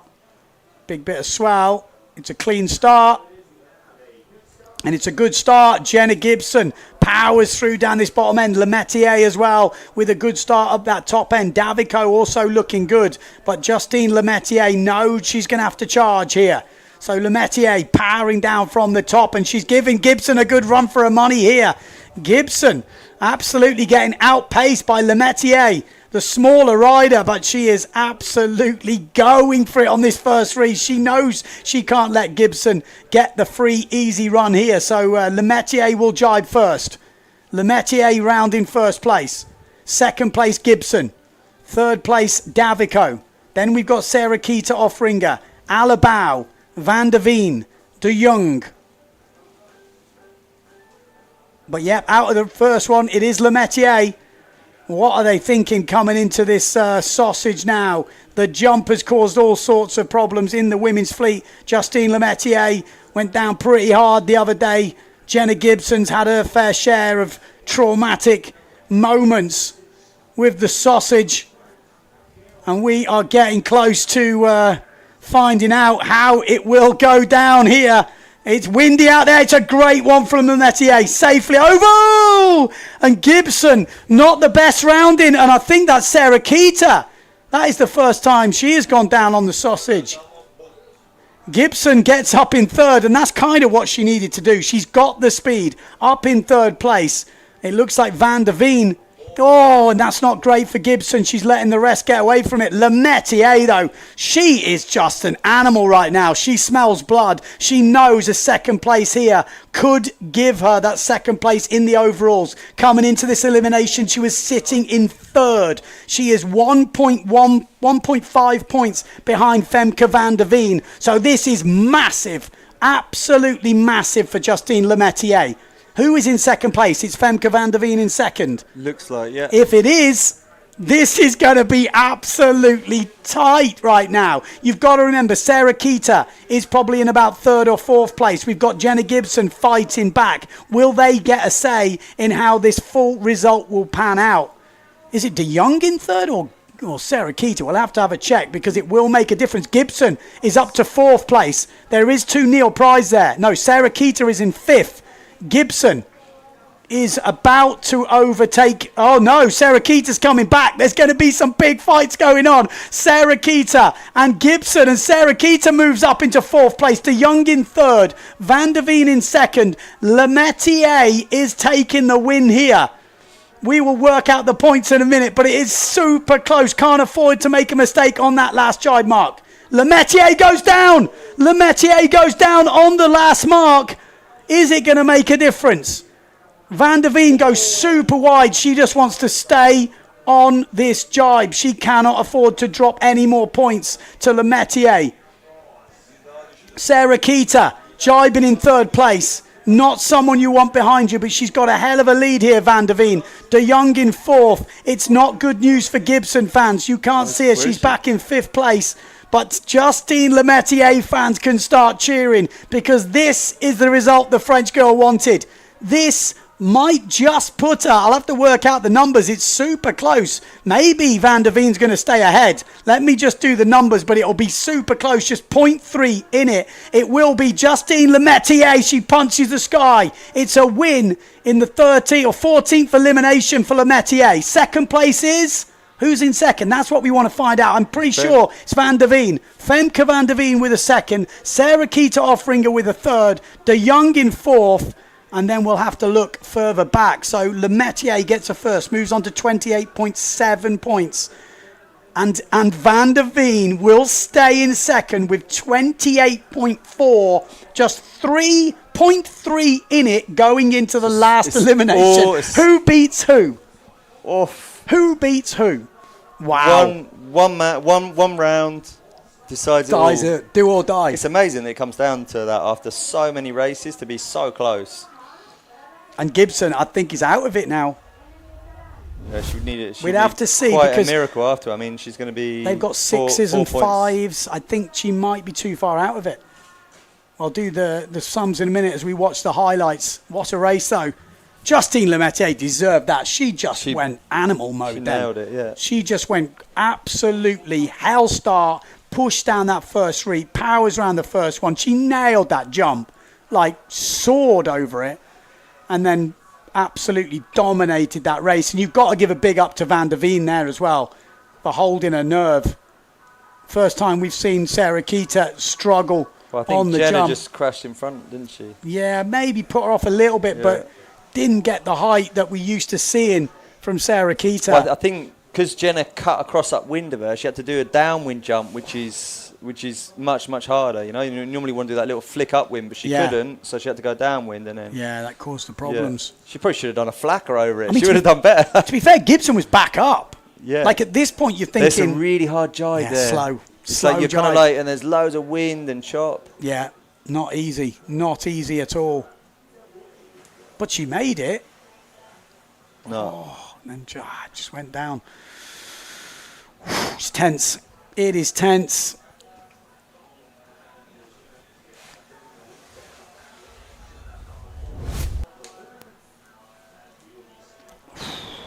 I've got to get my breath back here. We are going to be on for an absolutely epic showdown here. I think you also got to say the Jongs probably just got that 5th place quite settled. She got a really good result there. Third, she's having a good day. Yeah. Yeah, she's had a really good day. day. That's going to give her...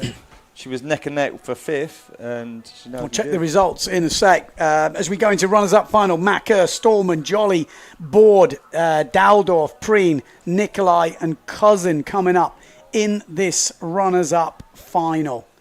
They've been pretty good at updating scores straight away, so not yet. Super close though. Gibson 5th, 29. Yeah, we'll run you through them. Excuse me.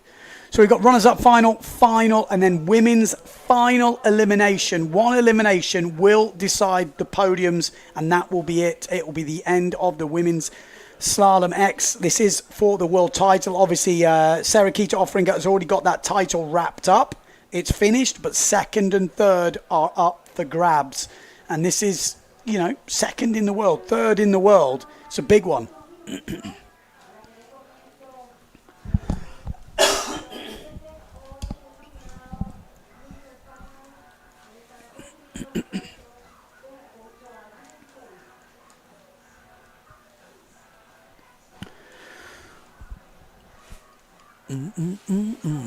So this one's pretty important for Nico if he wants to kind of stay in that. Yeah, he's going to be going for the win. He's got YouTube viewers to please, Johnny. Has he got more than you? Killed me. About 20,000 more. What are you on? What's? I don't know, 50-odd thousand. Not bad. Right, let's go.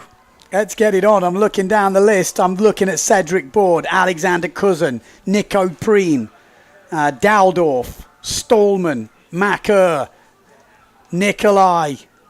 Here we go. It's a good start down this bottom end from Cedric Board, 41 years old, trying to show the young boys how it's done. And he is leading the way on the bottom end. We've got Nico Preen in this one. We've also probably got 2 Germany 7s because I know Macker was actually borrowing his sail. So we'll have to have a little work out who's who. But one of them in the middle of the pack looks like, gets super loose. Macker, I think it is. Just trying to get it back under control. Nico Preen up that top end. And we've got, is that Nikolai in the middle? No. Okay, as Jolly. I was going to say, he's having a great race there. Nikolai just goes down on that mark. Cousin coming through, but out in front it is Cedric Board leading the way. We got the 2 Neil Pride boys, Macker and Nico Preen. As we're coming closer and closer to the infamous sausage. It's took a few people down, but no more than Cedric Board. He'll be having absolute nightmares trying to line up for this thing. All those past horrors he's trying to put out of his mind. He's got a close one behind him. He goes early. I love it. Absolutely love it from Cedric Board. Stallman as well. Lovely to see as Jolly just snakes it round. It's a great jibe from the Pride boys, though. I think it might be Nico or... it's carnage. It's carnage out there. It's absolutely carnage. I think Nico Preen out in the lead. Difficult to tell when they've both got the same sail number.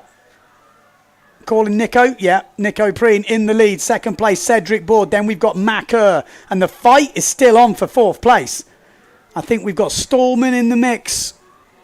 I think Nico's like right up there.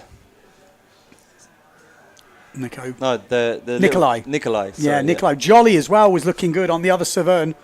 So Nico Preen leading this runners-up final. A win here would be a 9th place. There's a few holes on that inside. Cedric Board might take advantage of this because Nico has got the swell to deal with, and the guys might catch him up here. We might see a little bit of cat and mouse going on as the Gastra boys are coming through. So it looks like Daldorf, and then it is Storman, but there is just a little bit of a wind hole there. Oh, and there's Nikolai, 70 kilos. That is the advantage you have. And look at how he took that jibe. What a jibe from the young fella. He's right in the mix here. He is right challenging with the big boys in this runners-up final. This will definitely be his best result if he can stay anywhere near where he is now. He's got some pretty big fellas around him, but out in front it is Nico Preen going for the win in this runners-up final. Second place is Cedric Board, and then we've got Macker as Nikolai just gets a little bit wrong there. We've got Daldorf all coming into this last mark, powering through. Scotty Stallman, Jolie, Cousin, they're all there. Nikolai, who's going to get it? Oh, Nikolai just pushes his way through, and he does make it through. But it is out in front, Nico Preen, that will take the win in this runners-up final. Bags himself a single-digit 9th place for Nico Preen in the 9th elimination. Second place will be... Who will it be? Cedric Board, yes, you're right. Cedric Board in second place, so 10th for Cedric Board. Then we've got Daldorf, 11th, 12th, Stallman, 13th, Macker, 14th, Nikolai, I think, no, Jolly, then Nikolai. Good race, though. Really good. I like a bit of swell, a bit of chop, bit of sausage. Makes it bit interesting. Of, you see them like stopping more and... I like it. Tell me you're not loving the live stream right now, the racing that these boys and girls are putting on. They are absolutely putting on a show in some very tricky conditions. Yeah, so I think Nico Preen's got Match Excel and Macker's got Nico Sale. No, they're both... There is a Poland on that if you look. Ah, okay. I think he stuck it on top because he actually destroyed his sail the other day when Lohan Jewel. He crashed in front of Lohan, and Lohan kind of nailed his sail. It definitely wasn't Lohan's fault though. I mean, look at that. Preen coming quite far from the back there. At that point, he's in about 4th place. Just goes to show that first jibe is important, but it's not essential. Board here just sails over that thing. Preen as well. Oh, that was beautiful as well from Stallman. Ooh, jolly. Just managed to get it out, but then he's got the spin out, and that's what we're seeing. Oh, this is when it all went a little bit wrong for the Gastra boys. They all had that massive pile up, and that let the top 3 really get away.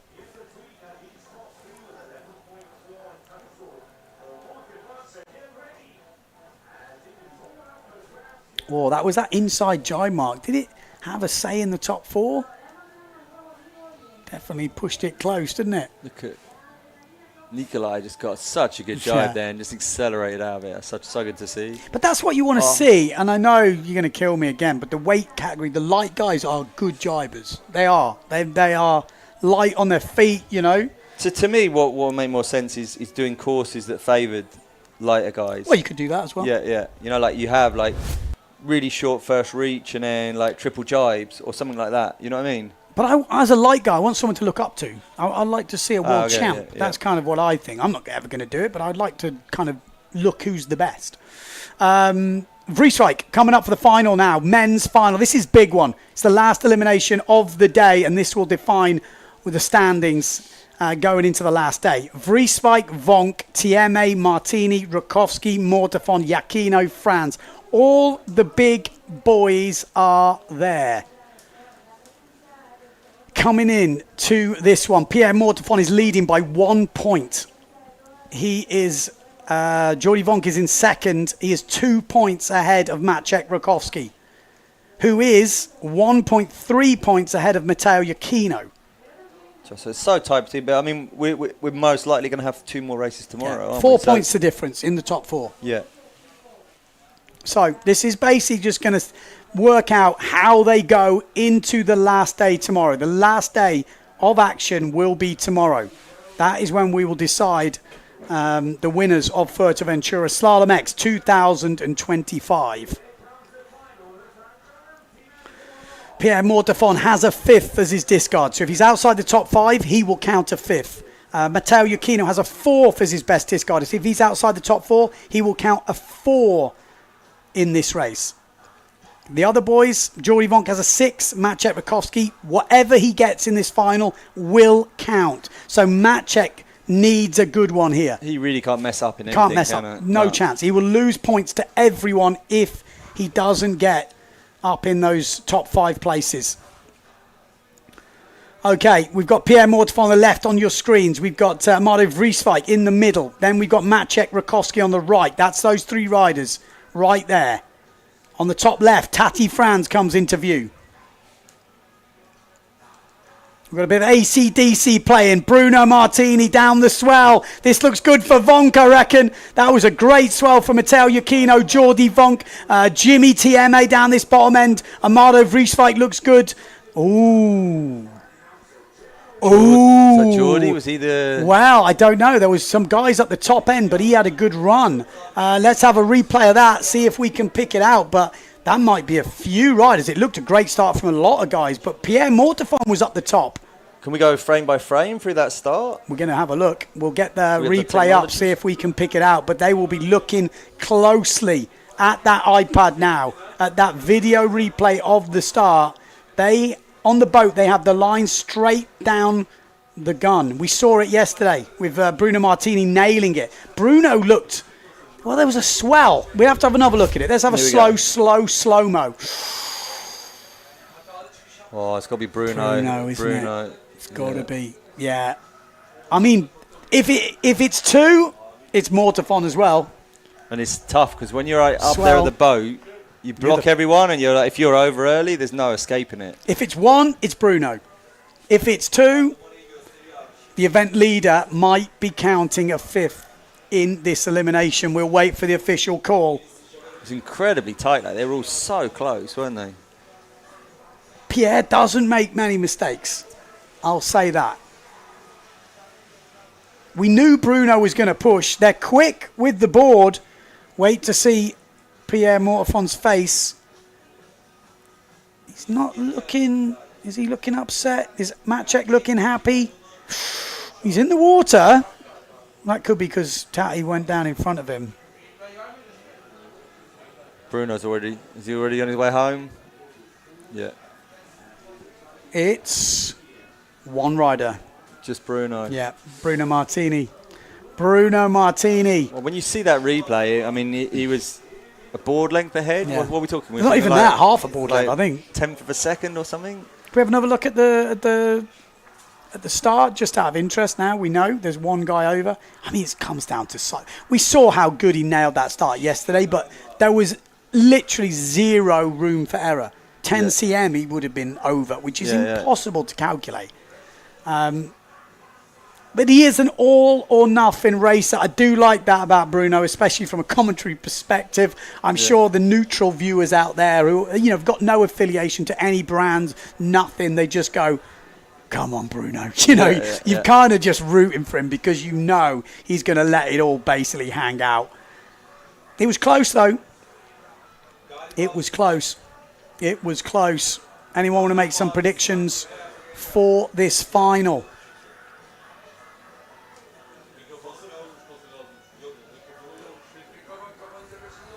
This guy's... I think we're just catching up with these comments. I guess some of those comments are out of date because they're all saying Bruno. They're all calling for Bruno.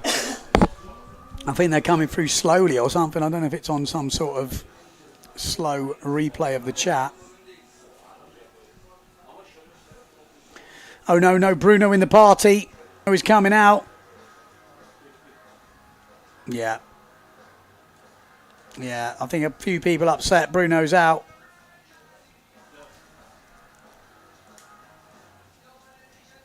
We're going to see some helmets fly. Did anyone see that last year?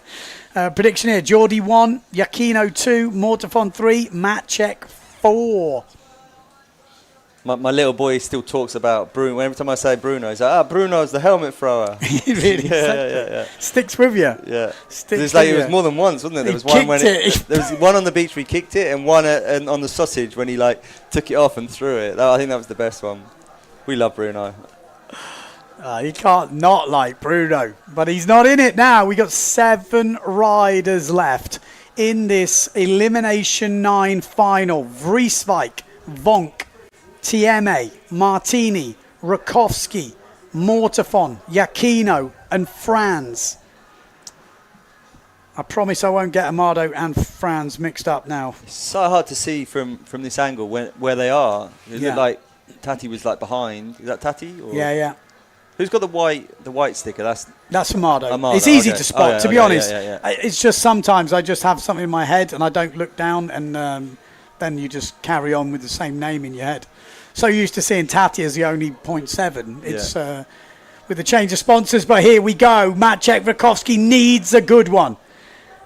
Oh, and he's had a good start of that top end on the Neil Pride. Great start down this bottom end from the Italian, Matteo Giacchino. Jordi Vonk in the middle is pushing out. Pierre Mortafon also looking good, but the Polish rider is coming on strong, but so is Pierre Mortafon. Jordi Vonk pushing through. Matteo Giacchino, this is going to go right the round, all the way to the mark as Pierre Mortafon is powering through, and I think he might have the edge. Oh, Jordi Vonk! Jordi Vonk has absolutely gone.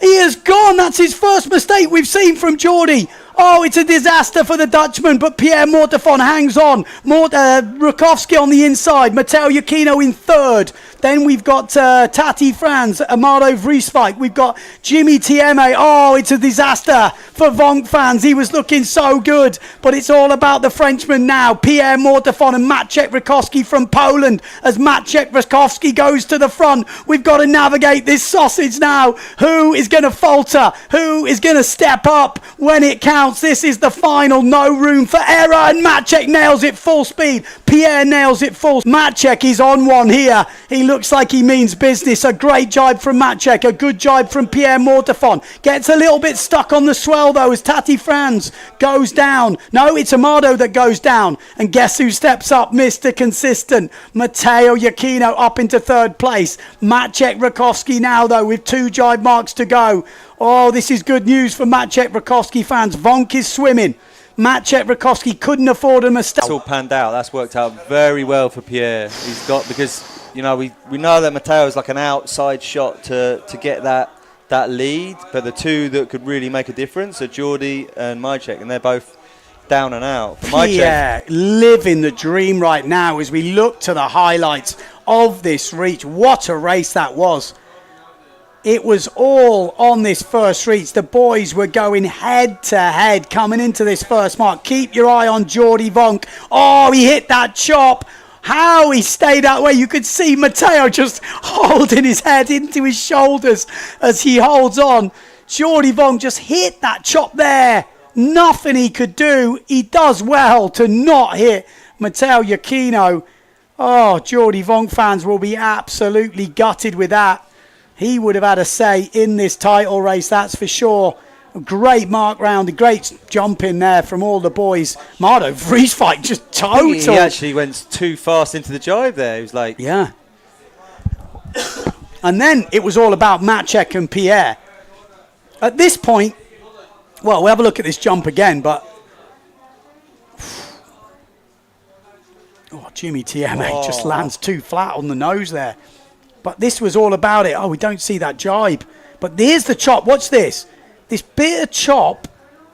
That like side chop there. That side chop on the wave just caused this crazy little lip to hit Maciek. I'm not saying it is, but is there any call for dangerous sailing doing that? I don't think so. No? Well, it was the water that did. I mean, no, you just like sliced in front of him and. Wow. I'll tell you what, we should get a camera on Maciek when he comes in. I'll tell you what, though, what we didn't see on that replay, that jibe is what caused the difference. Pierre nailed that jibe, and he had that sort of slingshot out of it, which made him catch Maciek in the first place. He was like really high above him, kind of like doing all the hard work, overtaking, and probably Maciek was like, not cruising, but like thought he had... Yeah, a bit and of then time. suddenly he comes down on him. Be interested to see what Maciek says about that. Hopefully we'll have Maciek Rakowski for an interview. Live interview on the beach as he comes off the water. I think that'd be a good one.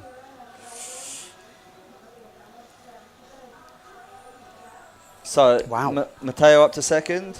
Well, let's get into this women's final. But yes, second, 17 point. Yeah, for sure. Geordie, yeah. 6, 18. Oh, it's close. Yeah. Close with Geordie. But we have got the women's final. We've got less than 2 minutes to go. Final. This is the battle for the podiums. And we have got drama in the men's fleet. Like John just said, Pierre Mortefon is still leading 12.1 points. Geordie Vonk will have 18.4. Maciek Rakowski, we don't know where he finished. He could have 20.4. And Matteo Iachino will have 17.7. So, I think looking solid. I think Matteo moves up to second. Geordie Vonk in third. Pierre in first. But Pierre looking very good with a fifth as a discard. This is just a head-to-head battle between... that's what I'm just going to redo the scores now Justina for the women. And Femke. So Femke van der Veen, whoever beats who. 0.3 in it, 5 points, Jenna can't catch them. It is all about Justine Lemaitre and Femke van der Veen. Whoever beats who will be wherever they are on the podium.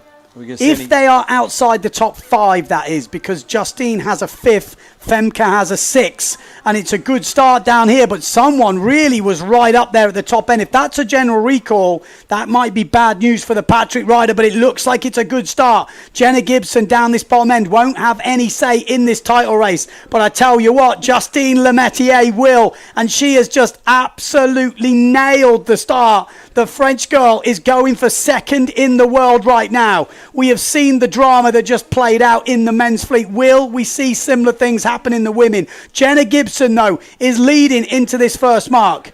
Justine Lemaitre, at the moment, in second place in the world if she stays there. Femke van der Veen right behind her. Justine Lemaitre, good job. This is what the race is about. The rider in third place on the Patrick and Femke van der Veen. And Femke van der Veen is not finished right yet. Femke van der Veen is coming back. Femke van der Veen and Justine Lemaitre, they are neck and neck, and Femke has got the edge right now. That is what it's about. The two red sails in the middle of your picture. That is the battle for second place. Jenna Gibson is looking like she could own this race. She has got the bit between her teeth, but it doesn't really matter. She has a bit of airtime before the jump, but it's not going to matter.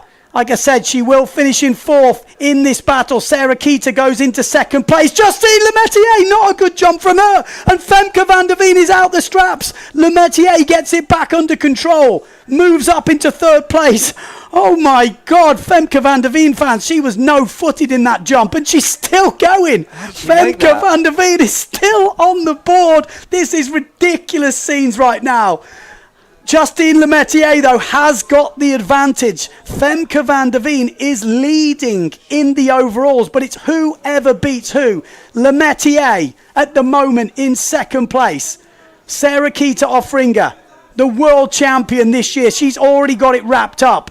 It's about second and third right now. If they finish where they are, this will be the 1, 2, 3 in the world as they are in this race right now. Sarah Keita, world champion. Lemaitre second. Third place, Femke van der Veen. But this is Slalom X. Anything can happen. 2 jibe marks to go. Justine Lemaitre has the edge. Femke van der Veen in third place. This is her with the drone right now, and it's a good jibe from Lemaitre. Needs to stay there. 1 jibe mark to go. Femke van der Veen keeps on the pressure. It's not all over. This last jibe mark is difficult. Sarah Keita Offringer, the 2025 world champion, 2024 world champion, back to back she has got, but it's not about her in this race. Although she's going to win it, it is all about second and third. So we're going to let her go down this last reach at the end of this jibe and keep our eyes on that second and third place battle. Second, Justine Lemaitre needs to stay on this jibe. Is it a good jibe? It's not the best jibe. Femke van der Veen's going to get a go here. She is going to get a run at this. She does get away and she's gone down the swell. Surely this is advantage France. Femke van der Veen probably had her little hopes up there. She probably thought maybe, just maybe, but it is looking less and less likely that the Dutch are going to be in second place, and it is looking more likely that the French are going to take it. Sarah Kita Offringer will finish with a bullet. Thoroughly deserved. Absolutely nailed this week in the end. A shaky start, but come good in the end. Sarah Kita is the world champion. Second place will go to Justine Lemaitre. She really sailed out of her skin today, put it down when it counted, and she will be second in 2025. And a great effort, just slipping up at the last one, but guarantees a podium for Femke van der Veen. It's a great result, but it always feels gutting slipping from second to third. But she will be happy with her week's performance. It's been a great performance from all the girls this week. They have sailed absolutely, really, amazingly well. Oof. And there we go. You right there? Yeah, sorry, just having a bit of a moment. Yeah, that's epic. Wow. Did you see that jump from Femke? She was out the I thought she was doing a willy skipper, you know? She had that, like, the back foot was out completely. We're going to have a look at the highlights of that race, where it was won, where it was lost. But it was a great start. Look at Justine Lemaitre. She didn't leave anything to chance there. She nailed that start at the top. I mean, obviously, Jenna Gibson, Sarah Kita Offringer were first and second, but Justine was there in second because of that start. Little bit, slow out the jibe here. Femke came back at her. She did do really well here. She came right out, and yeah, I think if she'd, looked like on the sausage jump was where she kind of lost that advantage that she had. Yeah, another look at that jibe here, but it was neck and neck. I mean, it was on the line here as we come into the jump. Sarah Kita and Gibson get over, and then Justine just made it, and Femke made it with no feet. But she did actually stop. I thought it seemed like she carried on going, but she did actually stop, and that's the distance there that she lost by, no? So. Yeah, it was probably all on the jump. It came down to that. Justine, oh my life. Yeah, that was the later on. Whew. Nerve-wracking stuff, this commentating business. But carnage. This is the men's. Oh, there's some of the highlights from the men's final, but this is back with the women. And at this point, there was a little opportunity, I think, Justine at the end. Yeah, but I think Justine just played it safe. Yeah. You know that you got that good lead, so just basically don't fall off. Yeah, you can see, just stop, flip the sail slowly, get going again. You got time. Yeah, that was full on. We're going to have a look at the men's results now. We'll get an update on those women's results as well. But we do have Pierre Mortefond, the current event leader. He is over 5.6 points ahead now. 5.6 points ahead with a 5-point discard. So he will, if there's only one more elimination, he wins. He's already won. Wow. If there's one If more. there's two, it's all over. It's not all over. Yeah. So here we go. We're going to go down to the beach, get an interview with Pierre Mortefond. Pierre, back-to-back wins today. Talk me through the day. Yeah, it was a great day. It was not easy. The conditions were supposed to be lighter, and it was not that light. My first round this morning, I was already with the small board 98 plus 66. But then it went light. We had a good first race. I was feeling pretty confident on my medium board, the 118. And I had a good start on the final and good race. And then the second race was, let's say, epic. It was really one of the hardest I had here in Fuerte. I don't know, there were a swell coming from 2 o'clock, and massive chop, super close also. It was really hard to control, and I was really feeling like a kid out there. And I was trying my best to jump well the sausage, which was super close from the mark number 2. It was like really extreme, and on this final we saw the 2 crash were super hard. Jordi was shocked, I think, and we are going quick even on those conditions. So when you hit hard. One day to go. You've got the lead. How are you feeling tonight? Yeah, happy, but I know it's never over. So I will do my thing, do my routine now, sleep well, and be back tomorrow. You're staying in the inside. Is it a good night's sleep, good dinner? Yeah, easy. Awesome. Good luck for tomorrow. Maciek, quick word. Maciek Rakowski, what happened?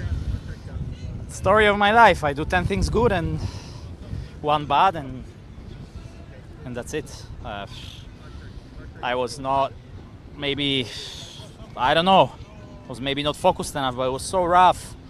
Got a big gust here, went wide. I was like, it's good, you know, because the thing is super downwind.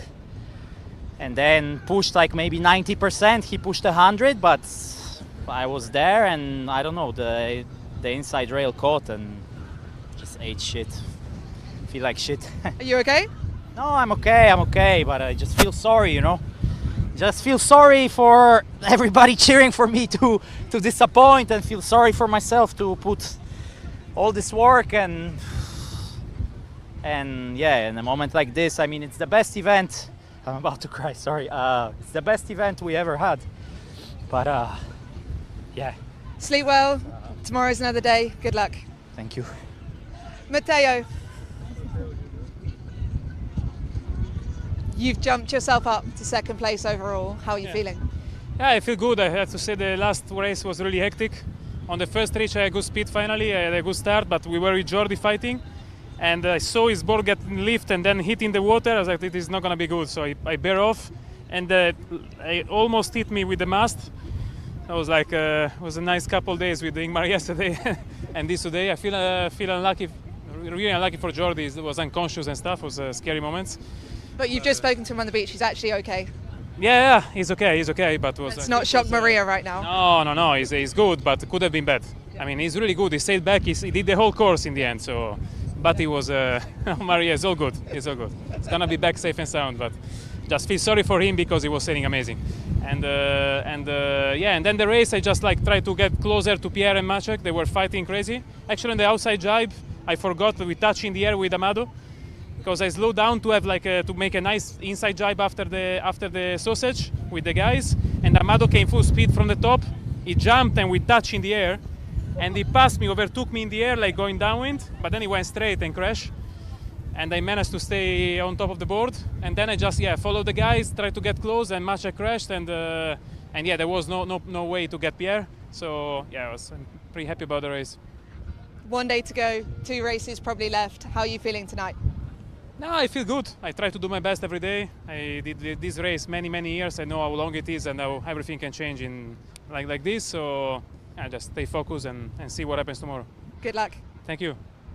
Back to Ben. Yeah, there we go. Really interesting to hear from the boys from, what's actually happening out there. And obviously Maciek Rakowski, I don't know if we can pull the results up from the men, but we can see the effect it's had on the overalls, because I know there's a lot of what ifs, but Maciek, even if Pierre goes past him, it's a kind of easy second. Yeah. If he gets a second in that scenario, he takes off 4 points what he's on now, which is then he'd be 16.4. He'd be in second. Yeah. And he's only a few points away from Pierre going into the last day, and it's better. Now he's sitting on 20.4. He's in 4th place.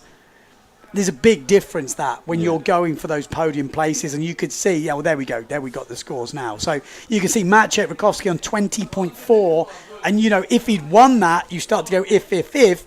But then Pierre is a 0.3 higher, so he's on 13.4. Maciek is on 6.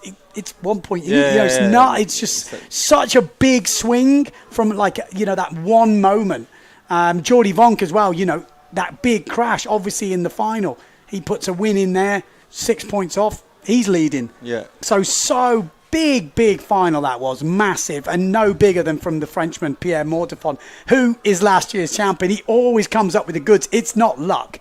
The guy is an absolute animal. That 1 and 2, they're just, in the end, they are just so consistent. Yeah. They don't make mistakes. And they're just like boom, boom, boom, boom. 2 firsts today under, in those conditions, like Pierre said, probably the hardest conditions he's ever sailed in Fuerteventura. And he doesn't say that lightly. Yeah. And you could see it from the camera. When we're seeing it from the drone look like that, Yeah, when two people crash going in a straight line, it's rough, man. It's rough. So looking at that, as I said to you before, so if you look at the list, he's got a 5 as a discard. If you add 5 to his score now, you get 17.1. He will still win. So one elimination, he is guaranteed to be still in the lead going into the last elimination tomorrow. So he's got a free hit. If he nails a first, he's won. Yeah. So it's really, really tight. Second, third, and fourth still up for grabs. You look at the discards, but it's definitely advantage Matteo Iachino to get a podium, but not guaranteed to get second or third. If Maciek comes out the blocks tomorrow with a first, then it opens up, because obviously 2 eliminations tomorrow makes it really interesting. Tati Franz looks pretty solid in that 5th place. Amado gained on him a little bit today, but not crazy amounts. Amado actually had a really good day today, 3rd and a 4th. So solid yeah. Really solid. So yeah, there we go. I don't know if we get an update just of the women, just to confirm the overall standings. Just looking at that quickly, it's quite interesting that I definitely felt in Posa we had a top 4 that were like another level, and now here we are in Fuerta, and we've got the same thing. We've got that top 4 that just seem to be that little step above everyone else. And yeah, it's quite interesting that, I think. But, okay, well, we are going to go down to girls on the beat. We've got some interviews coming up, so let's go to those interviews right now. Justine Lemaitre, Vice World Champion, how does it sound? Amazing, it was so hard, so tight with the girls, so second I take it. I'm super, super happy. We had 2 races left. You won the first one. What went through your brain? First in the race, I was like, don't crash, because on the competition I was crashing when I was leading, so I was really focusing on that, and I was really, really happy, relieved, but then I knew it was Femke was right behind, so I knew I had to also make it in front of Femke on the next one, and we knew it together, so it was a nice fight. You've had a pretty tough week. I've seen you look pretty down at times. How have you managed it? Well, yeah, it was tough. I came here pretty tired again, so yeah, it was just taking it race by race, focusing a lot on just myself, and if the other are faster, the faster. So I was really focusing on do your best, and then we will see, and it worked, so super happy. You changed your equipment this year. You've now got straight away a Vice World title. Is that a good start? It's a really good start, especially I received the gear quite late. I was focusing mostly on the foil, so I was coming here not really sure about what I could do. I'm really happy for myself, but for Patrick also, because the gear is working, and I'm happy I could show it this week, so super start. We always know that your parents are watching at home. Anything to say to them? Yes, thank you, because they're on the phone also twice a day. So thank you, love you. Congratulations and well done. Yeah, thank you, Sarah. Next up, it's the queen of windsurfing, Sarah Kita-Offringer. Has it sunk in yet? Slowly, yes. It feels really, really amazing. This morning, it happened really fast, those first 2 races, and then they called me world champion, which was cool. And I've got to think about it. And I'm glad that I got to race the last 2 races also, because those were also very exciting. Was it a highlight to end on a win? Yeah, I think this was actually my best race this week. I really enjoyed it.